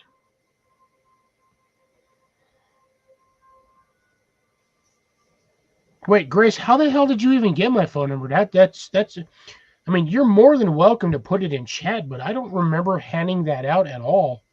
Unless either you got it from Colin or maybe Tyler. Because as long as I've known you, those are the only two that had my phone number from the start. Tyler's had my phone number for years.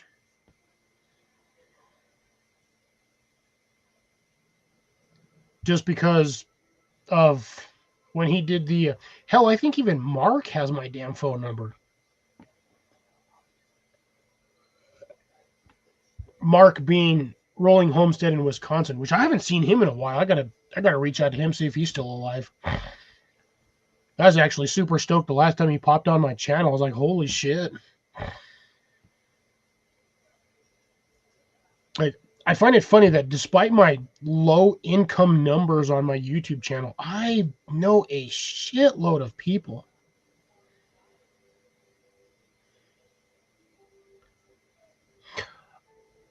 Oh, that's right. I do remember that from when he was in God damn it. Where was he at? Newton? When he was doing the thing in Newton. I remember. Okay, now, oh yeah, that's right. And yes, that does remind me, Grace. Yes, you are correct. You actually do have my number, because the last time we mentioned this, I told you to put the last 4 in private or whatnot, and yes, that was correct. Yes, Dad, you have my number specifically because that was information needed in order, yes, again, because you broke down at wherever the hell you were at, and I needed to find you, so yes. Yeah, that was from when you moved from Newton, or moved to Newton from Des Moines. What the hell? Hold on a second. I heard something weird and it doesn't make any sense.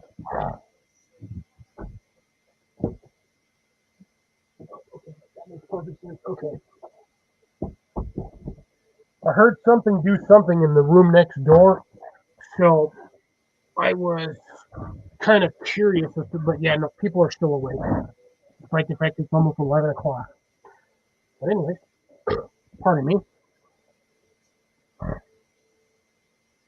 You know what, Deb, if you want to talk to me or, send me a message here, by all means, send me a message. It might take me a while to respond. Because again, I work all the time, so do what you got to do. You want to say hi? Say hi. I don't care. For anybody that has my phone number physically, if you ever want to just send me a message, text me, do whatever. Again, it might take me a while to respond, but give me a flavor. Unless it's an absolute emergency, don't call me. I rarely answer my damn phone unless like my parents are calling me or my boss calls me. Other than that, 95% of the time, I won't answer my phone if you call me. So, as a heads up for those that do have my phone number, just text me. You have a higher chance of me responding via text than you do of calling me. Yeah, see, there you go. You can always bug me on live. You get to see me once a week. Well, technically 3 times a week, depending on whether or not you show up for Jason's and Colin's live. I only say 3 times a week because I don't show up on Tuesdays live because I'm always somewhere else.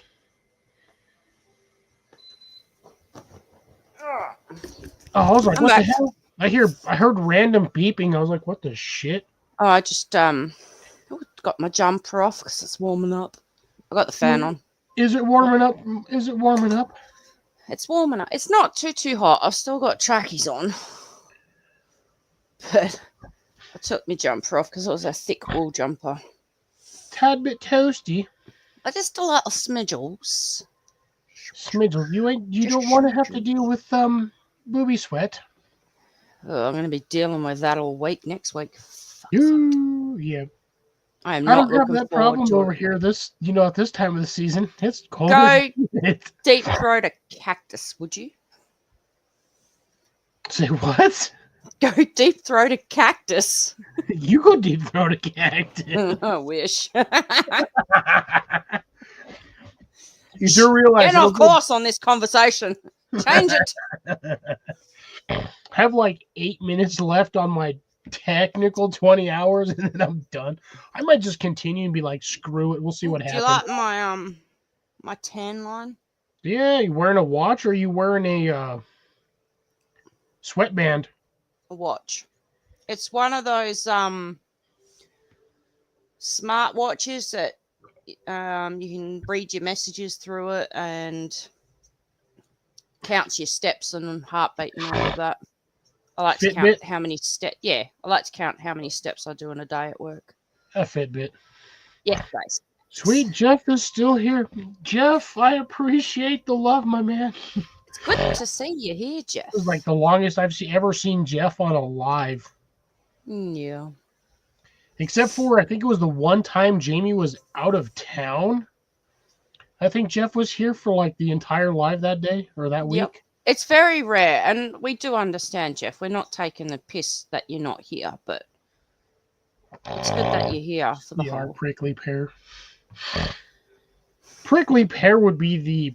We're not going to go into this because this is still technically live, and I don't want to get demonetized. You know what the sad part is? I can't even say I don't want to get demonetized because I'd have to be monetized in the first place. Yeah, but you don't want warnings and that against your name. Yeah, I don't want to get a strike towards me. Yeah. They tried that once, and I appealed it, and that was fixed within like 20 minutes. I was like, yeah, that's what I thought, you turds. Send it my way, Deb. I'll take all that weather. Yeah, Deb lives in the colder area. Unfortunately, Deb, I'm not exactly in that respect, but I think it's next Tuesday. It's going to be like 20 degrees. Oof. For my location, that's actually pretty damn cold. Yeah. Now, I have legit in my location in the like 11 years that I've lived here since basically 2019. So 13 years, I apologize. I have seen temperatures drop to 10 degrees. No. For those of you who live in actually snowbound states, Iowa, places like that, Montana, not Montana, Michigan, New York, Canada, Alaska, For you guys, I know for a fact 10 degrees is fucking warm. I live in the desert, and thankfully I grew up in the wind in Denver where it, constantly got cold. I can still tolerate 10 degrees. I can be out there with standard pants, normal socks and shoes, and a sweatshirt. And for the most part, I usually be fine. Everyone else be freezing their butts off. They'd be out there in freaking ski pants, wearing thermals, and like 4 freaking layers of like shirts, jackets, Yeah, and that would be winter me, coats. to be honest. That'd be me. Well, again, Amanda, if I ever win the lottery and I bring your butt down here, you gonna freeze. I don't care. I'd rather freeze, to be honest. But they reckon BOM was Bureau of Meteorology, we just call it BOM, reckons that this summer is going to be the worst ever on record for heat, thunderstorms, and above average rainfall. That may be good, but also may be detrimental to the Australian environment, depending on where you live. If we get thunderstorms in summer, 9 times out of 10, it's dry strikes. So we're going to have a hell of a lot more bushfires. Well, look at it this way. Bushfires equal less fucking spiders. Yes, but that also means people lose their lives, homes, livestock, That's stocks. Yeah, that is one of the downsides, unfortunately. Yeah. Exactly, Grace. I'd rather freeze until I do, and then I'll bitch that it's cold and way too cold. See, I've been, since I was a kid, I have had the same philosophy. I would rather be cold than hot. This is the reason why. When you are cold, you can always put more clothes on to be warm. Yep. When you're sweating balls or sweating boobs, you can only take off so much before they arrest you. Yeah. 100% agree. But this, again, along that same note, this is what pisses me off. Okay. So, short, little tiny rant, but I guarantee all of the ladies out there will make perfect sense to you. Even with dudes, for the few gentlemen that I have left in here. Okay. In the summertime, when you go swimming, you can be out there in swim trunks, which is, for men, swim trunks is the equivalent of wearing a pair of boxers. Yep. For women, majority of the time, unless you can be either in a one piece or a bikini. Yep. Which is basically bra and undies. Exactly. A bikini is the same as bra and undies, a brassiere and panties, whatever. Yep. Aside from the one piece, which would be the equivalent of like Japanese high school swimsuit. Yep. You walk around on a daily basis in bra and panties, and all of a sudden your ass it's in decent exposure. And yet I have seen women and men in fucking Speedos.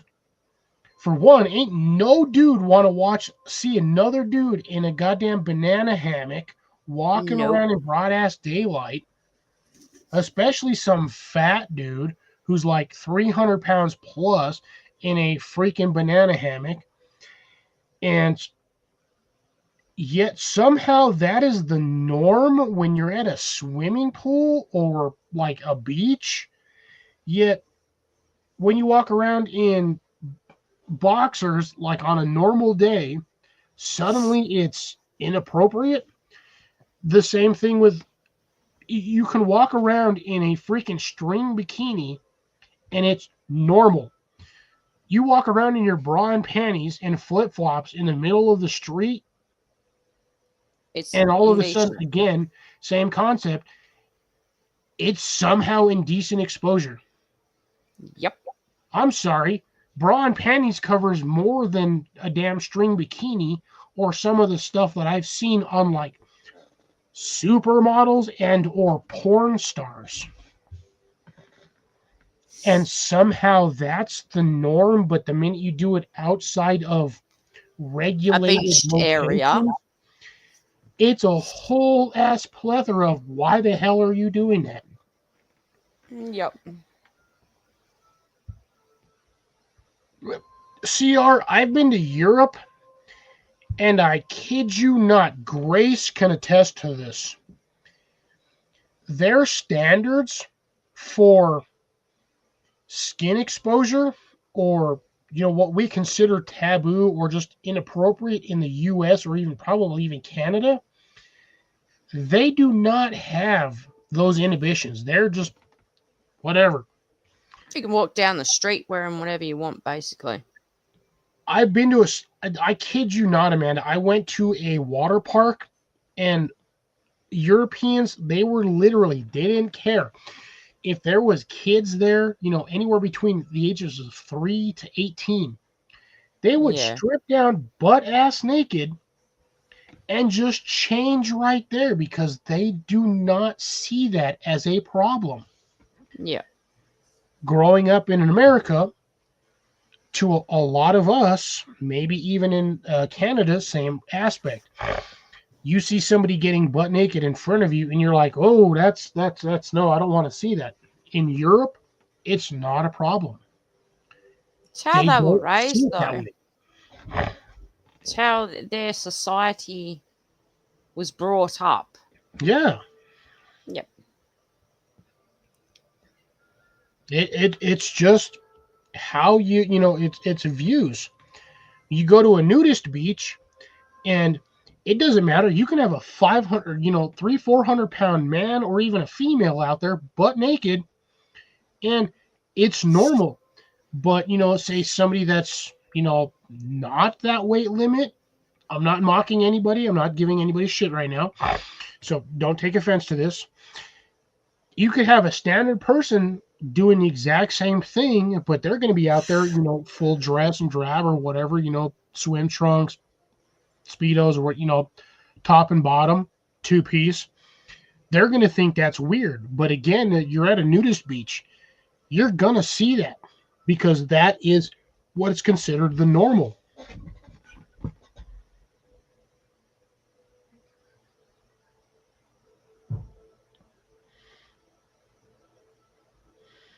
Yeah. See, again, as Deb said right there.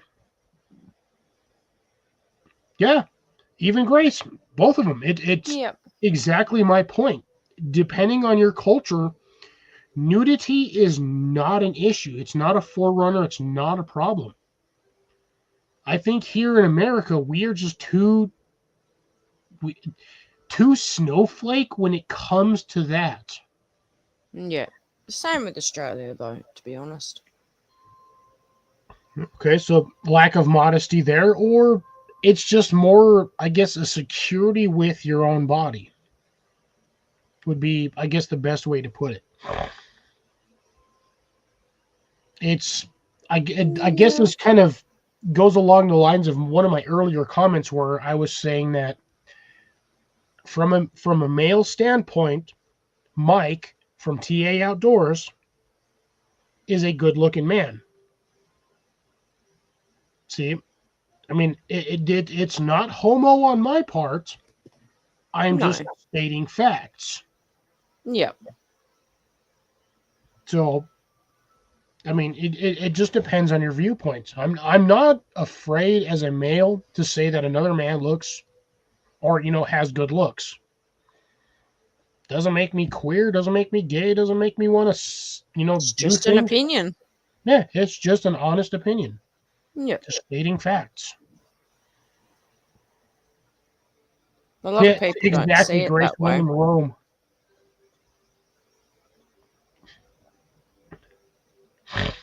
How many more minutes you got left? We'll be getting close to 0, technically.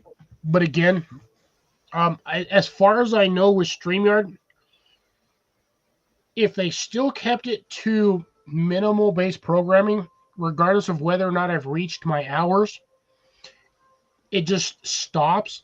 So with the old StreamYard, once you've reached your hours, it no longer stores, saves, or records your time after Yeah, that. yep. And I've even had emails saying that, Hey, hey, PCR. you know, your hours are, you're about to hit your hours, but we're not going to stop you from continuing. It's not like it's just going to cut my stream off. Yeah, It yeah. just will not save, record, or otherwise anything past my allotted time. Yeah, I get you. So, again, my reset won't hit for another hour, at least I'm assuming, but that, again, depends on where StreamYard is based out of. So, I could have already hit my reset technically hours ago, so I will have to check once I'll have to do a refresh. But I'm just going to keep going. I'm actually shocked. I still have 8 people in here watching. Usually by now I'm down to like 2, maybe 3. Yeah. So, Well, Grace, Deb, CR, Jeff, you and me. Jeff. Yep. That's 5. I got 3 more. May or may not be watching in the background. Don't know who they are. Could be Rob Molly on the might road. have your stream going.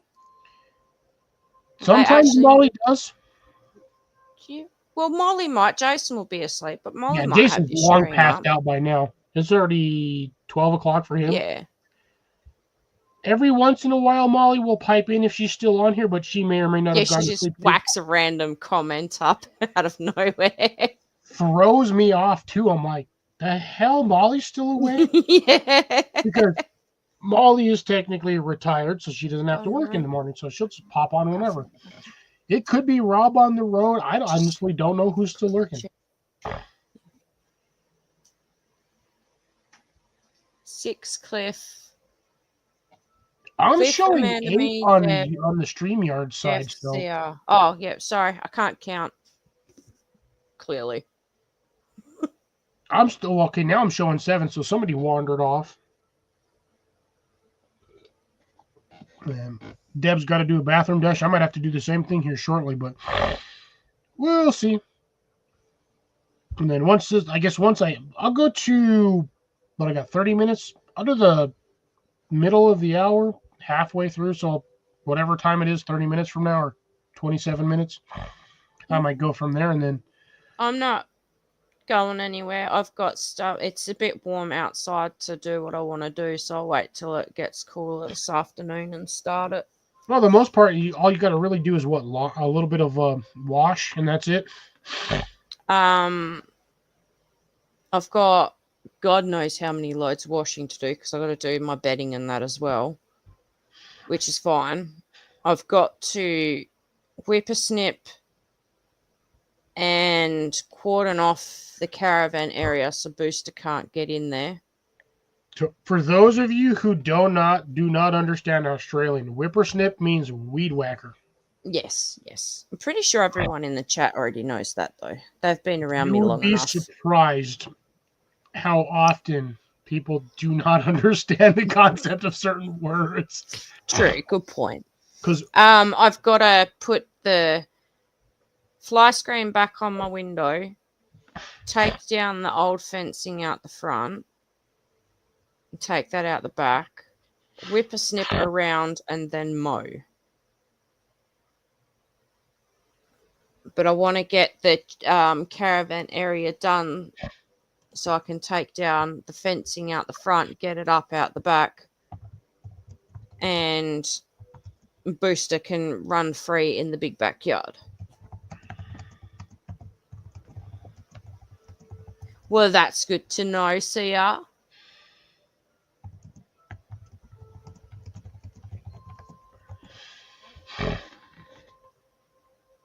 ooh, CR knows what a thong is. Are you talking about the? Well, see, here's the funny part, because that you got the double plugger or the underwear version. 3 different things. Depending on your location, is that the thing you stick on your feet, or is that the thing you wear between your legs?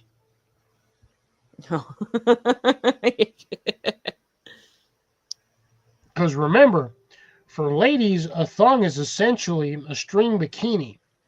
Yeah. The only thing holding that, the only coverage you have is the triangle in the front, and then it's usually a string right between the butt cheeks. It varies in thickness. It's essentially a string between the butt cheeks. Yeah. Might be a little thicker around the hips just for wear and tear, but. And then thong, for some of us in America, depending on the state you live in, is considered a flip-flop. Yeah. Or in some cases would be known as a sandal. Yes. So Yeah. thong can be, depending on location, can be construed very differently. That is very true. It's good to be here for the full stream, Grace. I've missed everyone. But Well, the only reason I'm here now is because I don't have to work tomorrow. you're off Monday? Holiday, or just No. didn't have anything Swap to do? days. No, I got shitloads to do at work, but I worked yesterday. So we're doing a thing. If I work a Saturday, I have the Monday off. So I still Gotcha. have 2 days. Oh, that's good. But still work a 5-day week. I kind of wish that in my field that we did kind of 3 on, 4 off, 4 on, 3 off. But again, it really depends on the industry. Some industries you can do that and still make base pay, but I think if we did that in my current field, it would not fare so well for employment or business. Yeah. I think they want to trial the 4-day work week soon.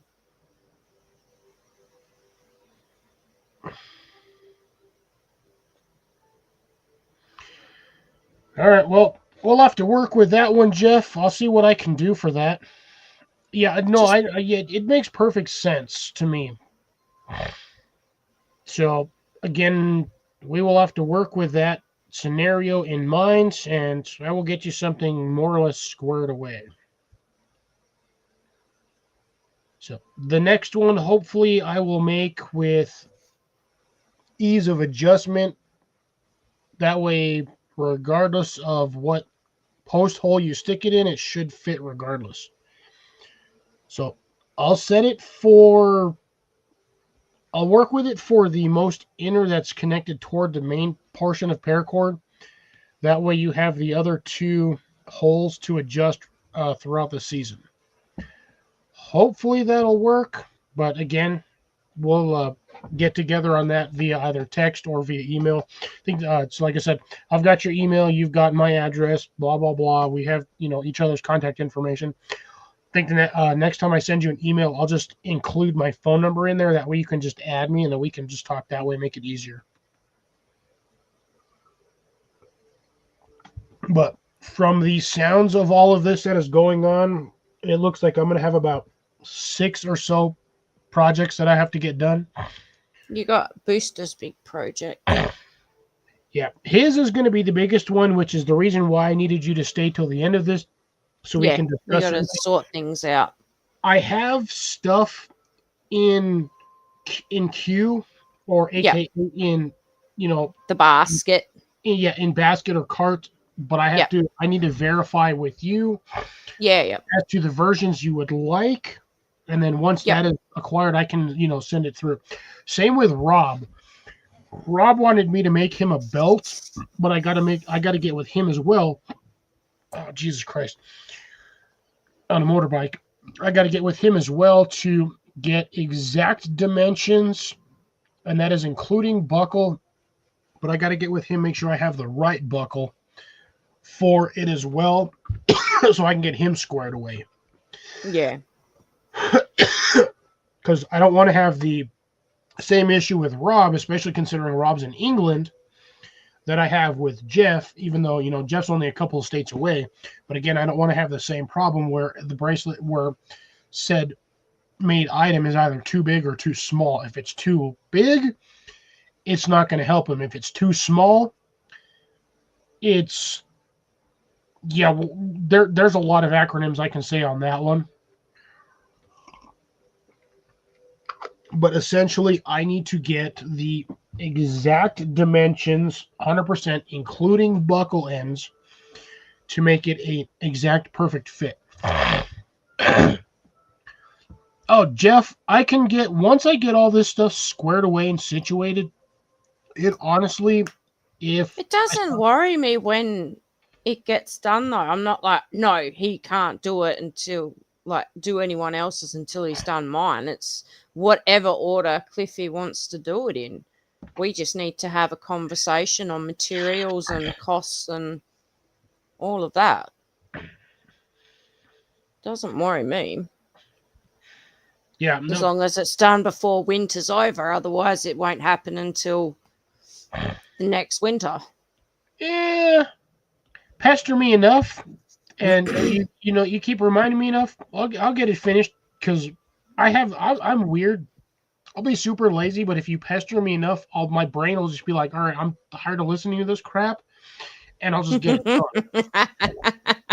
It's the I have a tolerance for annoyance, and now mind you, it's not annoying because again, this is a promised item that is essentially under category of commission.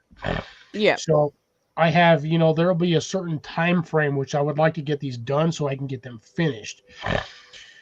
But again, once I get to it, once I set my mind to it or pick, a day that I'm just going to do it, Yeah. it ain't going to take me long. I know I've done it on here a few live streams where I've made a bracelet. It takes me 20, I know, Jeff. 30 minutes. Thank you. Yeah. I was there on that live. Yeah. I've done one. I think the one I was making, I believe at that time, the first one I was doing was for Mark. And I've done I know I did two more. I think one of them was Collins, and I think I did one maybe for Tyler. I don't remember. It does not take me long to start from start to finish to do one of these. Yeah. Once I get it's weird. Once I get the pattern started, and I know what, my brain remembers, hey, this is the rhythm that we have to go through. From start to finish, I can do a bracelet in 20 minutes. Yeah. The collar won't take you that long, but the lead might take you longer because it's so freaking long. Yeah, the lead might take me, to be dead honest, if I'm doing a single braid, I could probably do it in 30, 40 minutes max. Yeah. And again, that's because it's going to be 16 feet long. So at some point I'm going to have to make a rig at 16 feet or so, and then just have to make that while I'm standing up. That's a long section of paracord, to be dead honest. Yeah. That is a long sector of paracord. Weren't we going to do it smaller, though? Didn't we agree on smaller? Not so long? Well, I can do it one of two or three ways, but it also, again, if there is a specific pattern or weave that you would like me to do, if you decide to go, through the paracord weaves, if there is a specific weave that you want me to do, like your anklet. Well, I have this version. This is stiffer than hell, but I've also got 28 feet on here, despite the size. It does not look it, but that's actually 28 feet. Yeah. And then there's... Because I need the collar not to be stiff. It needs to be loose, bendable. Actually, I think, to be honest with boosters, I think a stiffer collar would be a little better because it won't, it'll sit more round. Yeah, instead of, I get what you mean. To pull on his throat. Well, the lead has to be a little looser. Yeah, the lead itself has to be a little... So I can do either this version or... I can do this version. Now, this one here is 100% survivor cord. This has 9 different internal... Oh, is that your anklet? No. This is my standard anklet. Hold that up against, like, is Actually, it the same To be thickness? dead honest, I think the black one is like maybe 2 millimeters, maybe 3 millimeters thicker. So let me now, mind you, the black one, I think I have like 17, maybe 20 feet on this, Yeah. but this is an anklet versus this one, which I believe has like nearly 40 feet. What's the difference between the two? They look really similar. The fact that this is standard 550 paracord Yeah. and this is survivor cord. This has fire cord. This has, so it has your standard seven strand paracord. It also comes with I believe it was 15-pound test Kevlar cordage. Oh, okay. Yeah, I get test you. fishing line, as well as, I think, if I'm not mistaken, this one either had copper wire or something else as a substitute. Yeah. No, we're not doing that one for Boo Boo. Because Jeff, yours was the King Cobra, if I remember correctly. So yours was going to be similar to this one, but this is the double wide Cobra. This is just a standard Cobra weed, but this is the double wide. That's what I want his collar to look like. This is what I was planning on making your collar with, was the double wide. With, if possible, the Yes. one. Okay. So you want that one? Okay, that actually makes it easier for me, because then I only have to purchase the one item. I don't have to, but we'll still talk about that. Yeah. But the item that I did pick out for you, it's not the brand name version. It's kind of like an off-brand, but it does have that attachment point. So that'll make it easier for me, but I will still show you that item. But I need to be able to put his tags and that on his collar. Which is also the attachment point for the clip for the lead. Yes. Okay, yeah. That won't be a problem. Okay, that actually helps me immensely. But give me just a second, folks. I have to go talk to man about a bush. I understand. Trust me. This is not something I like doing constantly, but I'm already like 4 or 5 energy drinks in, plus alcohol, plus a crap ton of liquid. So just go pee, would you? I know. I'm going. Love you too, you freaking redhead.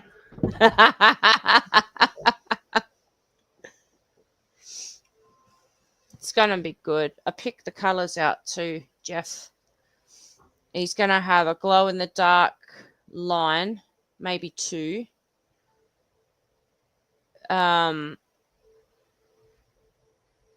So people can see him.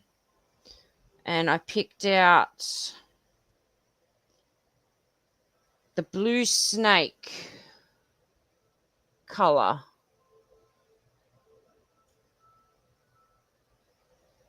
I really like that color. I reckon that'll look good on Boo Boo. And then I was thinking like a plain blue, but Cliffy reckons it might be a little too much blue.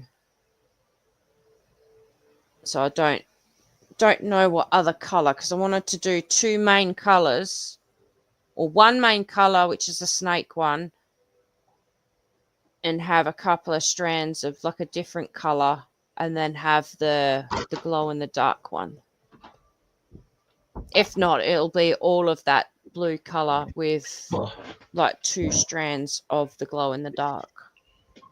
Yeah, so when it comes to the glow in the dark, this thing actually almost fell over. I have 2 different versions. I have the glow in the dark, which I have wrapped around here. This is the micro cord. Again, I bought the bundle of this stuff, and it was basically essentially a mystery box for like 20 or 30 bucks, something like that. I think I was there when you unpacked that one. Yes. You were, as a matter of fact, which is the reason why we discussed having glow in the dark for booster. Yes. So I can either integrate the little micro cord, which, by the way, does glow very well. I see I've this seen thing at it. night and it drives me nuts because I'm like, what is that random glowing spot? And then I realize it's microcord. I have this in both microcord, which is this skinny, essentially what would be considered for most places Kevlar line, skinny ass line, or I have the standard 550 paracord and glow in the dark. So that will be part of Our discussion after. the integrated version, or if absolutely necessary, this is reflective cordage, but I can also get the same kind of cordage from the same company, which we can also integrate into that if absolutely necessary. But again, that is something that we will discuss over time, or during the process to get that situated. Yeah.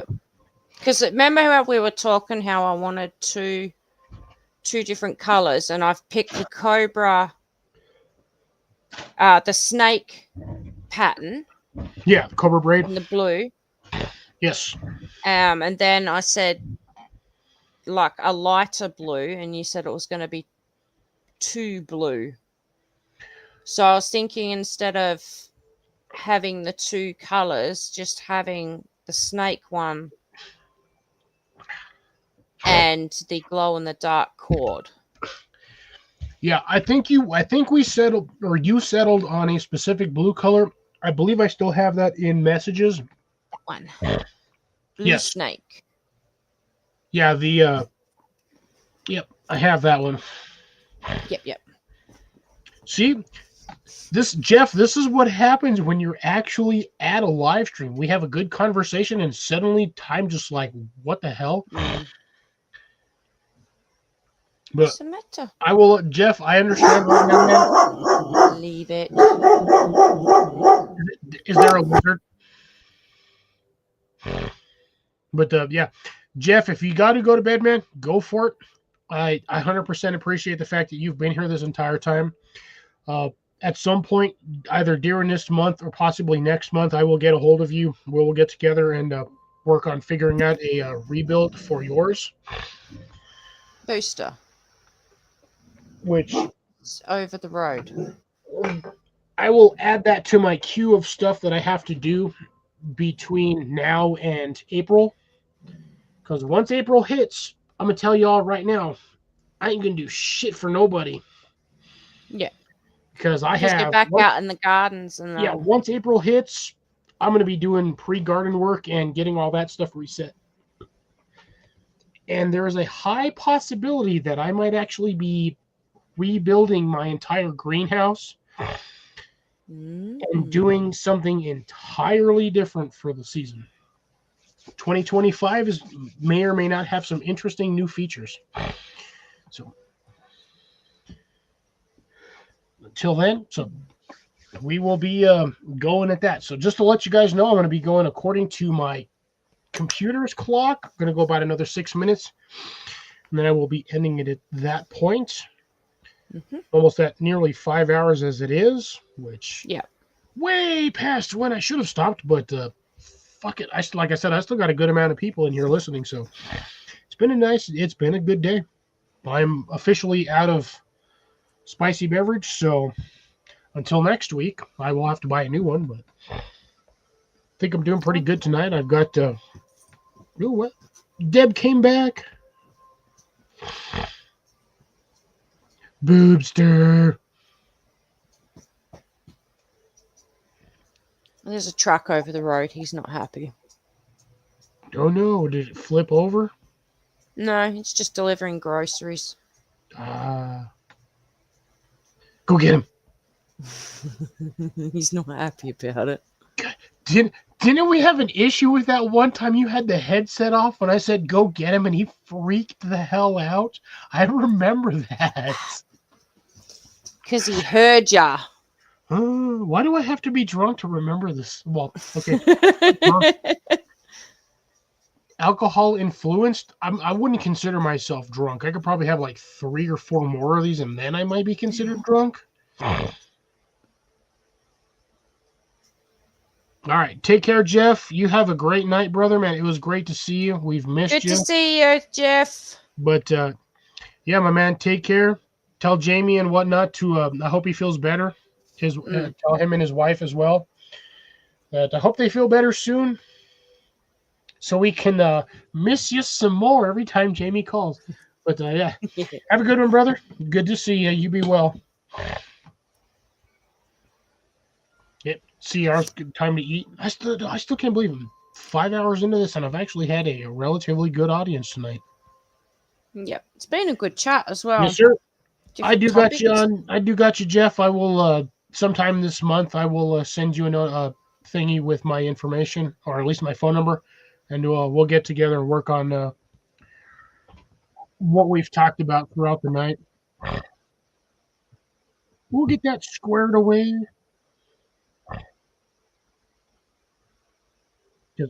To be honest, I really hate owing people stuff, but I do owe it to Jeff because he was one of the winners of my giveaways.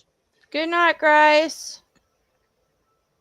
All right. Good night, Grace. You have a good one. Thanks for stopping by as always. Yes. We got like 3 minutes, folks, but I guess no, we still got 7 people in here, so we'll see what happens, and then I'll probably sit here with this soul-stealing turd for a couple of, maybe 20, 30 minutes. Hope it shouldn't take us too long. Yep. So, Deb, you got what, like another hour and a half, 2 hours before you're out? Because I think Deb is an hour up on me. So, 2 hours. 2.5 hours. I'll probably be up for a while too anyways, just because I need to let the alcohol run through my system, because if I try to sleep, I'm going to get like 2.5, 3 hours of sleep, and then I got to work in the morning. It ain't going to be fun. No. And the worst part is I've got a thing over here that I want to eat, but I can't because I know the minute I eat it, it's just going to make me worse. 12:30, so yeah, 2.5 hours. Boobster. Amanda, is the buckle on is the connector on that, is that a stainless steel or is that plastic? Stainless steel. Well, it's steel of some sort. Yeah, I know. I'll put it back on you in a minute. Yeah. Can you knock it off? Okay, that's an interesting connector. It's metal. So it's metallic of some sort. Yeah. Yeah, I feel like at some point that thing's going to give out just because of the way it's designed, but... Oh, it's definitely going to, but as I said, I needed a collar for him, like, now. Yeah, now. Now, so until I get the one that you're making, he'll just wear this one. Yeah, and you'll have to, like I said, if we have to do an Instagram chat, we can do that. That way I can get all the specific dimensions. That way when I make it, it's the right length. Yeah. Because I know when you're doing them, you got to keep in mind the thickness of the actual yes, because of the weave or whatever you want to call the braid. it. The braid, yeah. And then like the clips and everything else, you got to keep all that in mind. Yeah. Again, that's another thing, because the length of the clip versus the length of the actual cordage itself between the connections, if the cordage between the connectors is longer, it could be a looser fit. If it's too short, it could be a tighter fit. So I have to get essentially in the middle, basically. Yeah, with what you have there, or however it's set, if you have it currently right now set at the perfect length. No, this is way too big for him. But it should be able to. It's adjustable. Or I can adjust it. Yeah. It's adjustable. So I need the exact fit between the connector ends, and even with the new connectors that I'm planning on getting you, I should be able to take into account roughly within 1/4 inch to a 1/2 inch difference, and have that exactly perfect. So do you just want like the measurement from end to end, or Yes. from there No, to I need there? from connector end to connector end. So Okay.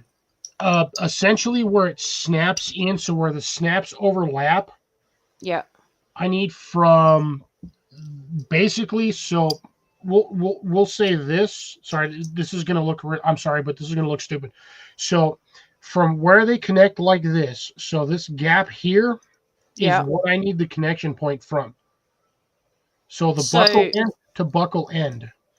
So like where it connects like that. Yes, is the length for where I need.